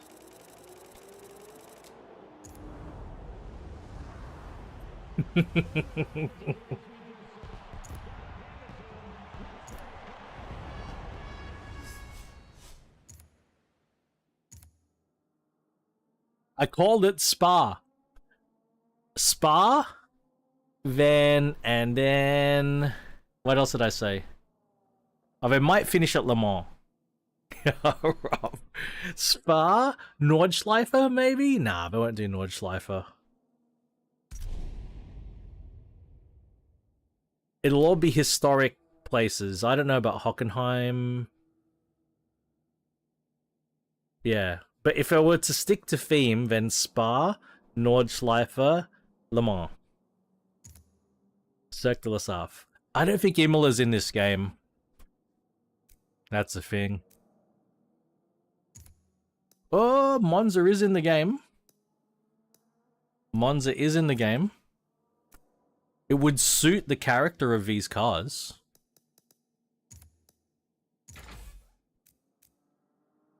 It would suit the character of the cars.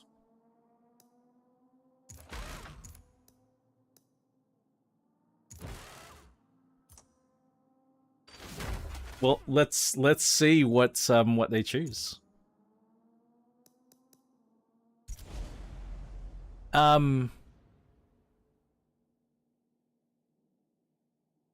They make you jump. Everything's to the back.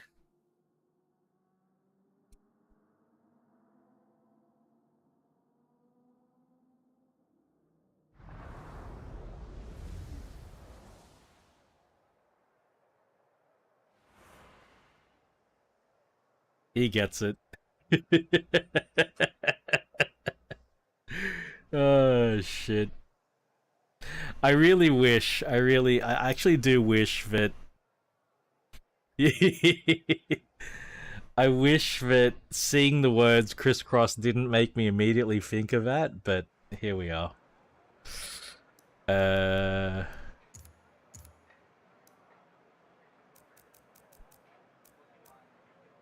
Differential. That's a lot. That's very aggressive. Froggy, hey champ. Happy weekend to you, man. Happy Saturday. Frame rate seems to be an issue here.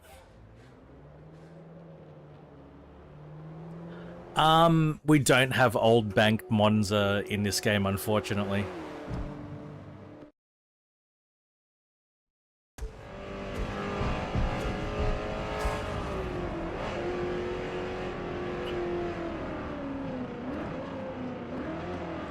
I think I've raced that in, like, Project Cars 2 and maybe Assetto Corsa.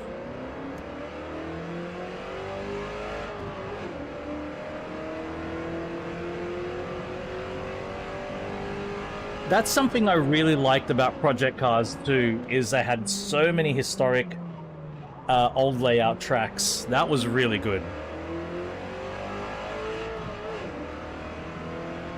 Old Spa is so much fun. That's one of my favorite tracks in general, Old Spa.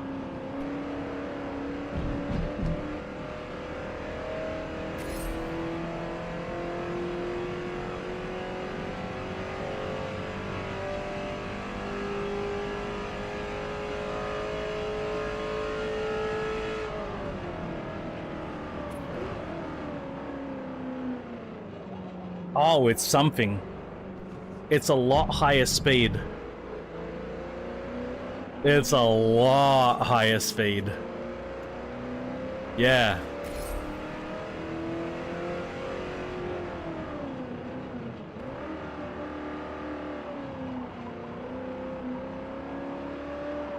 Yeah, something like that.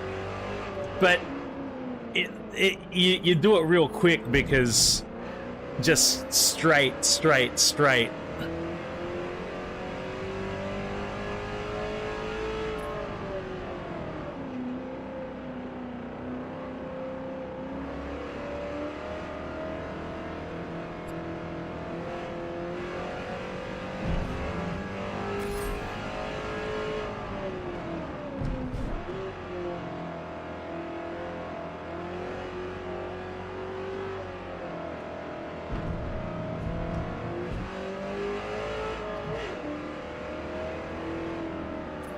Can I do these in second? Yeah, I can. That's that torquey 7-liter.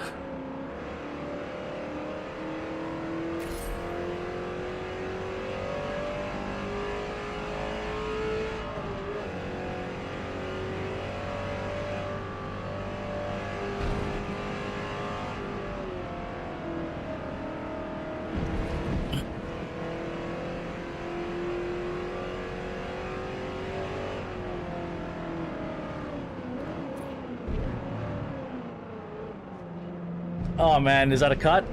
Nah, it's not a cut.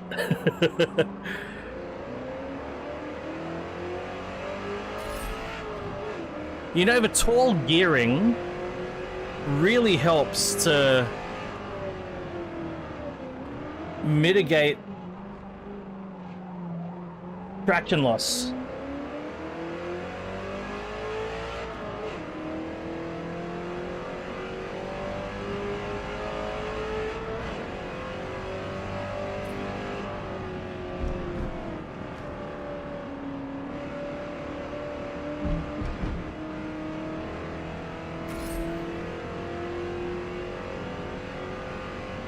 Yeah. The torque has no issue with the tall gearing.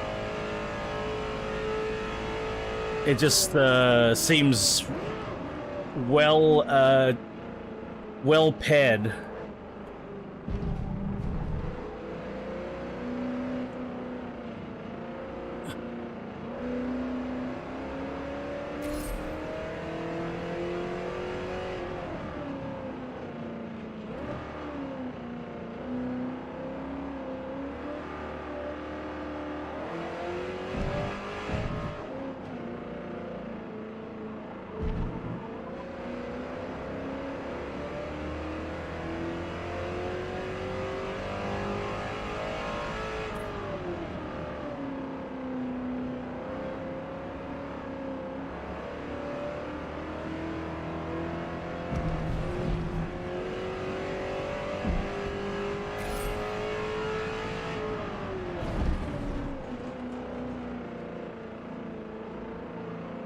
Yep, second through here for sure.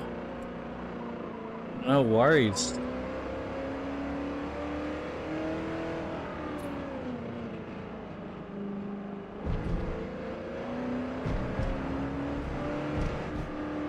Can even get on the throttle early.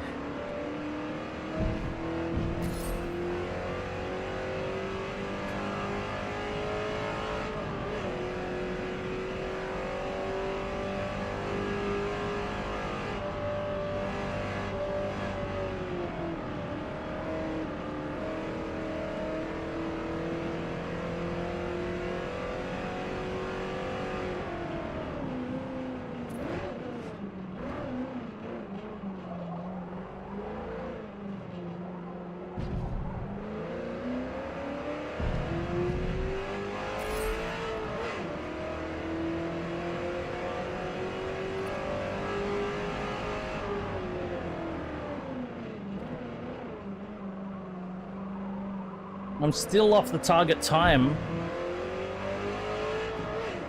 by just a...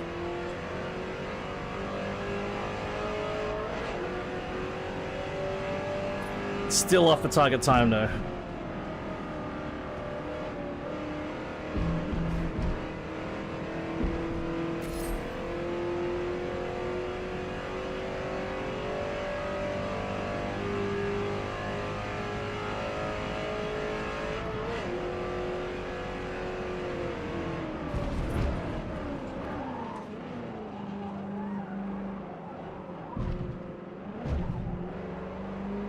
Well, that chicane is not where I should be looking for the extra time.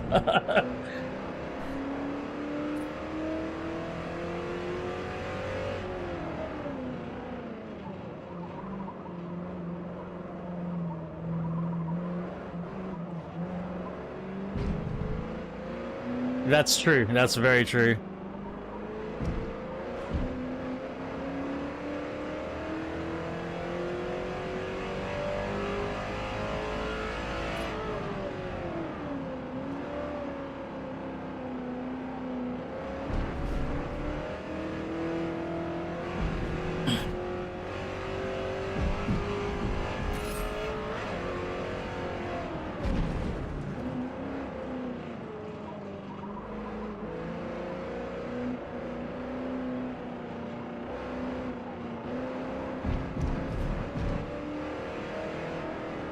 Yeah.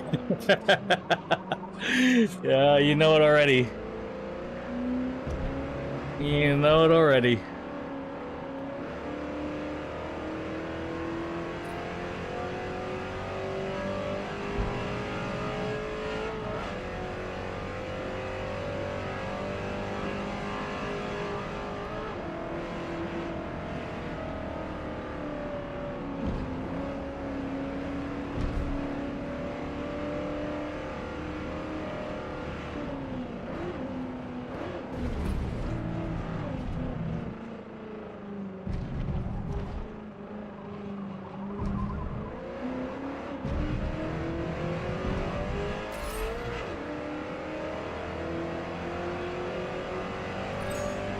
Got it. Barely. But a get is a get.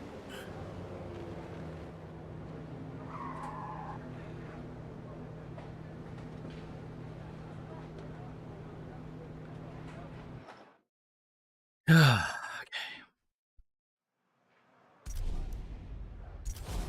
Third to fifth this time, they're predicting.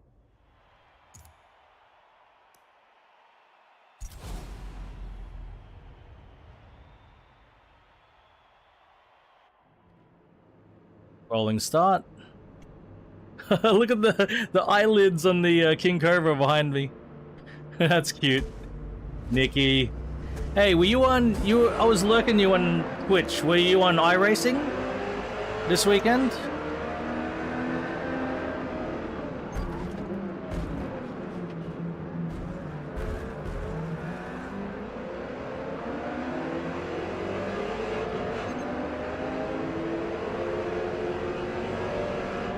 Penalty, penalty, penalty.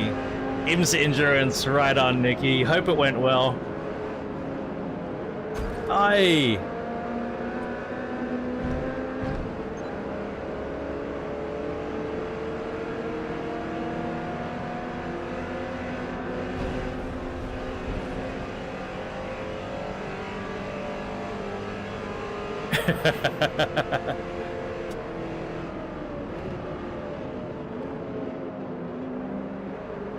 By racing. That's some bullying going on there.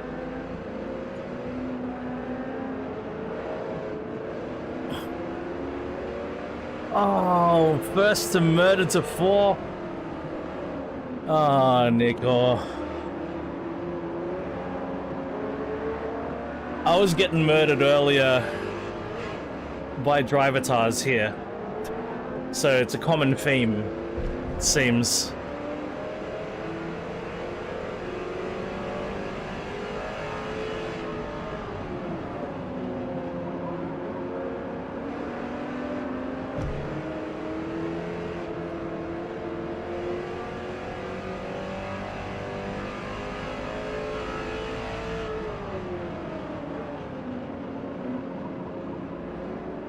How long was the race, Nico?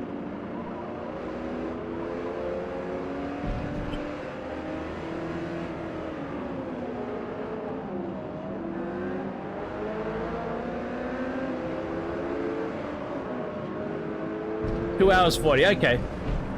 Did you partner up, or was that completely solo?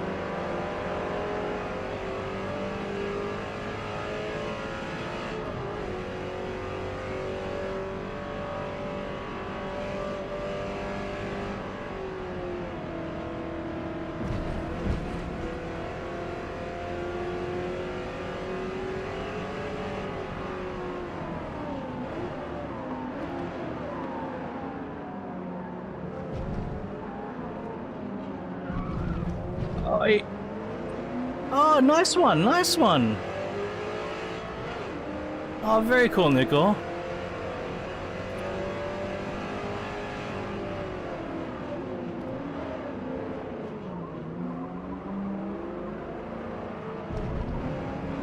Well, and you guys were first, so yeah, some potential there for sure.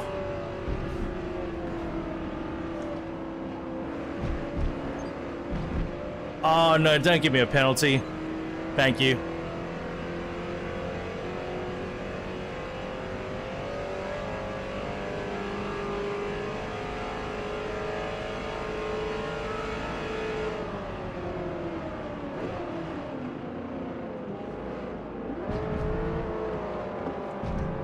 Man, the gearing on this thing is such a... I don't even get into fourth gear.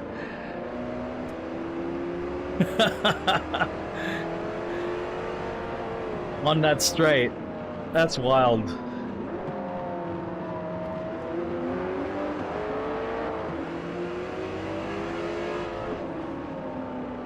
So yeah, maybe next race is Monza, and then the final race is Le Mans if they do it right. We'll see.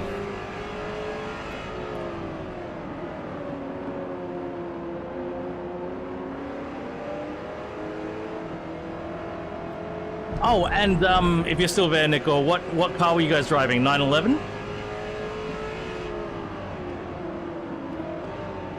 Why did I go down to first? I don't need first.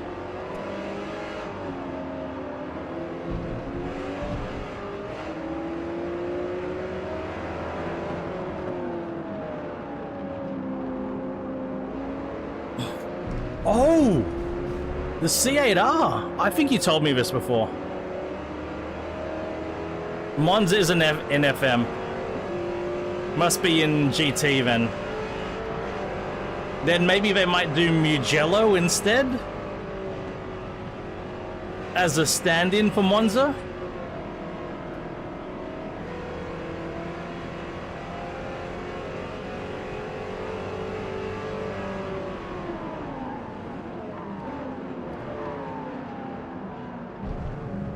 I thought that GT40 was going to collect me there. Oh god, come on. 100% with you, Toshi.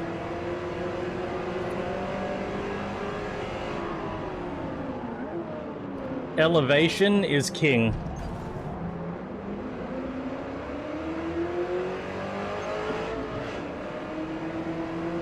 I swear Monza has been in Forza in the past. I'm pretty confident of that. Don't give me a penalty. Ah. Yeah, Portimao was just one of the best for elevation.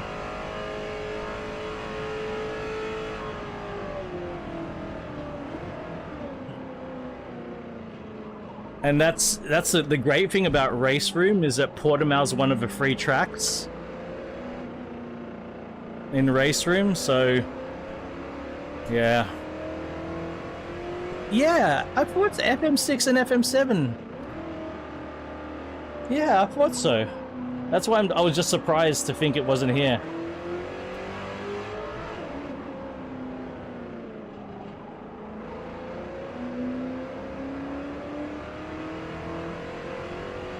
Hell yeah, Nick. Awesome. I see this, not a C8R, just a C8. A regular C8 Corvette.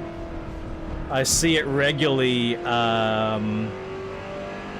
my partner's auntie's house. She lives in a amazing suburb in Sydney where a lot of fabulously wealthy people. And there's this C8 that parks on her street often. And it is so striking. Oh! Did a redirect come in? Hey, welcome everyone! Hey! Welcome guys, holy crap! I gotta work out how his YouTube raid works. Welcome everyone, god damn!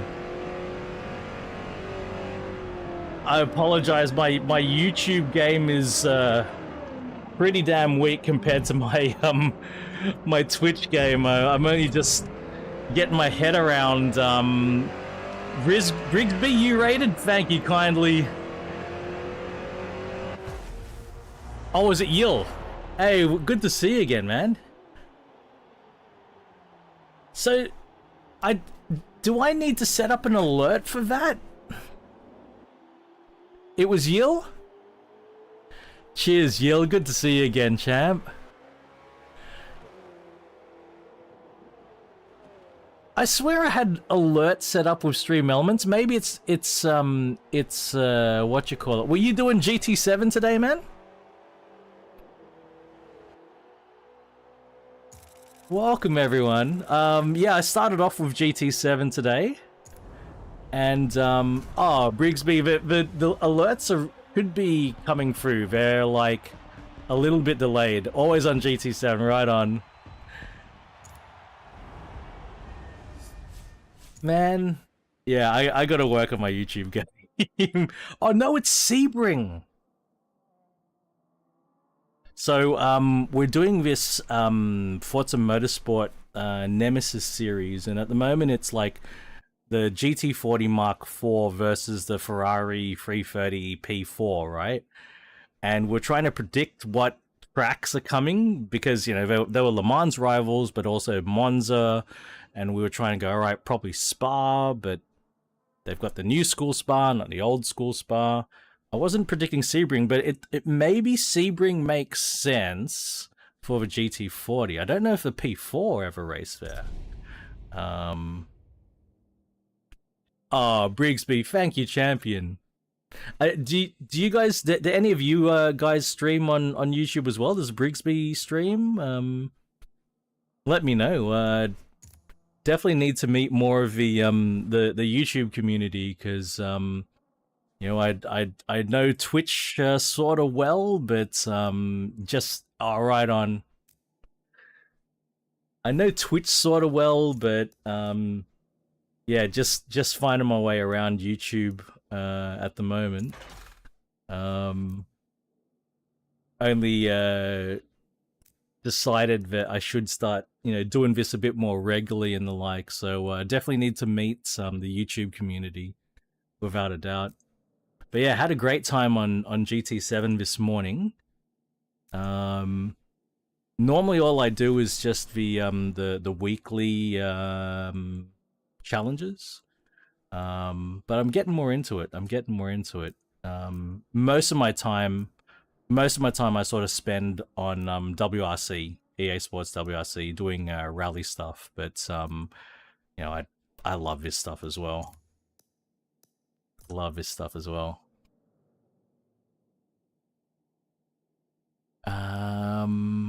else could I do here? I'm trying to save money because in GT7 I'm always broke. In this game I'm so broke as well. So I'm doing my best to save money, drive the cars I've got, try not to spend too much money on upgrading. That's a huge thing in GT7, especially tires. Tires in GT7, man. Oh, they'll drive you broke. but you have to have them, especially when you go into like endurance type races. You know, you get into the endurance race, and then you realize, oh shit, it's gonna rain. I don't have rain tires. Oh, I better get intermediates as well. Go Forza. Alright, let's get in there. I don't have any of that sort of stuff set up here on YouTube. I'm sorry, Chris.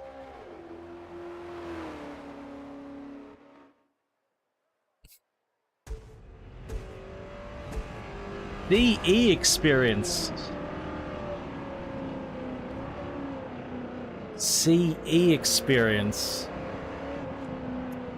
Oh, we're in the final corner. I see where we are.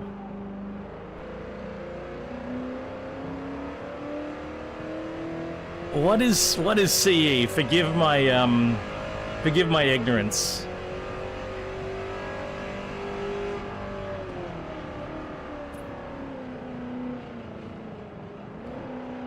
Hey, thank you so much, Yil. It was lovely meeting you last week. Hope you have a great weekend, and thank you so kindly. Oh boy, I overshot that one. No, we don't. It's so frustrating, Toshi. Especially with an H-pattern car, right? An H-pattern car, and it auto drives you and it bombs you into the last corner, right?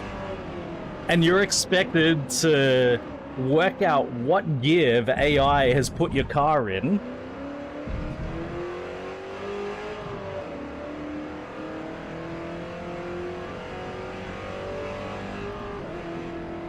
If you stuff it up, you can easily, damage your gearbox,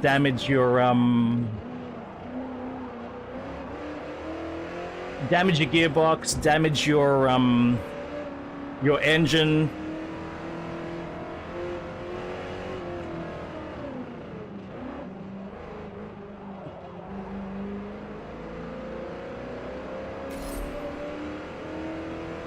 I'm with you there. I mean, it does have a pit system, but yeah, they sorely need an option to start practice from pits. Sorely, man. It's because then your practice starts off with an immediate crash or off track, or yeah.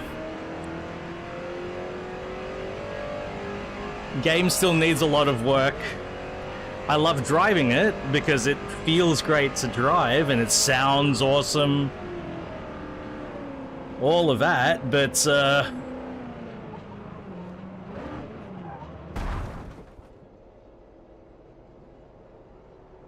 that was passenger mode.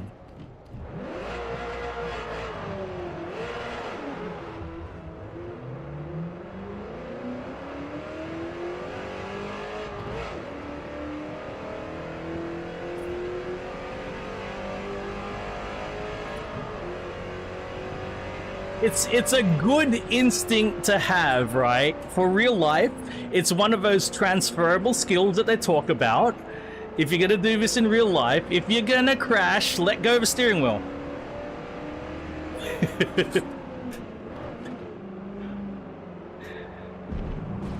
Well, I mean, first you should try engaging your ABS. Not that this car has ABS, but you should try engaging ABS, steer around the obstacle, blah, blah, blah. But in the moments before impact, yes, exactly. Exactly. You can't do the sign of a cross with both hands on the wheel. Alright?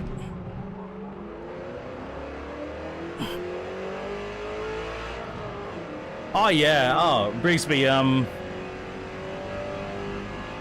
so I'm in this because I love driving, not so much racing. I love driving. So, you know, I'm trying to, you know, just get the experience of driving the cars more than the experience of racing the cars, if that makes sense. So that's both in GT7 and in Forza and in WRC. And the reason I love these games is you get the road cars, you know? Things like iRacing, ACC, you're in the race cars. And I sort of don't relate to those as much as I relate to a road car. You know? If that makes any sense? Exactly. Exactly. Because I started all of this way back in GT1 days. The first time I did a track day, you know, and we're talking 25 years ago, 1999. The first time I did a track day, my instructor turned around to me and he said, "Hey, have you got a PlayStation?" And I was like, "No, I don't have a PlayStation." And he says, "Oh, you know what? You should consider buying a PlayStation. And there's a game called Gran Turismo.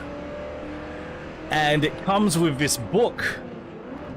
I don't know those who know Gran Turismo 1. It had this this guidebook that taught you the basics of weight transfer and oversteer, understeer, front drive, rear drive, etc., etc. He said, "That game will teach you the basics of car control." Ah, shit, that's gone over. And he's like, you know, you can learn in the game, and when you come to the track, you know, you can think about how all of that stuff applies to the real world. And I was like, okay, cool. And that's what started me on the path. But it was always about driving my my real world car, my daily driver. It was all about getting to drive that better. And the racing, you know, I don't mind the racing. Like, racing's something you do with your when you're driving. You know, I don't mind the racing. It's fun. It's fun, but it's not my primary goal here. My primary goal is just to drive. So, in that respect, I try to drive the cars as authentically as possible. So if the car has a sequential shifter, I'll use a sequential.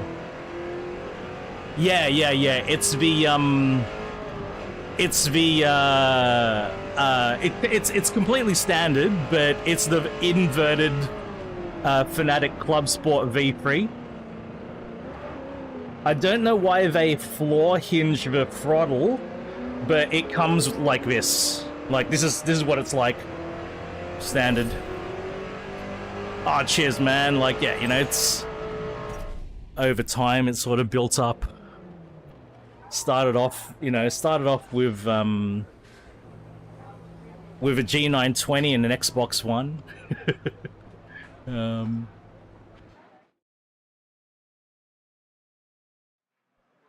Oh, wait a minute. Before that, even before that,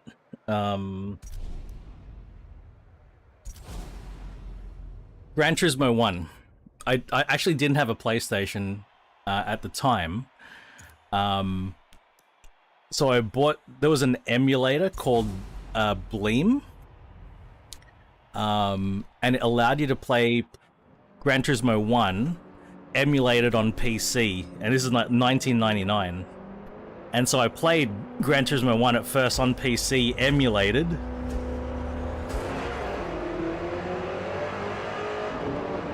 And using the keyboard. I didn't even have a controller. Didn't have a wheel. Oh my god, he's sideways. Oh no.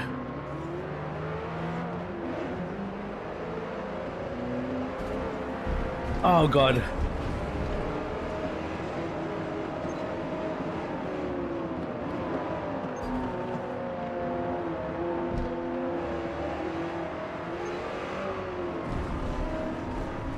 Oh boy.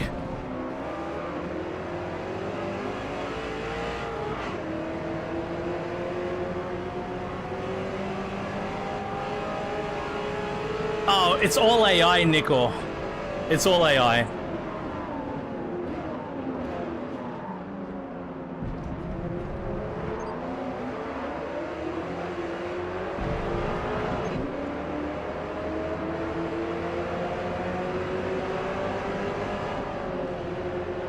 Go-kart's nice. Hoi, hoi, hoi, don't pit maneuver me.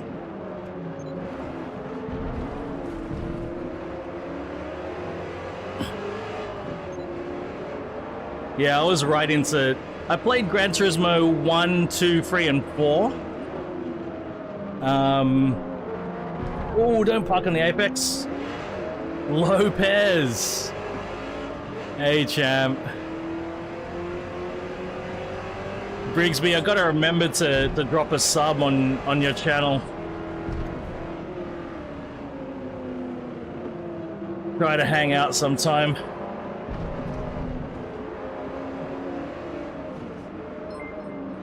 Whoa! I've got an alert finally, one bookie. Thank you, one bookie.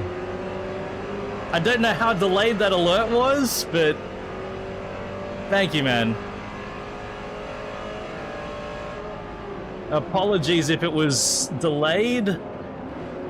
I find that alerts on YouTube are quite delayed. No, you're good, Lopez. You're good, man.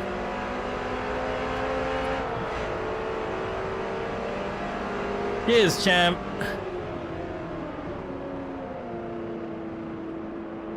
Yeah, I don't know what goes on with my alerts here. But I'll spend some more time figuring out how to make things run a bit better. Sideways, sideways, sideways. So my inspiration.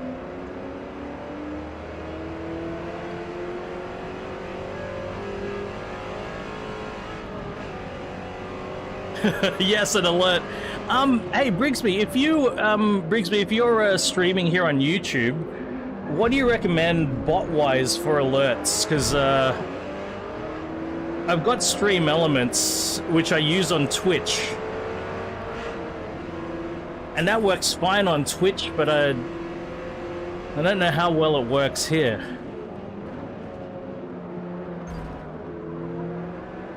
Botrix? I'll look that up. Thank you, guys. Botrix. Check that out.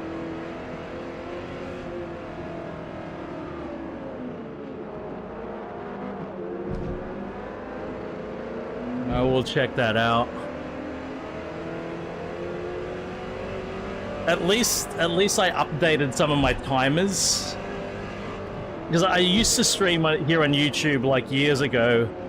And then I stopped and, you know, picking it up again, all my timers and stuff were so outdated. Okay, straight off PC.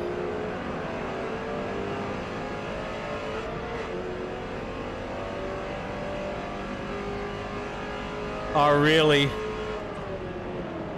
Okay. Well, it gives me an option. I'll look into it at least. But yeah, I have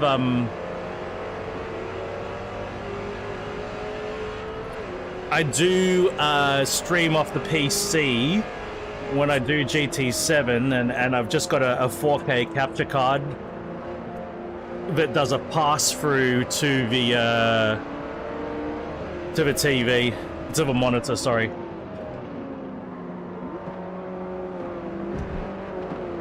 Oh, thank you for parking on the apex. No penalty. Yeah, see? See? That was not my fault.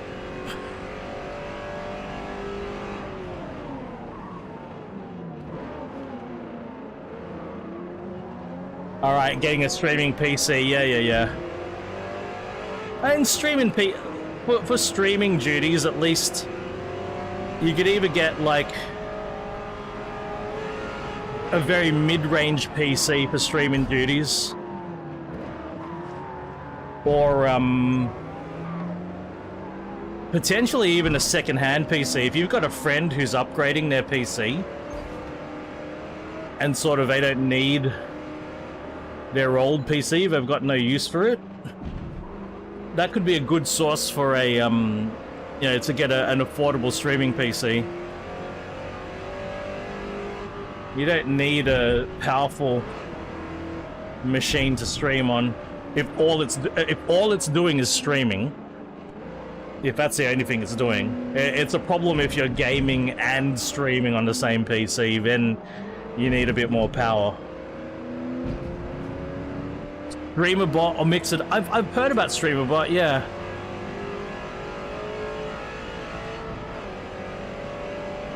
You need like a minimum level of GPU, but yeah, very humble GPUs can do good with streaming. I'd still recommend like a GPU that's got like NVENC encoding.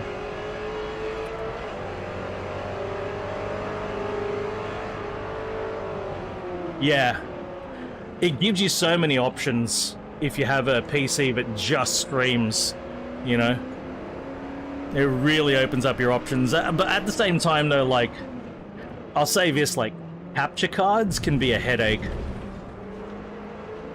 It's like, capture cards either work or they don't, and there's not much in between.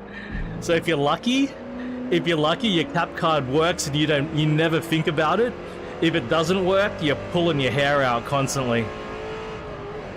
Oh, cap cards, man. Oh, coming in hot. It's final lap too.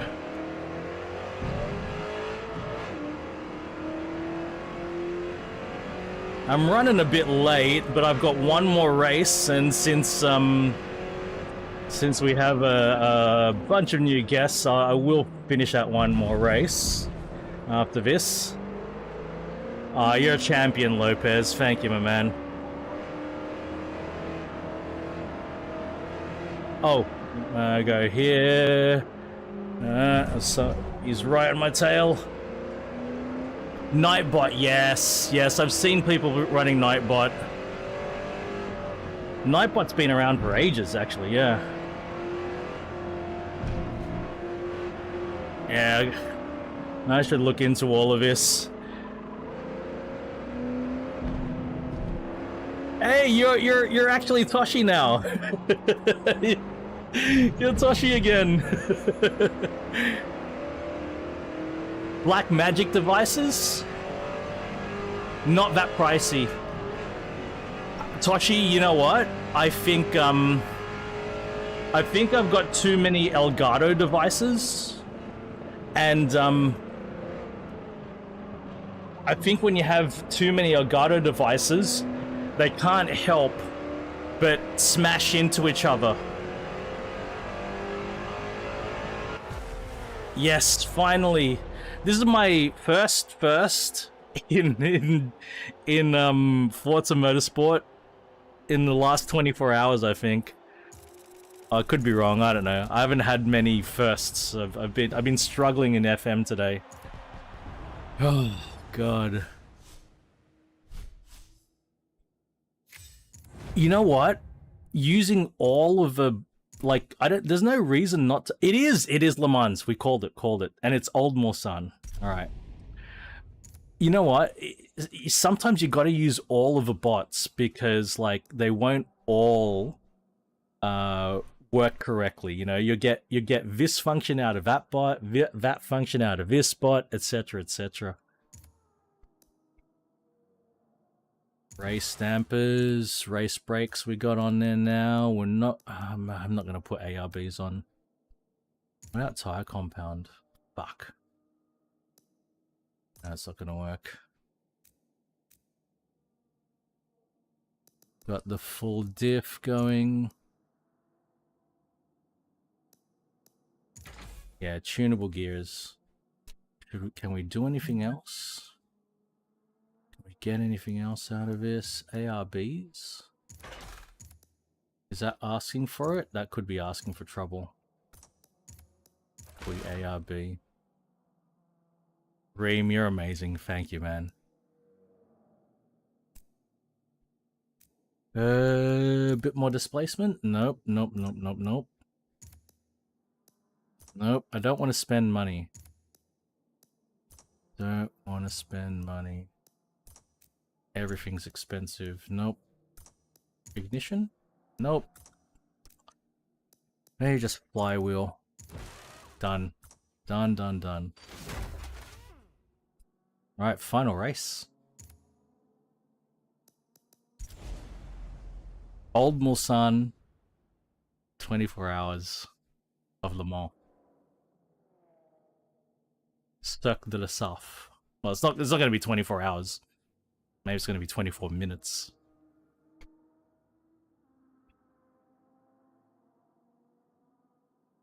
Okay. Probably 1 lap of practice. I'm going to call it 1 lap of practice, 2 laps of race. That's what they're going to do here.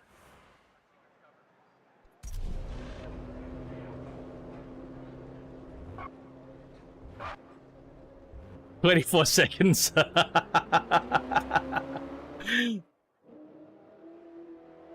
That's how you turn a long race into a short race, right?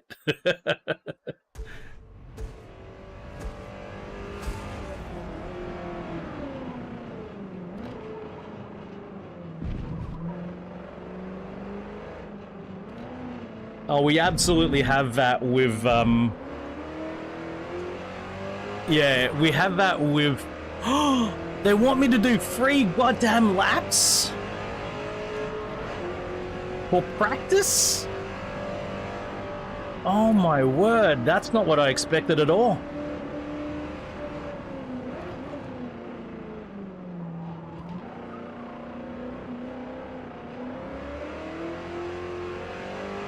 Well, we're in here for a bit of a long practice, it seems.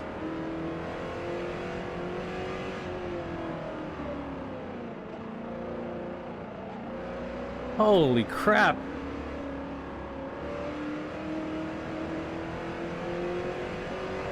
As a practice though, man. Damn. Well, at least it's old Mulsanne, right? At least you can switch off here. Oh, and I'll get to test my gearing. Oh, I didn't check. I gotta check something.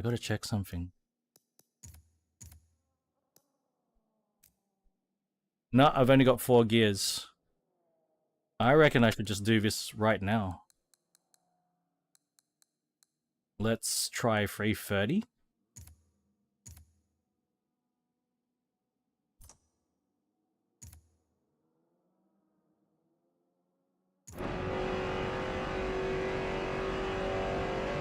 $330?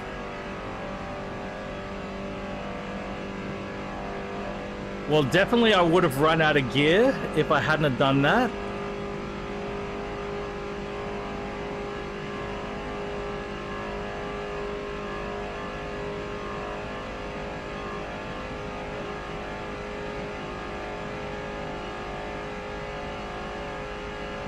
$320 something. About 350. Oh, she's bumpy.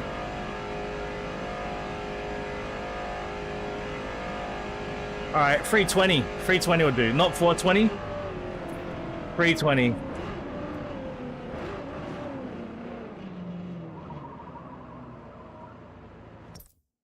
Alright, let's do that. We can do this now. You know, I remember the very first time I did an iRacing 24 hours Nordschleife. Oh well. Nürburgring full. That's how I found out that my sim rig wasn't set up ideally, I guess, with my body shape, with the length of my legs, because I was like halfway through my first outing, and a quarter of a way through my stint. Fuck, where are we? And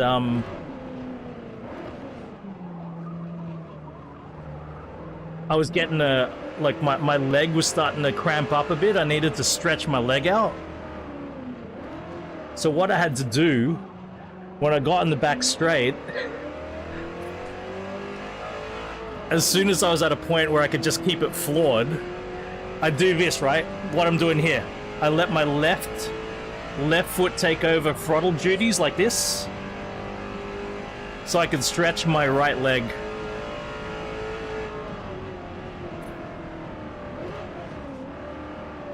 And I had to wait till my first pit in to adjust my seat, so I had a little bit, just one notch back. But it was funny, I'd never realized that for like, I don't know how long I had that rig for. Not quite a year, it was a couple of months. Oh shit, I always do that. It's a couple of months I had that rig for before I realized that, you know, I was one notch too close.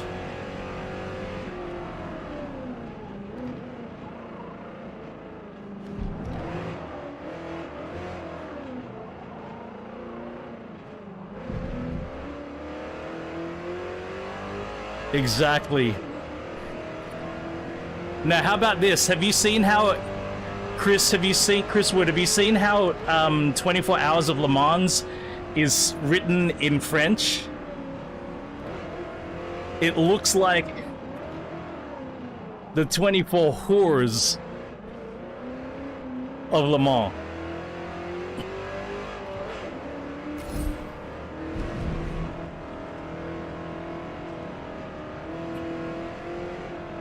I'm just thinking, yep, very busy ladies. Come a race weekend, very busy ladies.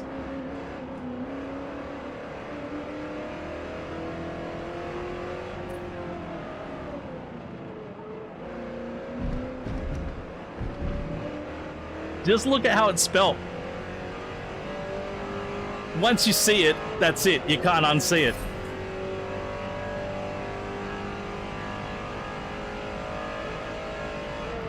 So like this, once I was in top gear, see that? Put your, you know, you can stretch your left leg a bit, your right leg a bit. Left leg takes over. This is what I had to do at Nürburgring Endurance 24-hour circuit.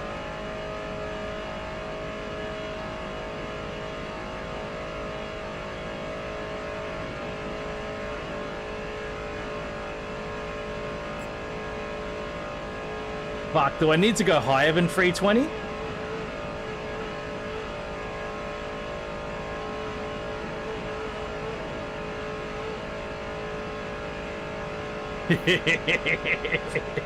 Nah, you can't do 320.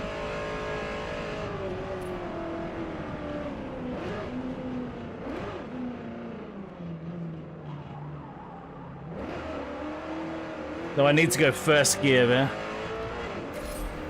Alright, first gear that corner. I love Old Mulsanne.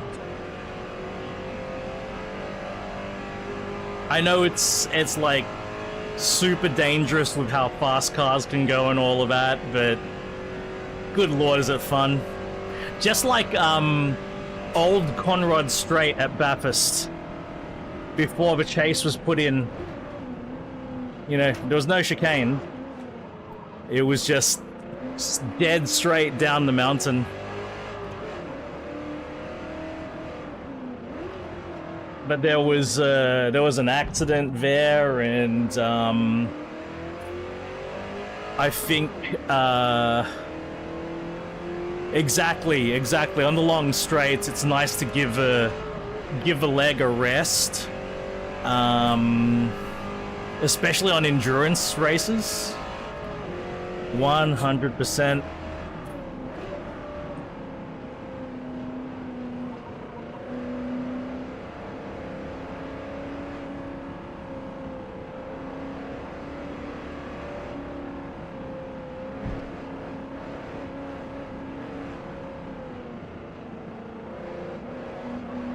And upgrading the suspension helped. She's still She's still a bit more machete than scalpel, handling-wise.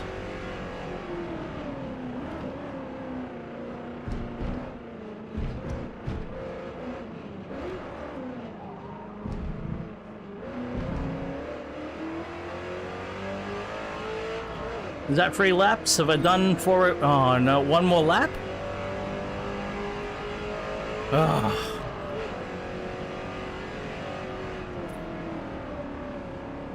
At least I did I hit the target time. Happy about that.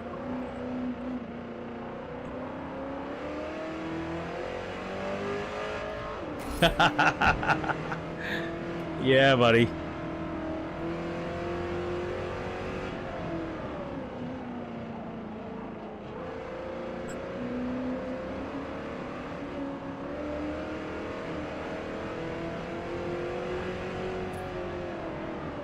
Oh man, more brake, more brake. Maybe, you know what?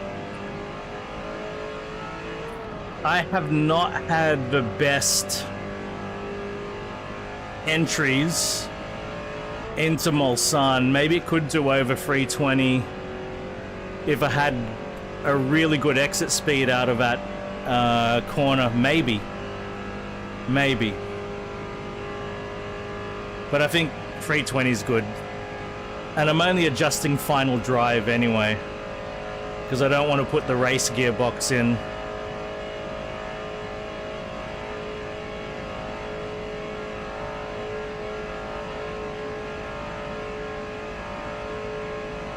What is that, an R380?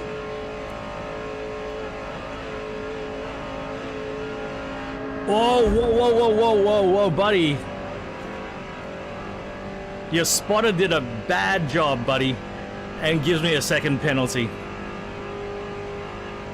Come on, your spotter should have called that out.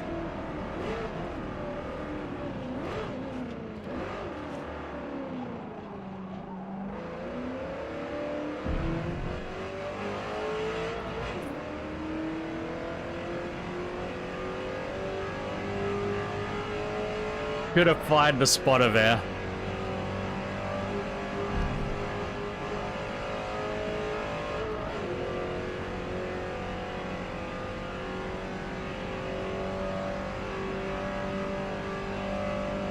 I can never see what's going on coming into this corner. Better. Oh, nope.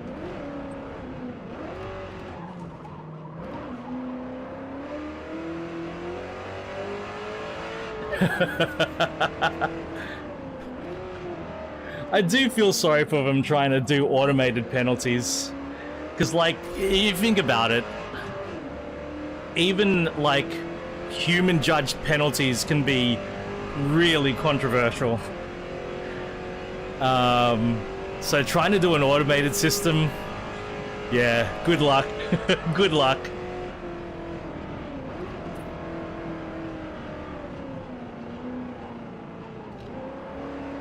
Yeah, the real penalty simulator.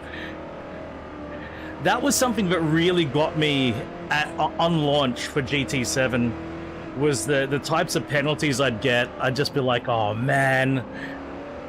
I actually I stopped playing GT7 for a couple of months after launch. I think I played it for maybe 5 months and then stopped playing for maybe I don't know for how long I stopped playing, but I did stop playing for some time.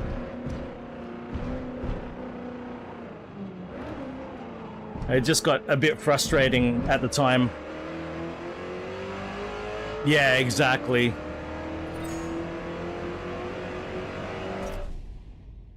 Oh, there are... Oh, mate, iRacing penalties. You know what's really bad? When you have a slowdown, an enforced slowdown penalty that suddenly forces you to slow down, because that can cause other incidents that lead to other penalties and crashes and stuff. All right, let's get this done. How many laps? How many laps? What are the penalties like in ACC? I can't remember. I used to commentate an ACC league. I can't remember what the penalty system was like in ACC anymore.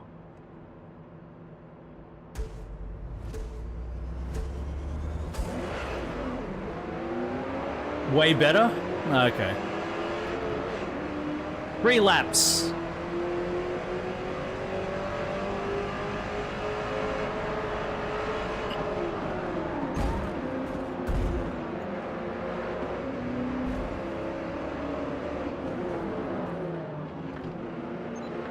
No penalty. Oh, whoa, guys.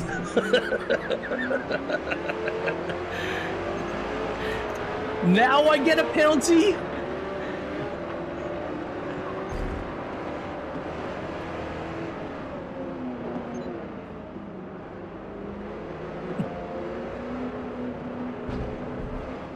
Yeah, right off key that ACC league.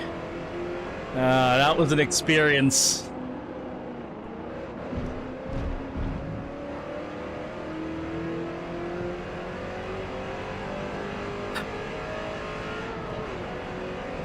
Oh mate, that King Cobra is steaming up on me. Am I gonna get away from him, or is he gonna stay next to me the whole bloody time? I'm pulling on him. That's it, that's it. There we go.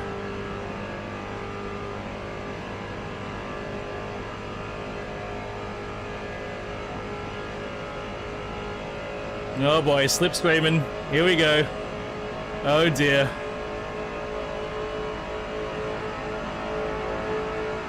Now we're above 320. Oh shit.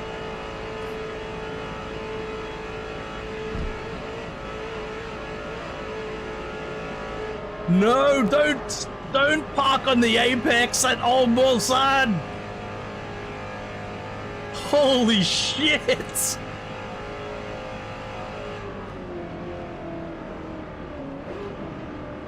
My heart can't take it. My heart can't take it, guys. That was...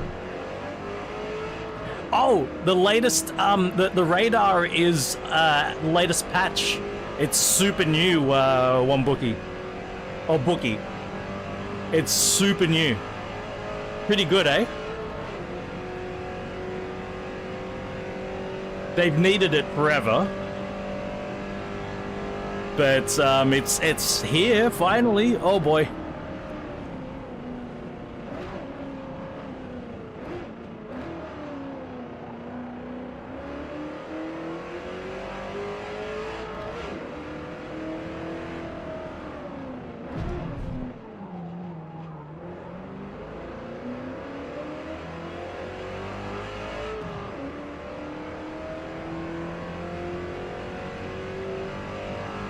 It would be helpful. Yeah, radar's really good. Do any of you guys do PSVR 2 GT7?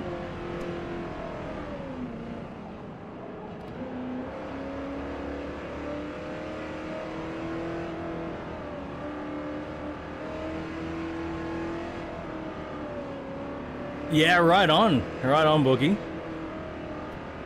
I think they've done that pretty well. I do the in-car view. I normally don't like seeing a second steering wheel, but I've gotten used to it in GT7.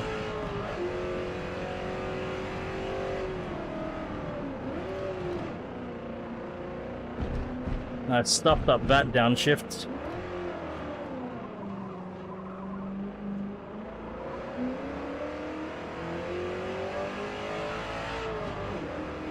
I wonder how long until the next GT, though. Yeah, the immersion's just... yeah, it's awesome. I do have a VR headset. I've got the Oculus Quest 2, and I did try it for a while, but I think with the way my brain is and stuff, long story short, I tried it for a couple of months, and realized that I need VR to come a lot further, to go a lot further in terms of its capabilities before it will work for me. I can do it, but yeah, there are a lot of compromises that I don't like making. I much prefer having a nice big screen for now. Chris Wood, hey, good to meet you, good to hang out, man. I hope to hang out with you guys in your streams and stuff. I'll try to get follows for you guys and try to see you guys as well. You know what, Brigsby? I'll tell you something I found. So I've had the motion platform for 5 years now, since 2019.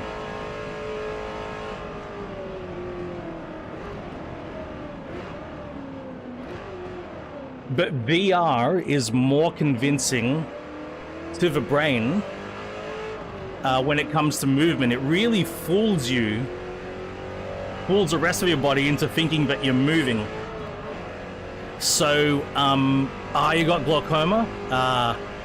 So, what I found was... Yeah, it's a motion platform. What I found was... oh shit. When I had VR going... Oh, fuck. I had to have the motion platform on, because my brain would see movement and be convinced that it was moving, and my body would sort of brace for the G-force, but I wouldn't feel anything. So having some motion really helped to have that, like, input response. You know, my body would brace, but I'd feel it properly, and it helped. It helped with any sort of disorientation. I don't get motion sick normally, but I was starting to feel a little bit queasy when I was first trying VR, until I activated motion, and then I was like, okay, that's the missing piece. So I think that's something that might affect other people as well.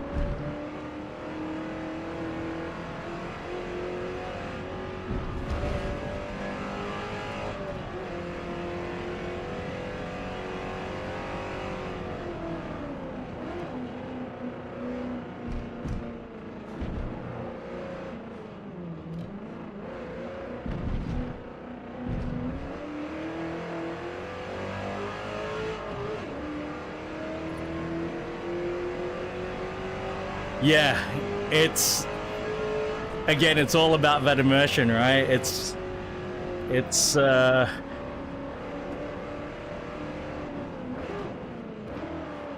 like,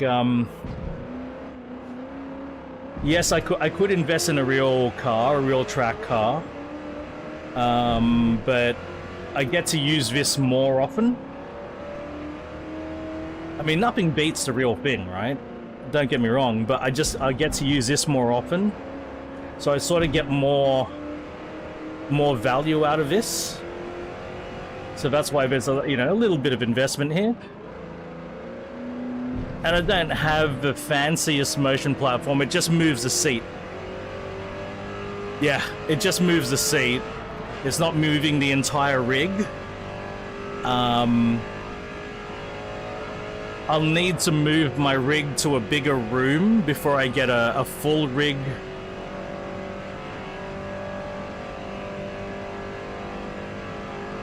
Exactly. You can get into this and you can be driving like 5 minutes after you get up, or until like 10 minutes before you want to go to bed, sort of thing.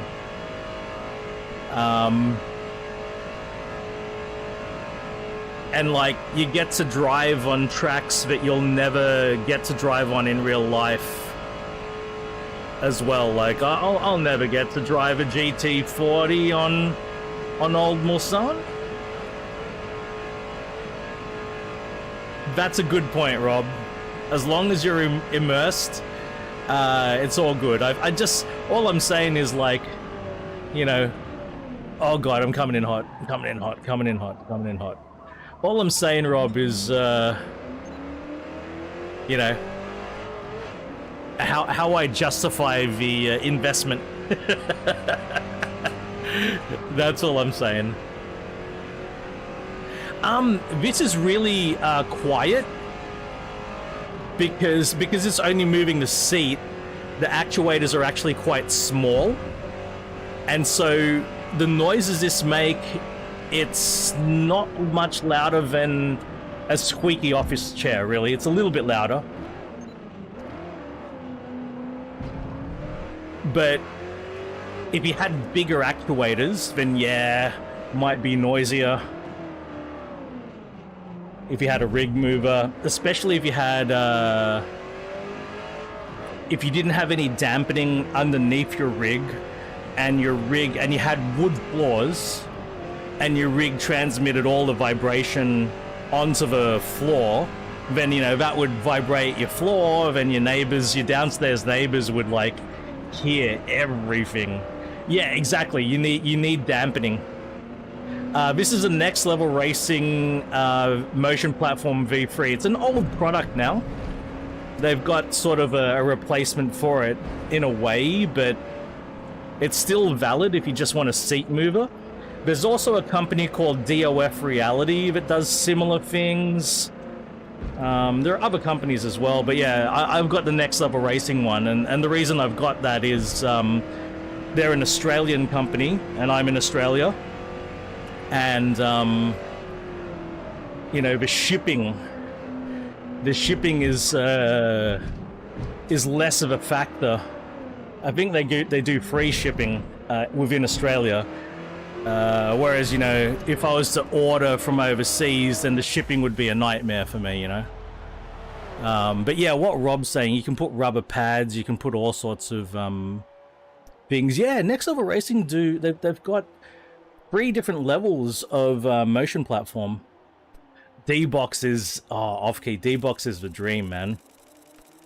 I'd love a proper D-Box, but yeah, pricey, very, very pricey, and I'd need more room. Like if I was to get a D-Box that moved the entire rig, I'm in a really tiny room. Like I can sort of touch, I can almost touch the walls. If I lean on either side with my arms outstretched, I can touch the walls. So that's how small it is.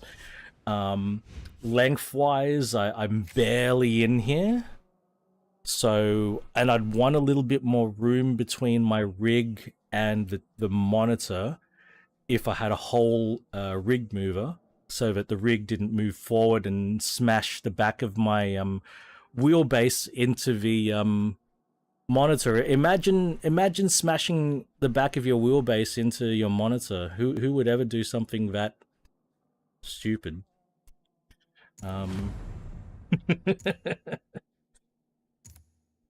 So for context, guys, I had a brand new OLED monitor. I had it for less than 24 hours. I had it for 18 hours, and I was moving my rig around, and my old rig was on casters, and I pushed the front of my rig a little bit too hard, and it rolled forward with force, and the back of it smacked into the OLED monitor, brand new. And if you've ever seen a phone, an OLED phone, when it gets an impact and it cracks, it was exactly the same. Exactly the same. And I was using the built-in speakers on the monitor, and I was watching Top Gear, and immediately the screen went blank and the speakers stopped playing, and I knew instantly. I just looked at it and I'm like, I've killed that monitor.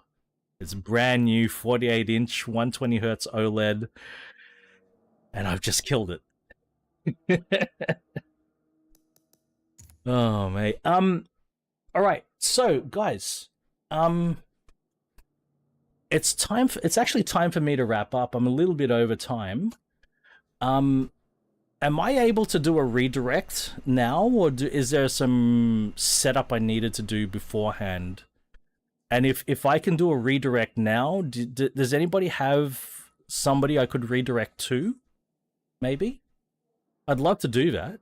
I'd love to, pay it forward, but I'm not up to speed on it at all. I don't know if I need to do any settings changes, because I remember when YouTube first introduced the redirect, you had to enable it and you had to like get. I can't.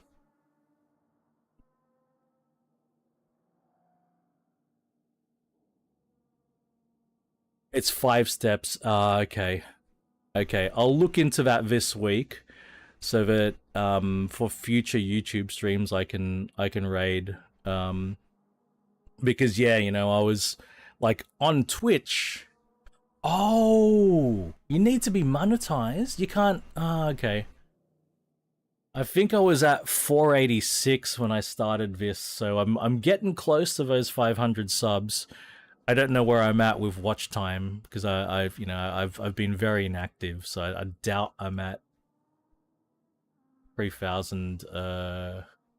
489. There we are. I'm getting there. I'll get there soon. Hopefully, I need to get. I've got like 3,600 on Twitch, so I need to get more of my Twitch people over here.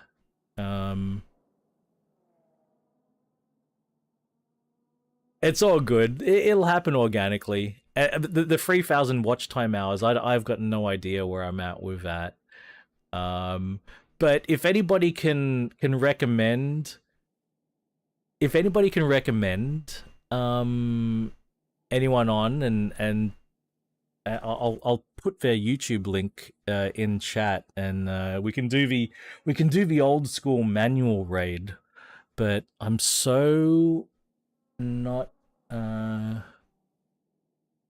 familiar. I'm so not familiar with the community and how to find people. I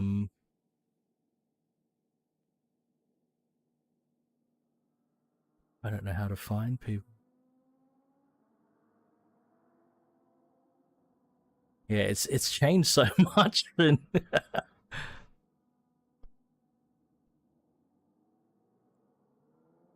Is there an easy way I can find people who are live?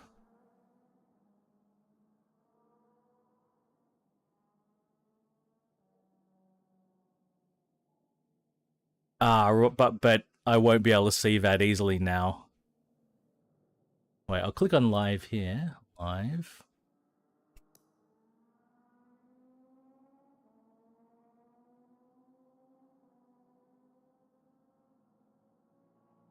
Okay, this is what I got here.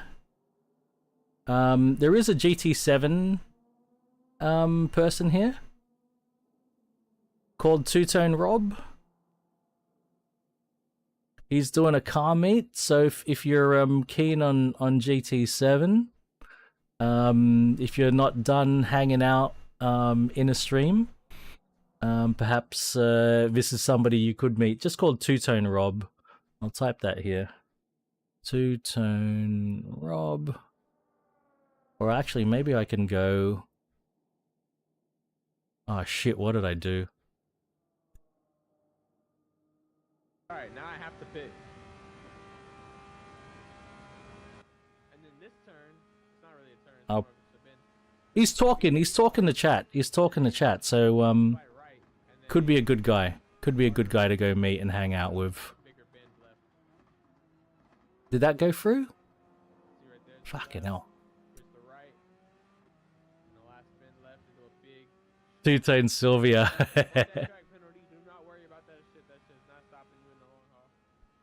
Yeah, he's all talky. Wonderful to meet everyone today. Thank you to all my my regular viewers and everybody who's come over from Twitch. Two Tone Sylvia's prime, the absolutely prime, Rob, 100%. I'm probably back on YouTube next weekend, sort of similar time. I'm on Twitch like Monday, this sort of time, earlier though, Monday, Wednesday, and Fridays. But I do WRC on Twitch. But otherwise, thank you all so kindly. Hope you have a wonderful rest of your weekend. And hope to see you again soon. Take care until next time. Bye for now.